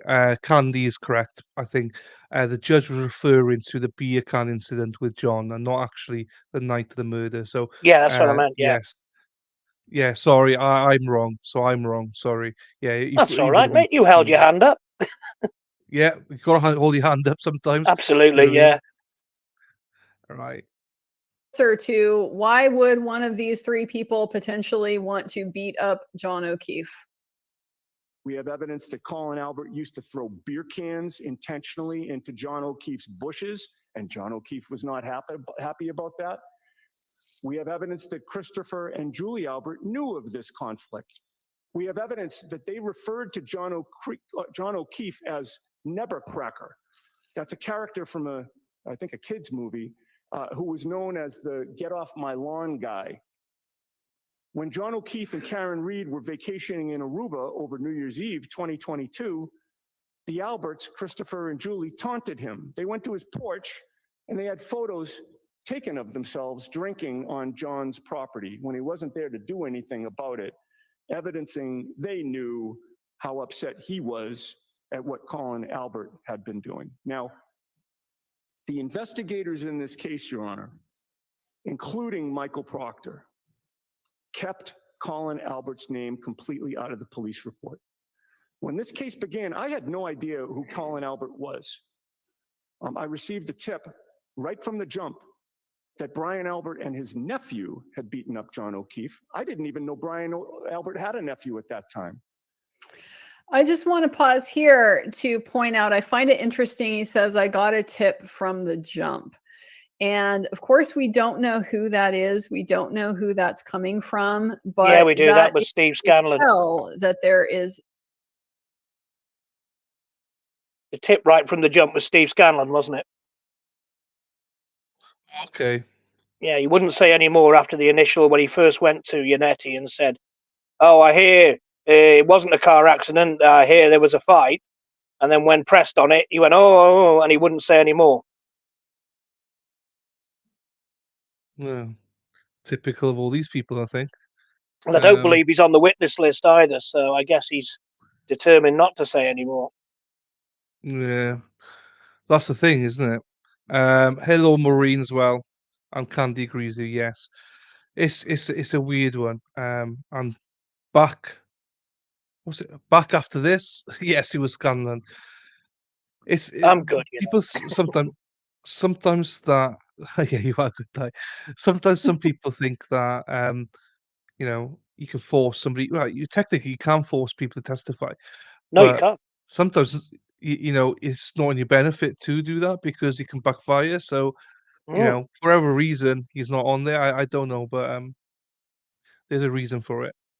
Yeah, but he They're all knew afraid of the literally car, within a but couple of days. He was the person who went to Yannetti and said, "Oh no, I hear it wasn't a car accident. I hear there was a fight." And you know, and I think it was the guy who gave him that Colin was in the house as well. Someone was asking before in the comments about, is there any proof that Colin left at the time he said he did? There's the very bad Photoshop of a text message that says, "I'm ready. Yeah, let's go now," or something like that. But it doesn't say where to, where from. And there's no more messages for a month afterwards in the stream. Bearing in mind that, you know, a man who was in their company died in an incident around the same time. To nobody to text about that for 2 months immediately afterwards seems more than suspicious to me. So yeah, the only, it's the one that Gretchen Voss used like a sap in her article. And she went like, "Oh, look, there's a text message saying I'm ready to leave now." It's not. It's again, it's purely circumstantial, and I'm sure that the feds have got the geofence data and know exactly who was in the house and accurate, you know, GPS movements for them all, or for their phones at least. And I'm pretty sure that's why a lot of these people's testimony to the original state grand jury and the federal grand jury testimony has been noticeably different. oh, good point. And yeah, that's all to come as well. Absolutely. Black says he's not on either witness list because I guarantee he's in hostile based off his actions afterwards. Can't call him if that is the case. Yes. Yeah, He's I just think that's too, right. That's Steve Scanlon. Yeah, exactly. yeah, that's what I said. So, Maureen from Mexico. Hello, Maureen. Jonathan, same in the USA. Dennis, how's court, Den? So Dennis was in court today. Well, I'm not sure he went into court. Dennis was pissed. With he's oh, you can see the video of him like, why the hell am I moving away from the stage? It makes no sense. We saw you in the past. Then I had no idea why you had to move. I hope he made it in. I don't know if he made it in. You know, but I hope he did make it in. Then. And how did it go today? Are you going back tomorrow? Just like Jen not deleting anything from her phone before 20. This is where it died. This is where I get with the Americans. This is where they do my head in, right? just before 1/28. That's 28th of January and the 4th of February, mate. So what they're saying is, luckily, either side of the incident, there was nothing deleted, phone calls or texts, and nothing afterwards as well. But it just so happens that at the night of the Officer O'Keefe's death, Jen McCabe was deleting calls and deleting text messages left, right, and centre. There you go. Innocent people don't do that. There you go. There you go. But also, can we just all have the same dates, please? Like, just say, I'm joking, by the way, I'm joking. It just confuses me. The 1/28 does not confuse me, but the 2/4 confuses me. I Yeah, always that'd be the 2nd of April over here, wouldn't it? Yeah. Yes, it would, yes. But you're all good though, Stephanie. You're all good. Jonathan, thanks, Dennis. I will, brother. Fucking Russia will be there every day. Happy days, then. Let's go. Scanlon can only provide hearsay testimony. He has no actual knowledge of the events. In mass, we don't pronounce our R's. Oh, you're Mexico now, so you're all good. Right, let's hear the end of this as well then. Likely somebody the defense has that is going to be a witness that is going to tell them what happened. Now, it's possible this is just a hearsay tip. You know, somebody heard from somebody who heard from somebody that that this is the way that John O'Keefe was killed. In which case, now you got those hearsay problems again. You have to be able to come up with something that would justify bringing that in. But again, remember that exception we have with the Bowden defense. If that information was presented to law enforcement and they didn't investigate it, then it comes in because it's not being used for a hearsay purpose. So that's a pretty good tip to have in your back pocket.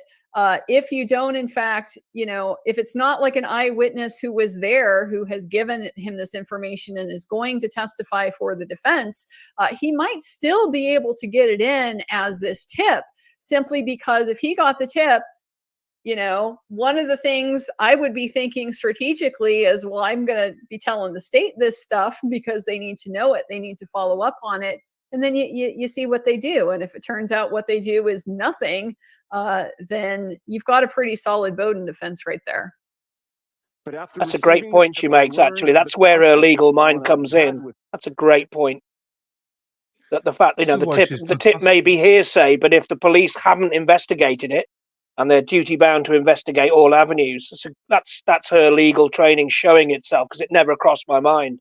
But yeah, even though it's hearsay evidence, if the police haven't investigated, it does contribute brilliantly towards a Bowden defense. She's so smart. Very. So smart. Stephanie, thanks for explaining, David. You knew exactly what I meant. Right, just I knew as well. I'm not that thick. I'm joking. I am that thick. It's your dates that threw me, but the dates threw me. They always throw me. But no, do you know what, David? Right, sometimes you stream and there's so many intelligent people in. Like, I'm learning, even now, I'm learning so much from you, from the chat. It's what it's all about. We should share each other's absolutely knowledge. I love it. Absolutely. I love it. Another great point about the hearsay, anything Scanlon would have said would be just that. He didn't see anything his daughter told him. That's right. I believe his daughter is around the same age as Colin Albert, and the talk was, or the hearsay was, that he had heard from his daughter. Yeah. Yeah. And yes, Bowden for the kill. So Levy is going to stop this bullshit right after the jury seated. Well, we'll see then. We'll see. I would love to see that. Until the jury. Yeah. People forget the trial's not started yet. You know, even technically, you could say he has, because she's been sworn in. But at the end of the day, until the jury see the first piece of evidence, it's not started. You know, so plenty of time. How do we write the date? So I would. What was it? What were the dates? The reverse. We'd write the reverse. We'd write 28/1 of 28th of January and 4/2 for the 4th of February. Completely the other way around. It's only America do it that way. No one else in the rest of the world does it that way around. It's just, it's fine if it's got 1/28 because I can work it out. But a 2/4/4/2 thing, that could be months or days, couldn't it? Yeah, but with the 28, that has to be a day. Yeah, I'm with you all the way. So, right. but still, it's all good. As you say, David, Die got you. I love the fact you changed your name to Die now as well, because most people call you David probably, but for me, you'll always be They Die. do. The only people who call me Die are my fellow Welshmen at the rugby club.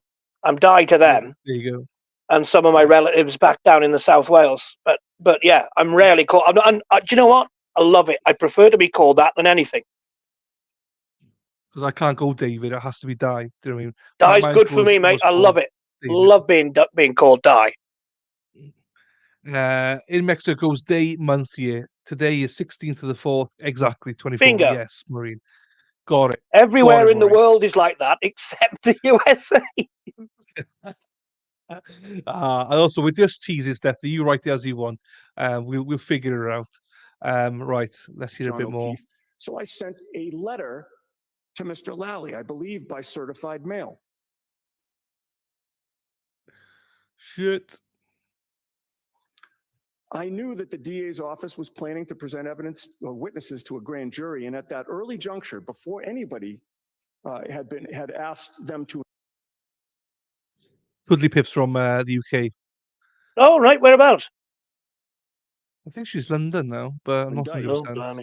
I notified the DA of 3 potential suspects, the ones that I'm talking about now: Brian Higgins, Brian Albert, and Colin Albert. After he received that letter at our next court appearance, I'm sure Mr. Lally can confirm this, he acknowledged that both Brian Albert and Brian Higgins would be testifying or had testified before the grand jury, but he questioned why I included Colin Albert in my letter. He told me at the time that he had no evidence that Colin Albert was there that night. However, after receiving my letter, lo and behold, multiple witnesses testified that Colin Albert was at 34 Fairview the night of January 28th to 29th.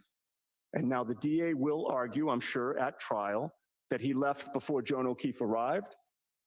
We don't find their evidence compelling. We don't accept it.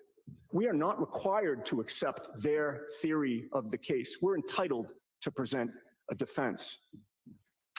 And so what he's getting at here, what it sounds like, is that the Commonwealth is going to put on witnesses who are going to say, oh yeah, he was there, but then he left early. And that's, I mean, fine and good, but you don't have to believe those witnesses. The jury doesn't have to believe those witnesses. It all needs to be considered in the totality of the evidence that's presented to them. And so when the jury is evaluating people's credibility, they're going to look at, well, how consistent is this with everything else that we've seen? And so what he's really getting at here is that, you know, the idea that Colin Albert left the scene when he is the one that had the motive to do this, you know, to do this beating, the specific one that had the motive to do this beating, and whatever other circumstances there might be surrounding his presence or non-presence there. Like, are there inconsistencies in the stories about, you know, when he left, why he left, where he went, stuff like that? Those things can all undermine why the jury would be inclined to believe that he left the scene. So that seems to be where the defense is going, is that they are acknowledging that the state's going to say he left, but they are saying we're going to challenge the credibility of those reports. His presence at 34 Fairview gave him the opportunity, along with the motive, to harm John O'Keefe.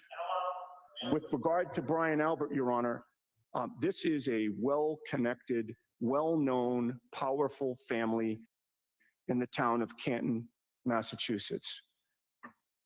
Brian Albert was present at that home when Colin Albert was there. Colin Albert is a member of the Albert family. He's nephew of Brian Albert. We have evidence that Brian Albert had expressed hostility toward John O'Keefe as well. And we know that he initiated a phone call with Brian Higgins at 2:22 in the morning. He reached out to Brian Higgins. And then he picked up the phone when Brian Higgins came back, and they spoke for 22 seconds. And they never revealed any of that to investigators. Again, consciousness of guilt. And perhaps most of all, Brian Albert is a first responder. He is duty bound to help somebody who's in trouble. He was notified that John O'Keefe was in trouble. Brian Albert stayed in his home. He knew what was going on outside. His sister-in-law was out there, civilians, medical personnel eventually arrived. He did nothing. That is also consciousness of guilt. Now, Your Honor, with regard to all of that third-party culprit evidence, to admit it substantively, which I would assert to the court is both overwhelming and powerful. With regard to the Bowden argument here, the police investigated none of that. That didn't come from the Commonwealth.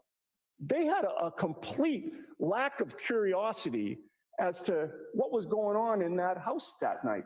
They didn't care. Investigators never went in. The feds investigated, and that's where we got a majority of this evidence. So, to the extent that the Commonwealth now claims that they didn't have notice of this, I beg to defer. They got notice of this when we got notice of this.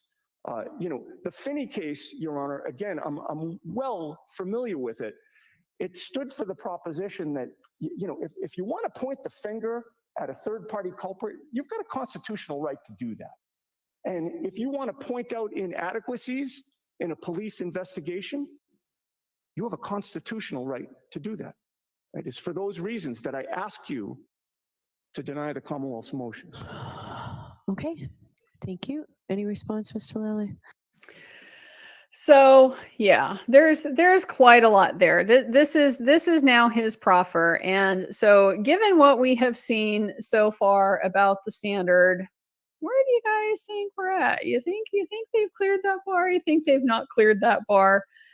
I got one more case I'm going to show you guys, just so that we can have a little. I'm going to skip the other case, but I will come back to Lally, see what she says about him. Oh, God. This part here.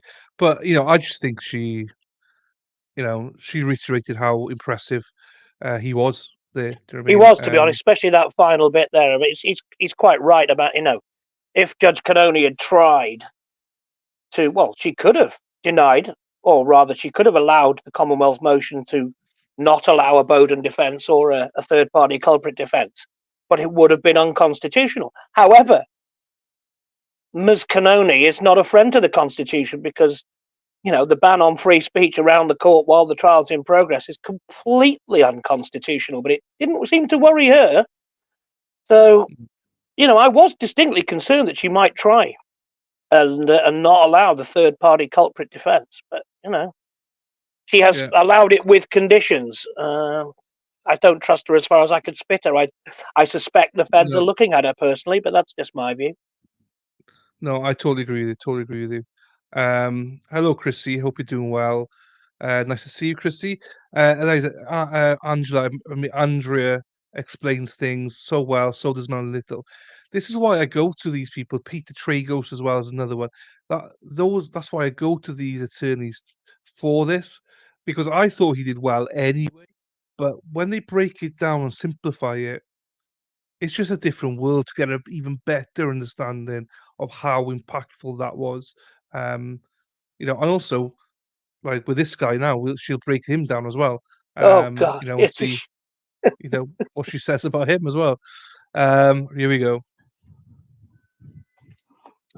Just first, again, what the case law requires is evidence and not just mere speculation, or saying that you have evidence is not actually evidence.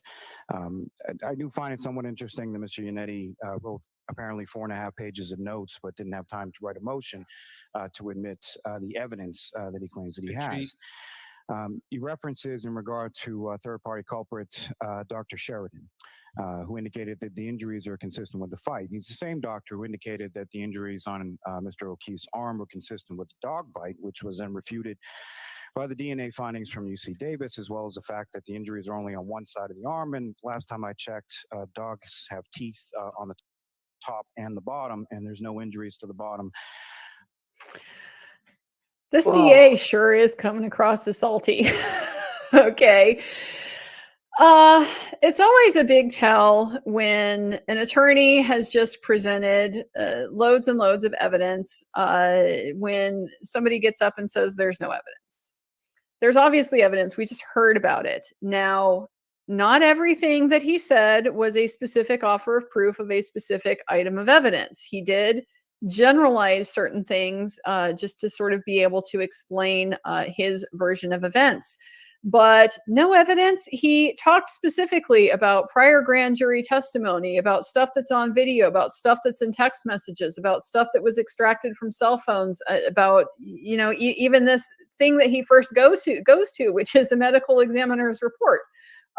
These things are all evidence. So to say that there is no evidence and just speculation, no, like that is going beyond what is kind of normal advocacy and is just sort of like angry tantruming. That's my read. Now, I also want to point out that what he is doing here is particularly from Motherfucker, come on. No, I was going to say my something actually. perspective, Oh, God. Yeah, go on, go on. Yeah, Lally's actually being dishonest here because he said the DNA proved it wasn't dog bites. There was no DNA testing on John's arm. It was only done on his clothing. So that is dishonest, and he knows it. And the other side was, if you saw the Melanie Little episode when she got the canine expert on, Garrett Wing, and he described exactly why the bites are only on one side of the arm and the nature of German Shepherd bites and why they leave it like that. So that's been adequately explained as well. Oh, maybe not to Lally because he's an idiot. But those 2 points he have just made are both completely invalid. But yeah, call him an idiot. That's just too nice for him, I think. It is really. Only But look at him. He looks a and I don't beaten man already. He looks dishevelled and broken. because I don't like, you know, obviously name calling and stuff. I don't like, but when this guy's lying, he's dishonest. Yeah, he deserves every name under the book thrown at him. I don't like people like that. I'm just looking at the experts that they put in. I was sure there was something about dogs. Canine. I'm pretty sure there's something when the I thought I saw witnesses. one as well. Yeah, there was the PhD guys who I thought were the auto reconstruction, the accident reconstruction people. But there was Yeah. someone around that same time in the list that sounded like they were a canine expert. Yeah. But I can't seem to see it right here. Canton, no, Mass. Google is on the defense one. Canton Fire Department. Oh, yeah, I can't seem to see it, but I definitely think I've seen it. If that makes sense. Yeah, I thought I'd heard one when the list was read out. I'll try and look at it whilst we're watching this now. Lally does that all the time. Yes, exactly. Melanie's expert was so good. He was brilliant. Hello, Mdu. Kate, hello, Kate. Additionally, can Lally provide proof from a vet that Chloe had both? Good point. Good point. Had both upper and lower teeth. We don't know. The dog's vanished. Chloe's vanished. So yeah, they might not have two sets, like up and down set of teeth. Christine, who? He's one of the witnesses going to testify. Yeah, what do you mean, Christine? Oh, Murph Turf. Thank you for the gifted memberships, Murph Turf. They have gone. My laptop's playing up a little bit. They've gone to Maureen Coakley, Chrissy, Sandra 44, Kendall Kelly, and Nancy Schrock. So thank you very much for that, Murph Turf. Very, very kind of you. And also, you now, anybody that's new and you remember, you got access to all the memes. You got the John O'Keefe, Karen Reid, and El Jefe, the new ones. So thanks again, Murph. Thank you for that. When I'm in StreamYard, they all come up as John O'Keefe, but actually in chat, it'll be a picture of John O'Keefe, just in case people are thinking, what the fuck? Right, I'll have a look at it to see if I can find that. But yeah, in the meantime, let's go back. It's particularly ineffective because he's just pointing out there is a factual dispute here. One expert says one thing, but the expert says things that are inconsistent with stuff that another expert says. Yeah, welcome to the world of litigating with experts. That's 100% normal. It happens all the time. It doesn't mean that what the expert says is inadmissible or not. All they have to get at here for the defense to be able to meet their burden is to show we have evidence that if the jury believes us, if they side with us. I found it. Number 36. Terry Kunn, UC Davis Veterinary Lab. Bingo. So there you go. All right. If they find it credible, if they find it believable, then they would be able to conclude this other person had motive, intent, and opportunity to be able to commit the crime.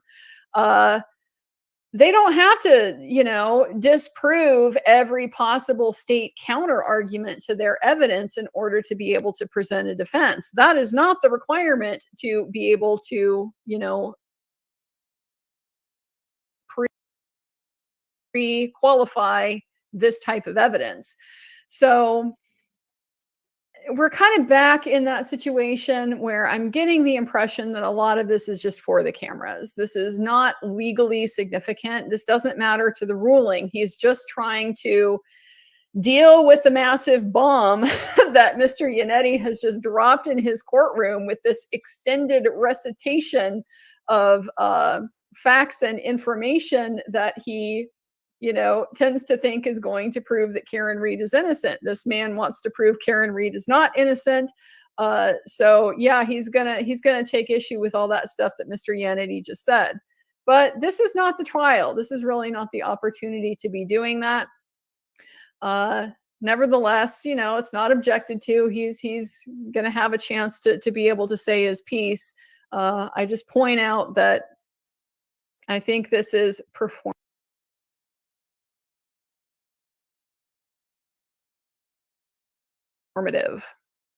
Mr. O'Keefe's arm.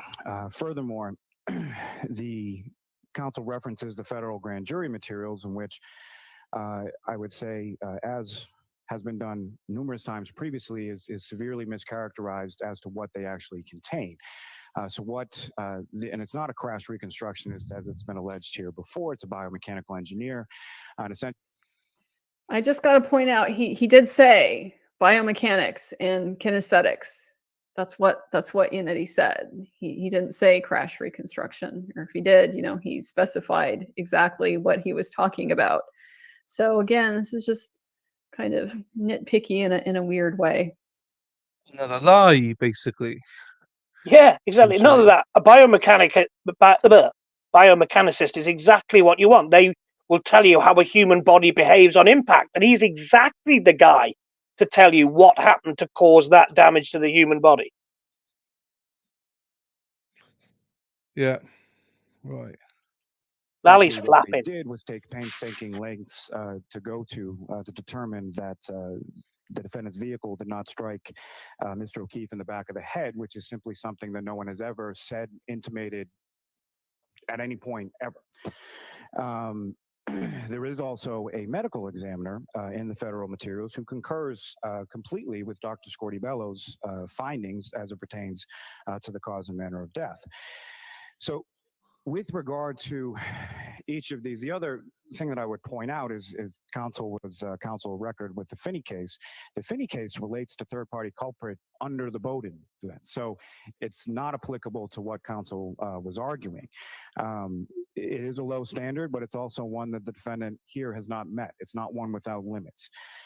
As it pertains to much of the material that is summarized as far as speculation as to what different things counsel feels mean from various things regarding Mr. Higgins, Colin Albert, and Brian Albert. Various things, meaning evidence, various pieces of evidence that he has offered from which he is drawing inferences, which is just going to come out and say it. That's how you make a case in the courtroom.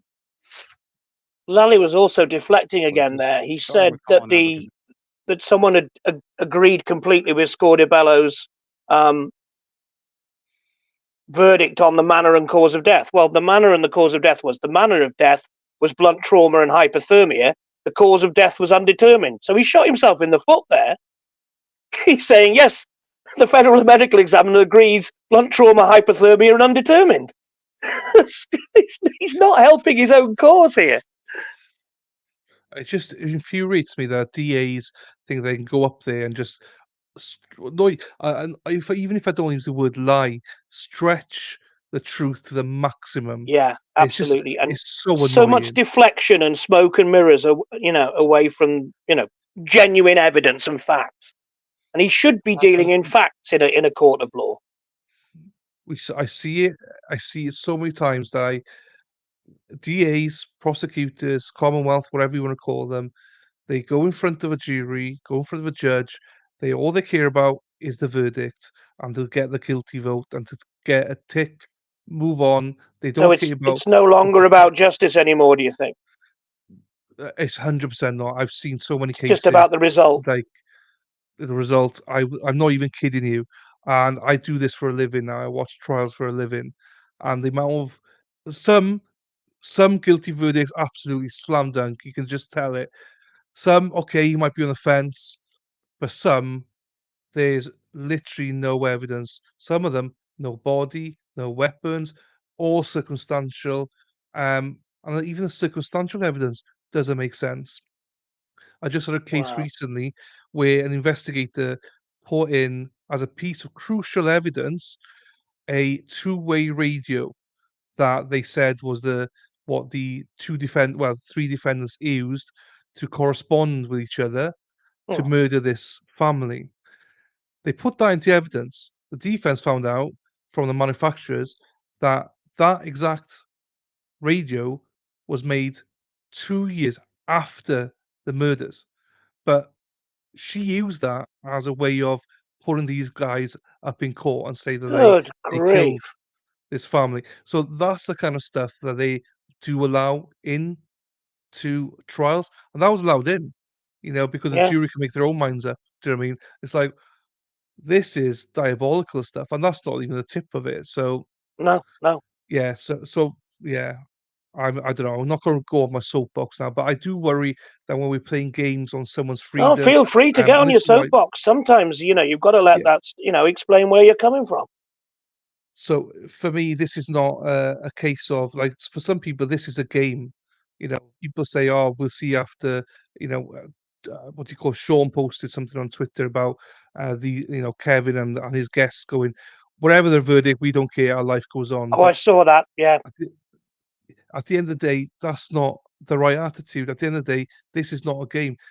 Whatever you think about Karen, she's going through hell right now. Oh, good grief! Yeah.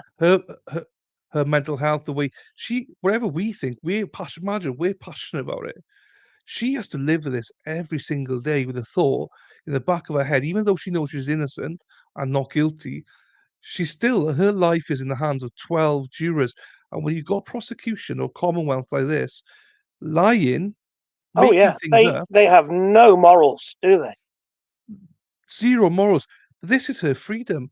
This is her life.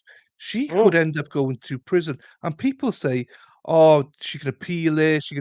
Appeals can take years. She could be 10 years in prison.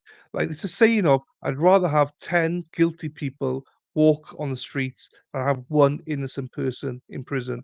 I've got to agree with you. Yeah, 100%. Absolutely. So that's why this case intrigues me. This is why I get so mad that people saying, fuck Karen, blah, blah, blah. It's all about, justice for John O'Keefe. 100% it's about justice for John O'Keefe. But you've already said that Karen's guilty without anything being submitted in a court of law. You're just going by what this piece of shit is saying in front of you. Yeah. Even Judge Canoni said today, she reminded them you are innocent until proven guilty. Yeah. But unfortunately, there's a lot of people out there that just want clicks. They just want the attention. They just want this whole thing of, picking a side. Some people hate Karen because she smiles. That is diabolical to me. That ridiculous. Is like, what are we doing in life? In Britain, we don't have this like court system as they have in America. It's different. It's not in camera like this, is it? It's not visible to the outside world. It's just all news reports and court artists. But the one, yeah, and I don't like that, by the way. I prefer transparency. The one thing I do like is the fact that no evidence is submitted beforehand. So you can't have people going, "Oh, Karen's guilty because of the way she laughs, the way she sits, or she's a piece of shit because of this and that." That's not what it's about, man. It's about having a fair trial. And even this guy, he should be able to turn around and go, "Fuck, do you know what, Judge? I Yeah, think it should be about the actually truth, shouldn't it? And he should be turning around and saying, "Your Honour, we don't have enough."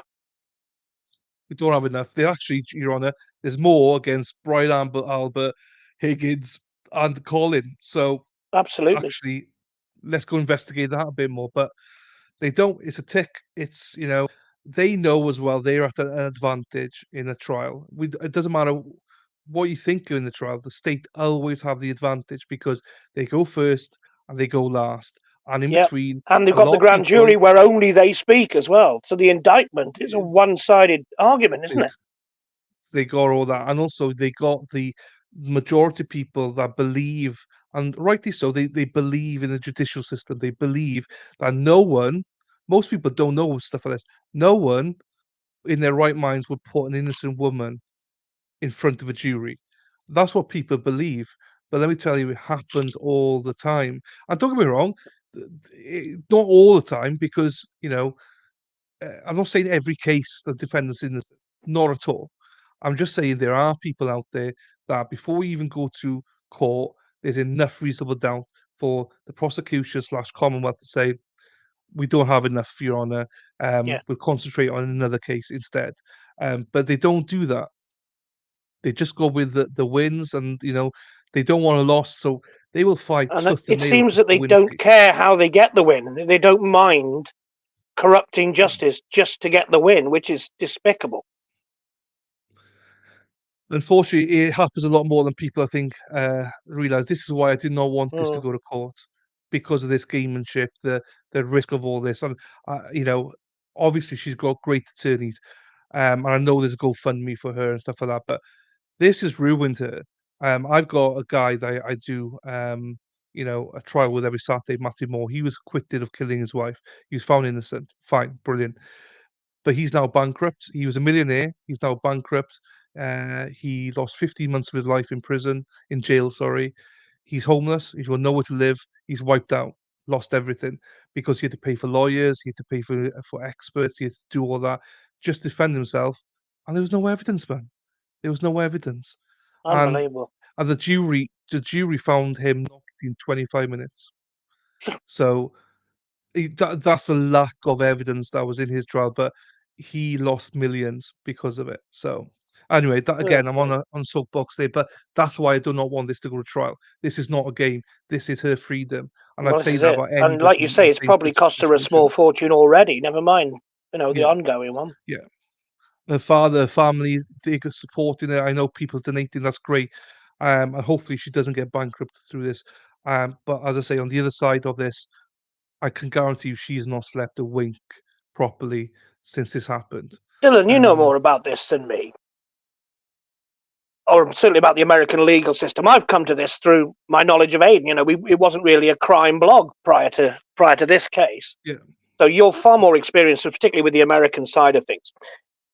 Is there any sort of recourse she has because she's been fitted up? Will she be able to sue the Commonwealth if it all comes tumbling out that what the feds, if the feds have discovered that what we all think is the case, that she's been fitted up? Will she be able to then, recoup those costs by suing the state, particularly, So Norfolk County? she can't technically recoup it because it's a different thing, but she could go civilly against them. The only Right, problem you got is that no one wants to touch it.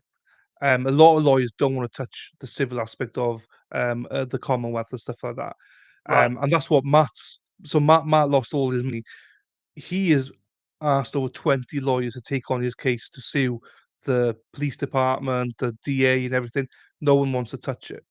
Not right. one single person, because it's that kind of, you know, uh, once you go after somebody, it's really hard. So most lawyers do not want to touch it. Now, it's not to say it doesn't happen, because you might get a lawyer that will want to do it, but from what I've seen, it doesn't really happen. So technically, she could sue Right. them, but how likely is that? Not very likely, Got you. in my opinion. because Good they can knowledge. say, well, but also they can say to her, say, well, actually, no, we had all this evidence against her. Why wouldn't we Yeah, had enough. yeah, The I grand hear jury. what you're saying now. Yeah, This is why they go to the grand jury, because the yeah, grand jury have said there's enough there. So they went, well, hang on, your peers said there was enough. So yeah. But how can you they sue us? withheld so much. It's Yeah. So yeah. she could try doing stuff. She would, in my opinion, she would waste so much money to try and sue them because of the Yeah. grand jury and how fucked up the system is. Gotcha. And but it's not to say she can't, and it's not to say that she may win, What but you're saying is it's very, very there is slim. an avenue, but it's hard work, and the chances of it actually succeeding are still remote. Very slim, only Yeah. because of the grand jury. The Yeah. grand jury are made up of her peers, and they've said Mm. there's enough there to prosecute. And as soon as they say there's enough, even though it's complete bullshit, as Yeah. soon as they said there's enough, you know, Well, I think that's if I'd why have been on really. that grand jury, I might have said there's enough. If they've only shown me the bits where they say a car hit it and she's the only one who could have done it. Totally. Yeah. And also I'll put my hands up that I'm not know every intricacies. Every state is different, by the And of way. course, So they exactly could, that. Every state is different. Yeah. yeah. Because Suzanne says here, obviously, yes, she could sue the Commonwealth. It's Section 1983 civil lawsuit. Yes, so she could sue, but I don't think she would. I don't think, because from my understanding from Matt, what he's been through is he can sue. He can sue Ohio, but he said no one touches it, and also the grand jury is the biggest aspect, because if That's you the say stumbling block. Yeah. it's a massive stumbling block, because your peers have said there's enough evidence there. So yes, you can sue, but no one does it Yeah. because they're not going to win. And it would be So, incredibly hard to prove a malicious prosecution just to protect someone else, because, like you say, yeah, mainly because of the grand jury. Yeah. yeah. Now, obviously, I just seen here. Candy says, but they lied to the grand jury if they could prove it. Do you know what I mean, without beyond a reasonable doubt, because this is towards a judge and another panel. Look, we could go around in circles with it. I mean, Yeah. yes, Yeah. she could say it was a long answer, but I think she'd be chucking a lot of money away if she did. Right. Here we go. And also, I'm happy to be corrected. I'm just speaking about my experience with Matt in Ohio. I cover every Saturday. He speaks at length about this and about how he cannot. No one wants to pick up his case, even though they could sue. No one wants to. He's ready to sue. He's begging attorneys to take on his case to sue. Just no one will touch it. So, and that's what I'm saying. I'm not saying it's not possible to sue. I'm saying, and also I'm not a lawyer. I'm not giving legal advice here or anything. So I'm trying to backpedal a bit here, because people are going, No, no, she can't. all we've been Pay. given all day is our opinions. That's it, isn't it? Yeah, 100%. And again, with chat, I 100% know she could sue, but just the barriers in place to sue It's a is what I'm trying really to say. high bar. Yeah. Yeah. Yeah, you could absolutely sue, but to do so, anyway. Anyway, right, here we go. Let's go back to this again. Yeah. So, Yeah. That's frankly the let's easiest. get nailed it. He wasn't at the house, and that's what the federal materials confirm with each of every single of the witnesses that were spoken to by the district attorney's office or the troopers or testified to the state grand jury. They testified to the exact same things in the federal grand jury, that Colin Albert had left the house prior to the defendant and the victim arriving there, and there's absolutely nothing to combat that whatsoever, other than, again, just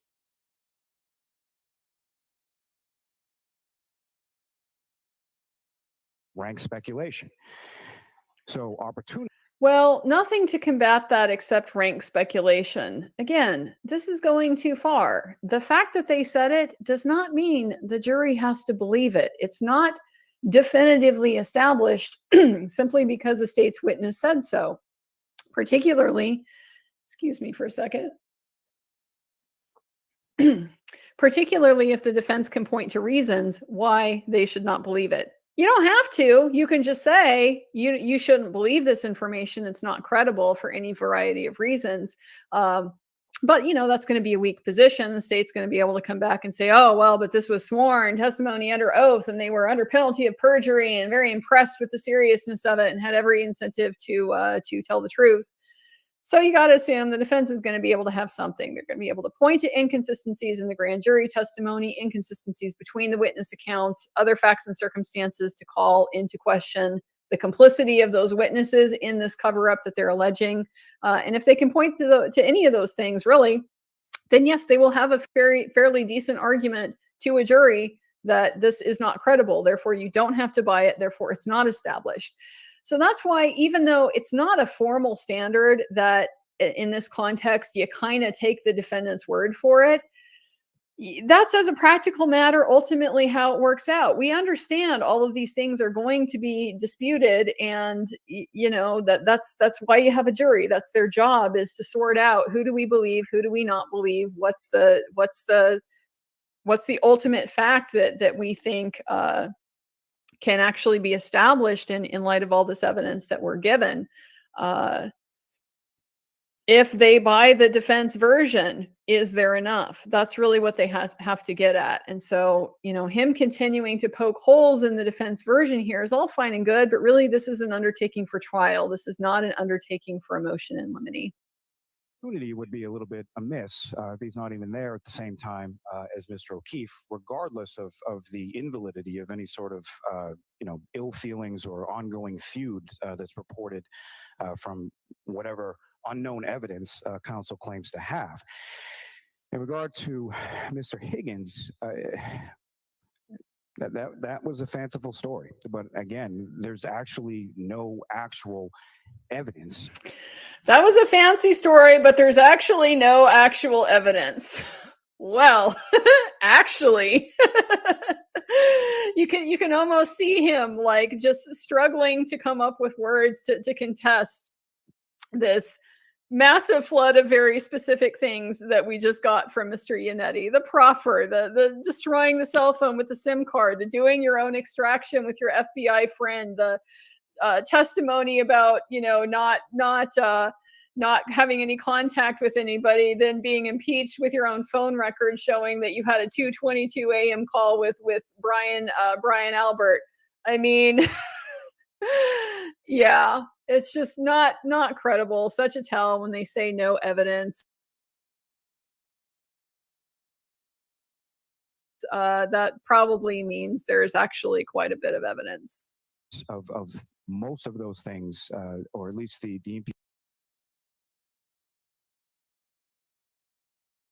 imputations or the connotations the council wants to put behind that. Whatever he feels things were observed. So again, I'm not sure where the evidence from this is coming from. What I'm also a little confused in regard to is that if counsel is merely relying on materials within the federal grand jury and just learned of them at that same time as we learned of them when materials were provided pursuant to TUI, then it's a little peculiar that the exact same arguments were being made throughout the pendency of the case well before counsel was provided with any of those federal materials. This is not as clever as I think he wants it to be, because he's trying to say, well, you've been making up this stuff all along, and therefore, you know, it's weird that we only got this. You're only relying on this in the TUI stuff. Well, no, that would tend to confirm that the defense theory that they were getting through evidence that was not admissible initially early on was correct.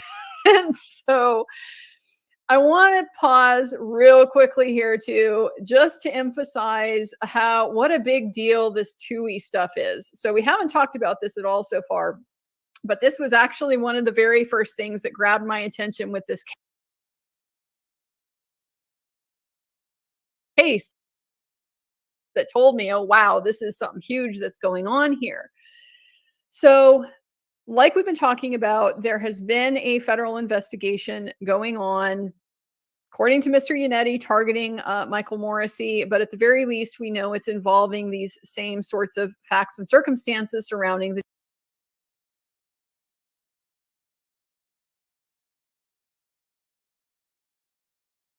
death of John O'Keefe.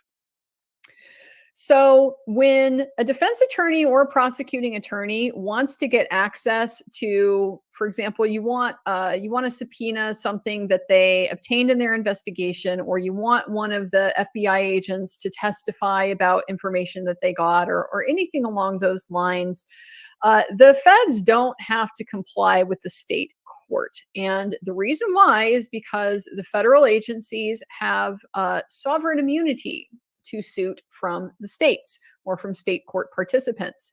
So basically, you cannot sue the government unless it gives you permission to do so. And so TUI is referring to a case that basically is saying that the way that these disclosure obligations then will work is that the departments will adopt policies for when they will and will not cooperate with requests for investigation.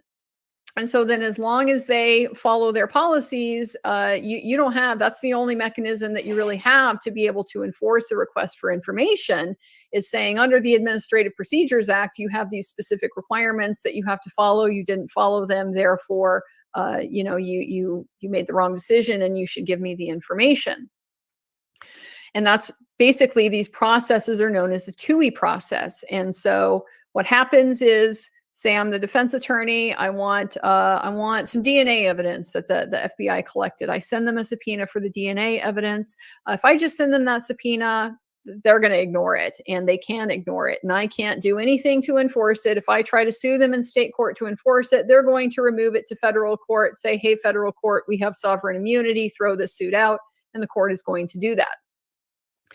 So I have to follow their process. And with the Department of Justice, what that's typically going to involve is I have to send them an affidavit that details, what it is that I'm looking for, why it's relevant to my particular investigation. And they are going to then review that affidavit and see if the information that I'm looking for is something that can be disclosed, or if it falls within some type of exception to disclosure. And so the big exception to disclosure anytime you're dealing with federal law enforcement is the investigative privilege. This is ongoing. If I reveal to you this information, it's going to tell you about sources or evidence or methods and techniques and things like that that could tend to jeopardize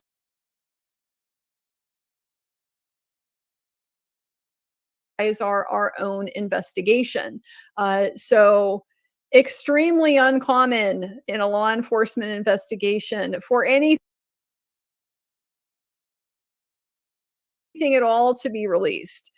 And yet in this case, where there have been no federal indictments coming down from this investigation, something in the ballpark of 3,000 pages of stuff, including grand jury materials, telling us that at the very least, there was an investigation, there was a grand jury process, they were seeking to charge people. Maybe the grand jury just didn't return any indictments. I guess we can't rule that out. Or it's possible that this grand jury is ongoing. This is a continuing process that hasn't been resolved yet.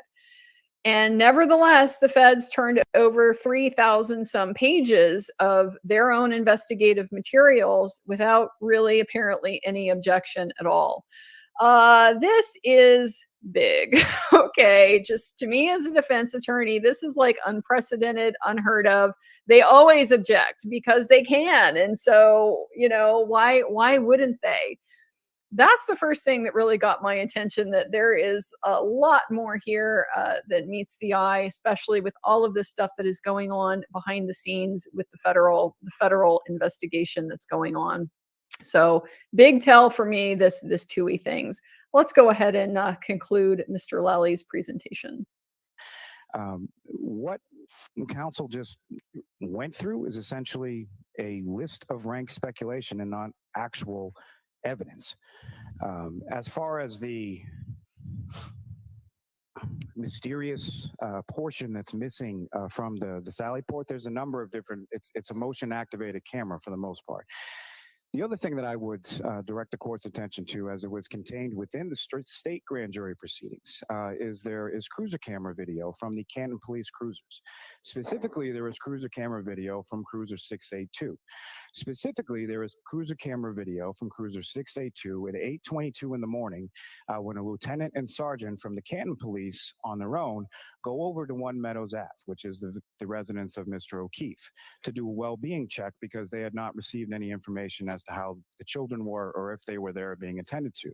And they pull into the driveway at 8:22 in the morning, directly behind the defendant's vehicle, which is exactly where Ms. McCabe parked it when they stopped there to see if Mr. O'Keefe was there before then piling into Ms. Roberts' vehicle and proceeding to 34 Fairview. And what you can see within that cruiser camera video at 8:22 in the morning is the damage to the right rear taillight of the defendant's vehicle. Well before the defendant had then come back to the house after the hospital and then gotten in 3 separate cars with her family and driven in a blizzard all the way back to her parents' house in Dighton. And then the vehicle had then been towed from Dighton back to the Canton Police Station by the state police with the assistance of the Dighton police. Do you know what exhibit number that is before the grand jury? I believe it's 56, but I can certainly locate that information. So again, just a pause here. Okay, there's going to be a factual dispute about when and how the taillight was broken. The defense says we can prove it wasn't broken. The state is saying we can prove it is. None of this means that the state can't, or that the defense can't present its third-party theory. It just means, okay, we can anticipate that the prosecutor is going to rebut that when it goes to trial. But this really isn't pertinent to the legal standard that the judge is going to have to consider in whether or not this third-party culprit stuff is going to be admitted at all. This is just pre-litigating the case for the cameras.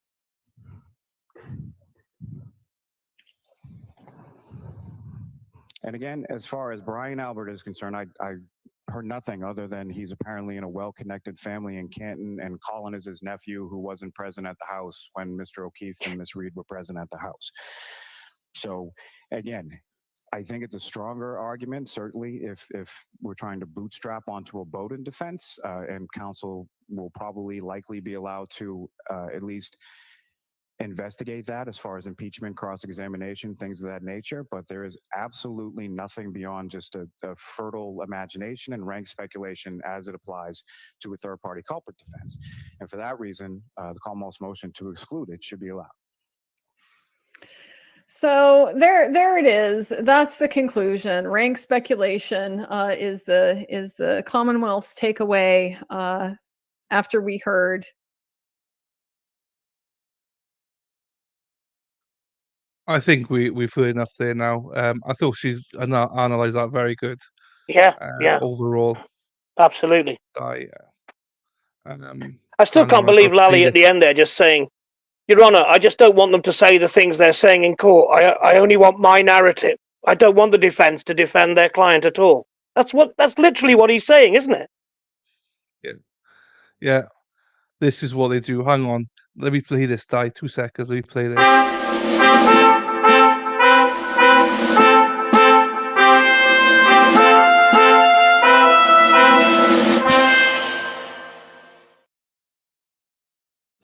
Shout out to Maureen. Love when you and El Jefe are together. Good vibes supporting you from Mexico. Thank you very much, Maureen, for that.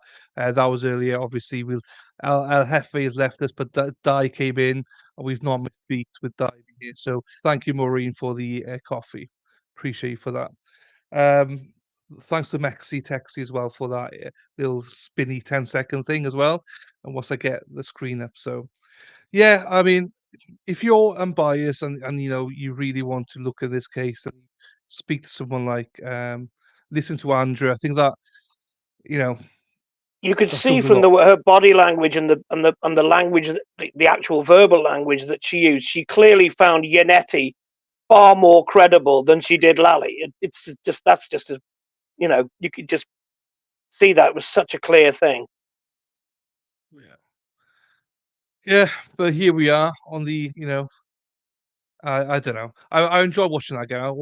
Love seeing different analyses, and you've put some stuff in about the car as well, which I hadn't thought about previously as well. So I think what I'm trying to say is there's a lot more to come, and a lot more to Oh yeah, learn. I think. definitely.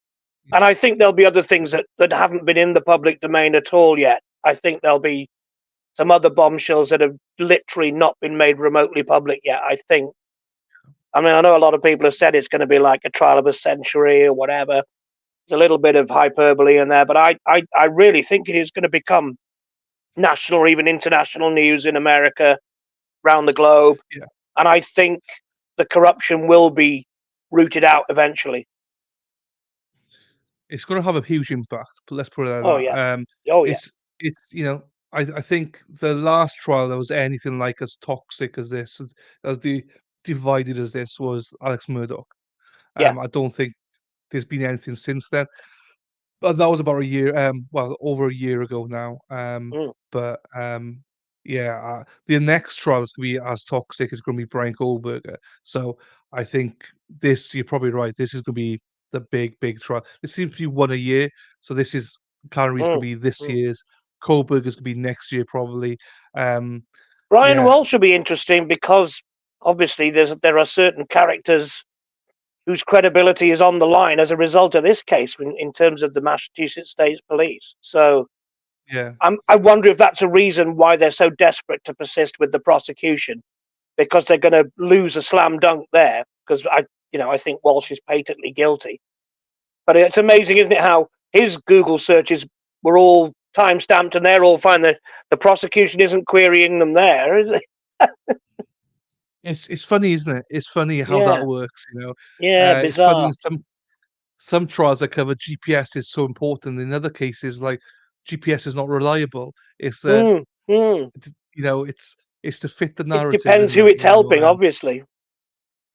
Yes, very much so. And it's the same with pings, and it's the same with everything. If you want it to fit, you're going to shoehorn it in Yeah, any way you yeah. can. So which is very unfortunate when you talk about someone's life, and not just, Very and true. also not to forget this, not just Karen, but John's family. Justice for John O'Keefe, for Officer John O'Keefe. They want justice, I'm sure. And I know what Sean's been spitballing some stuff out there. To follow him, he's got sources everywhere. I mean, Sean's put himself right in the middle of all this. So kudos to him. He's out there. He's let's go. He's got his cloak on and he's going for it. So that's how much he believes in himself, his sources, and his experience, and that says a lot. I think Of when you course, put yeah. your credibility on the line. So. And his background second to none in that respect, anyway. Yeah, and the lack of respect that he gets from certain people is diabolical. Unbelievable. Yeah. When you consider Yeah. what he did for, what he's done for people. I don't know. Yeah, I'd love to see some of them being out there doing what he's done in his Exactly. life. They probably wouldn't be here right now. But yeah, but here we go. Billy Wagner trial in Ohio in 25 is going to be the big trial. Never heard of it, Billy Wagner, to be honest with you. Oh, yeah, I've heard of it. Yeah, okay. So we'll see. So obviously, there's no proper update from court, but we'll be back tomorrow as well. I'm going to be on. Sean's going to be on in the morning. Obviously, Daya, always happy to have you on whenever you're available. Yeah, What no, were your quick it's thoughts nice to on- jump on and for a bit of a change. I haven't done a live show with anyone for a long while, so it was nice to take part. And thank you for the opportunity. No, it's good. As I say, we always like to have people on, especially, got to resist the silence. They're going to come on at lunchtimes and stuff. If you're free any lunchtime, you want to pop on, give some analysis, feel free to, because during the testimonies, we won't be saying much or anything or No, speaking, exactly. but during lunchtimes and stuff, we're going to be discussing the case. And, if you've got 5-10 minutes, you want to jump on, give you a take, you're Sounds always more than brilliant. welcome. Dan. Yeah, I'll do that if I'm around, my friend. Absolutely. Let me know. So thank you for that, Di. No worries. Yeah, I'm going to go and appreciate grab some everybody. tea now. My wife's ready for me to go and get some food down my belly. Why, hey, why do you think I want to finish this now? I'm starving. Diolch See you yn later, fawr. boy. Dos da. Diolch, boy. Dos da, boy. Ta-ra, boy. Colleen, thank you, Colleen. Thank you, everybody. yeah, that's the end of it. As I say, tomorrow we're going to be live again from probably 9:15 in the morning. So we catch Karen walking in. I'll be in with Dave, with what do you call it? With Sean. So I don't know. I got distracted. Says it, the alternate nerd. Where did you get your t-shirts from? In the background, black and white one, please. Black and white. This one I got it from Turtle Boy store. That's where I got that one from, and that one as well. I got that one from Turtle Boy store. This is a Welsh one, so for Rhyddhau Karen Reid is the Welsh translation for free Karen Reid, and I got the Coffin Daffer one and stuff for that as well. So, thank you everybody. Thank you for being here. I'm going to go get some food. It is 7:15 in the evening here. I'm starving. I need my food. But thank you. Hope you join us tomorrow. Again, it's going to be similar, quite boring maybe, but hey, we never know what's going to be seated. I did see the end of poll, 252 votes. Most of you think we're going to be seated next week, next Monday or Tuesday. Some of you think Thursday, some Friday, some optimistic ones saying tomorrow. It's probably going to be next week. I agree. So we'll see. We'll see. Yeah, as Candy says, they are on the TV store. I bought them indirectly from the TV store.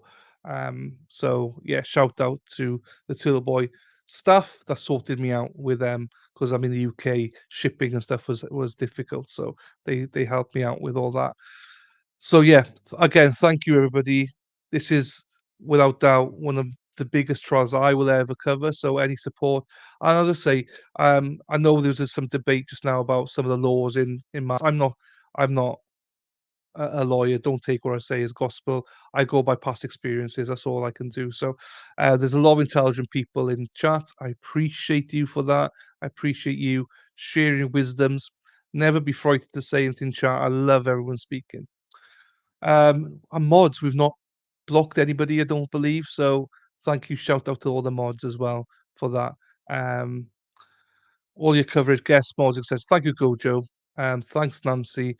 Yes, until tomorrow. And Turtle Boy and Aiden. Sorry, I was going to say Turtle Boy and Aiden. Aiden and Sean are both on News Nation tonight at 10 p.m. Not sure who else is going to be on. So please tune in to News Nation tonight. And if you've not seen Sean's stream from yesterday, Google going through the motions. Google that. Not Google it. Put into YouTube. Watch his stream from last night. He had 3 nurses on who were amazing to give you more insight. And this is always my sign. When I know that I need to shut down, Josie steps in. So thanks, Josie. With that, everybody, thank you, Chrissy. With that, everybody, take care of yourselves. See you tomorrow, hopefully. Have a good evening. Ta-ra.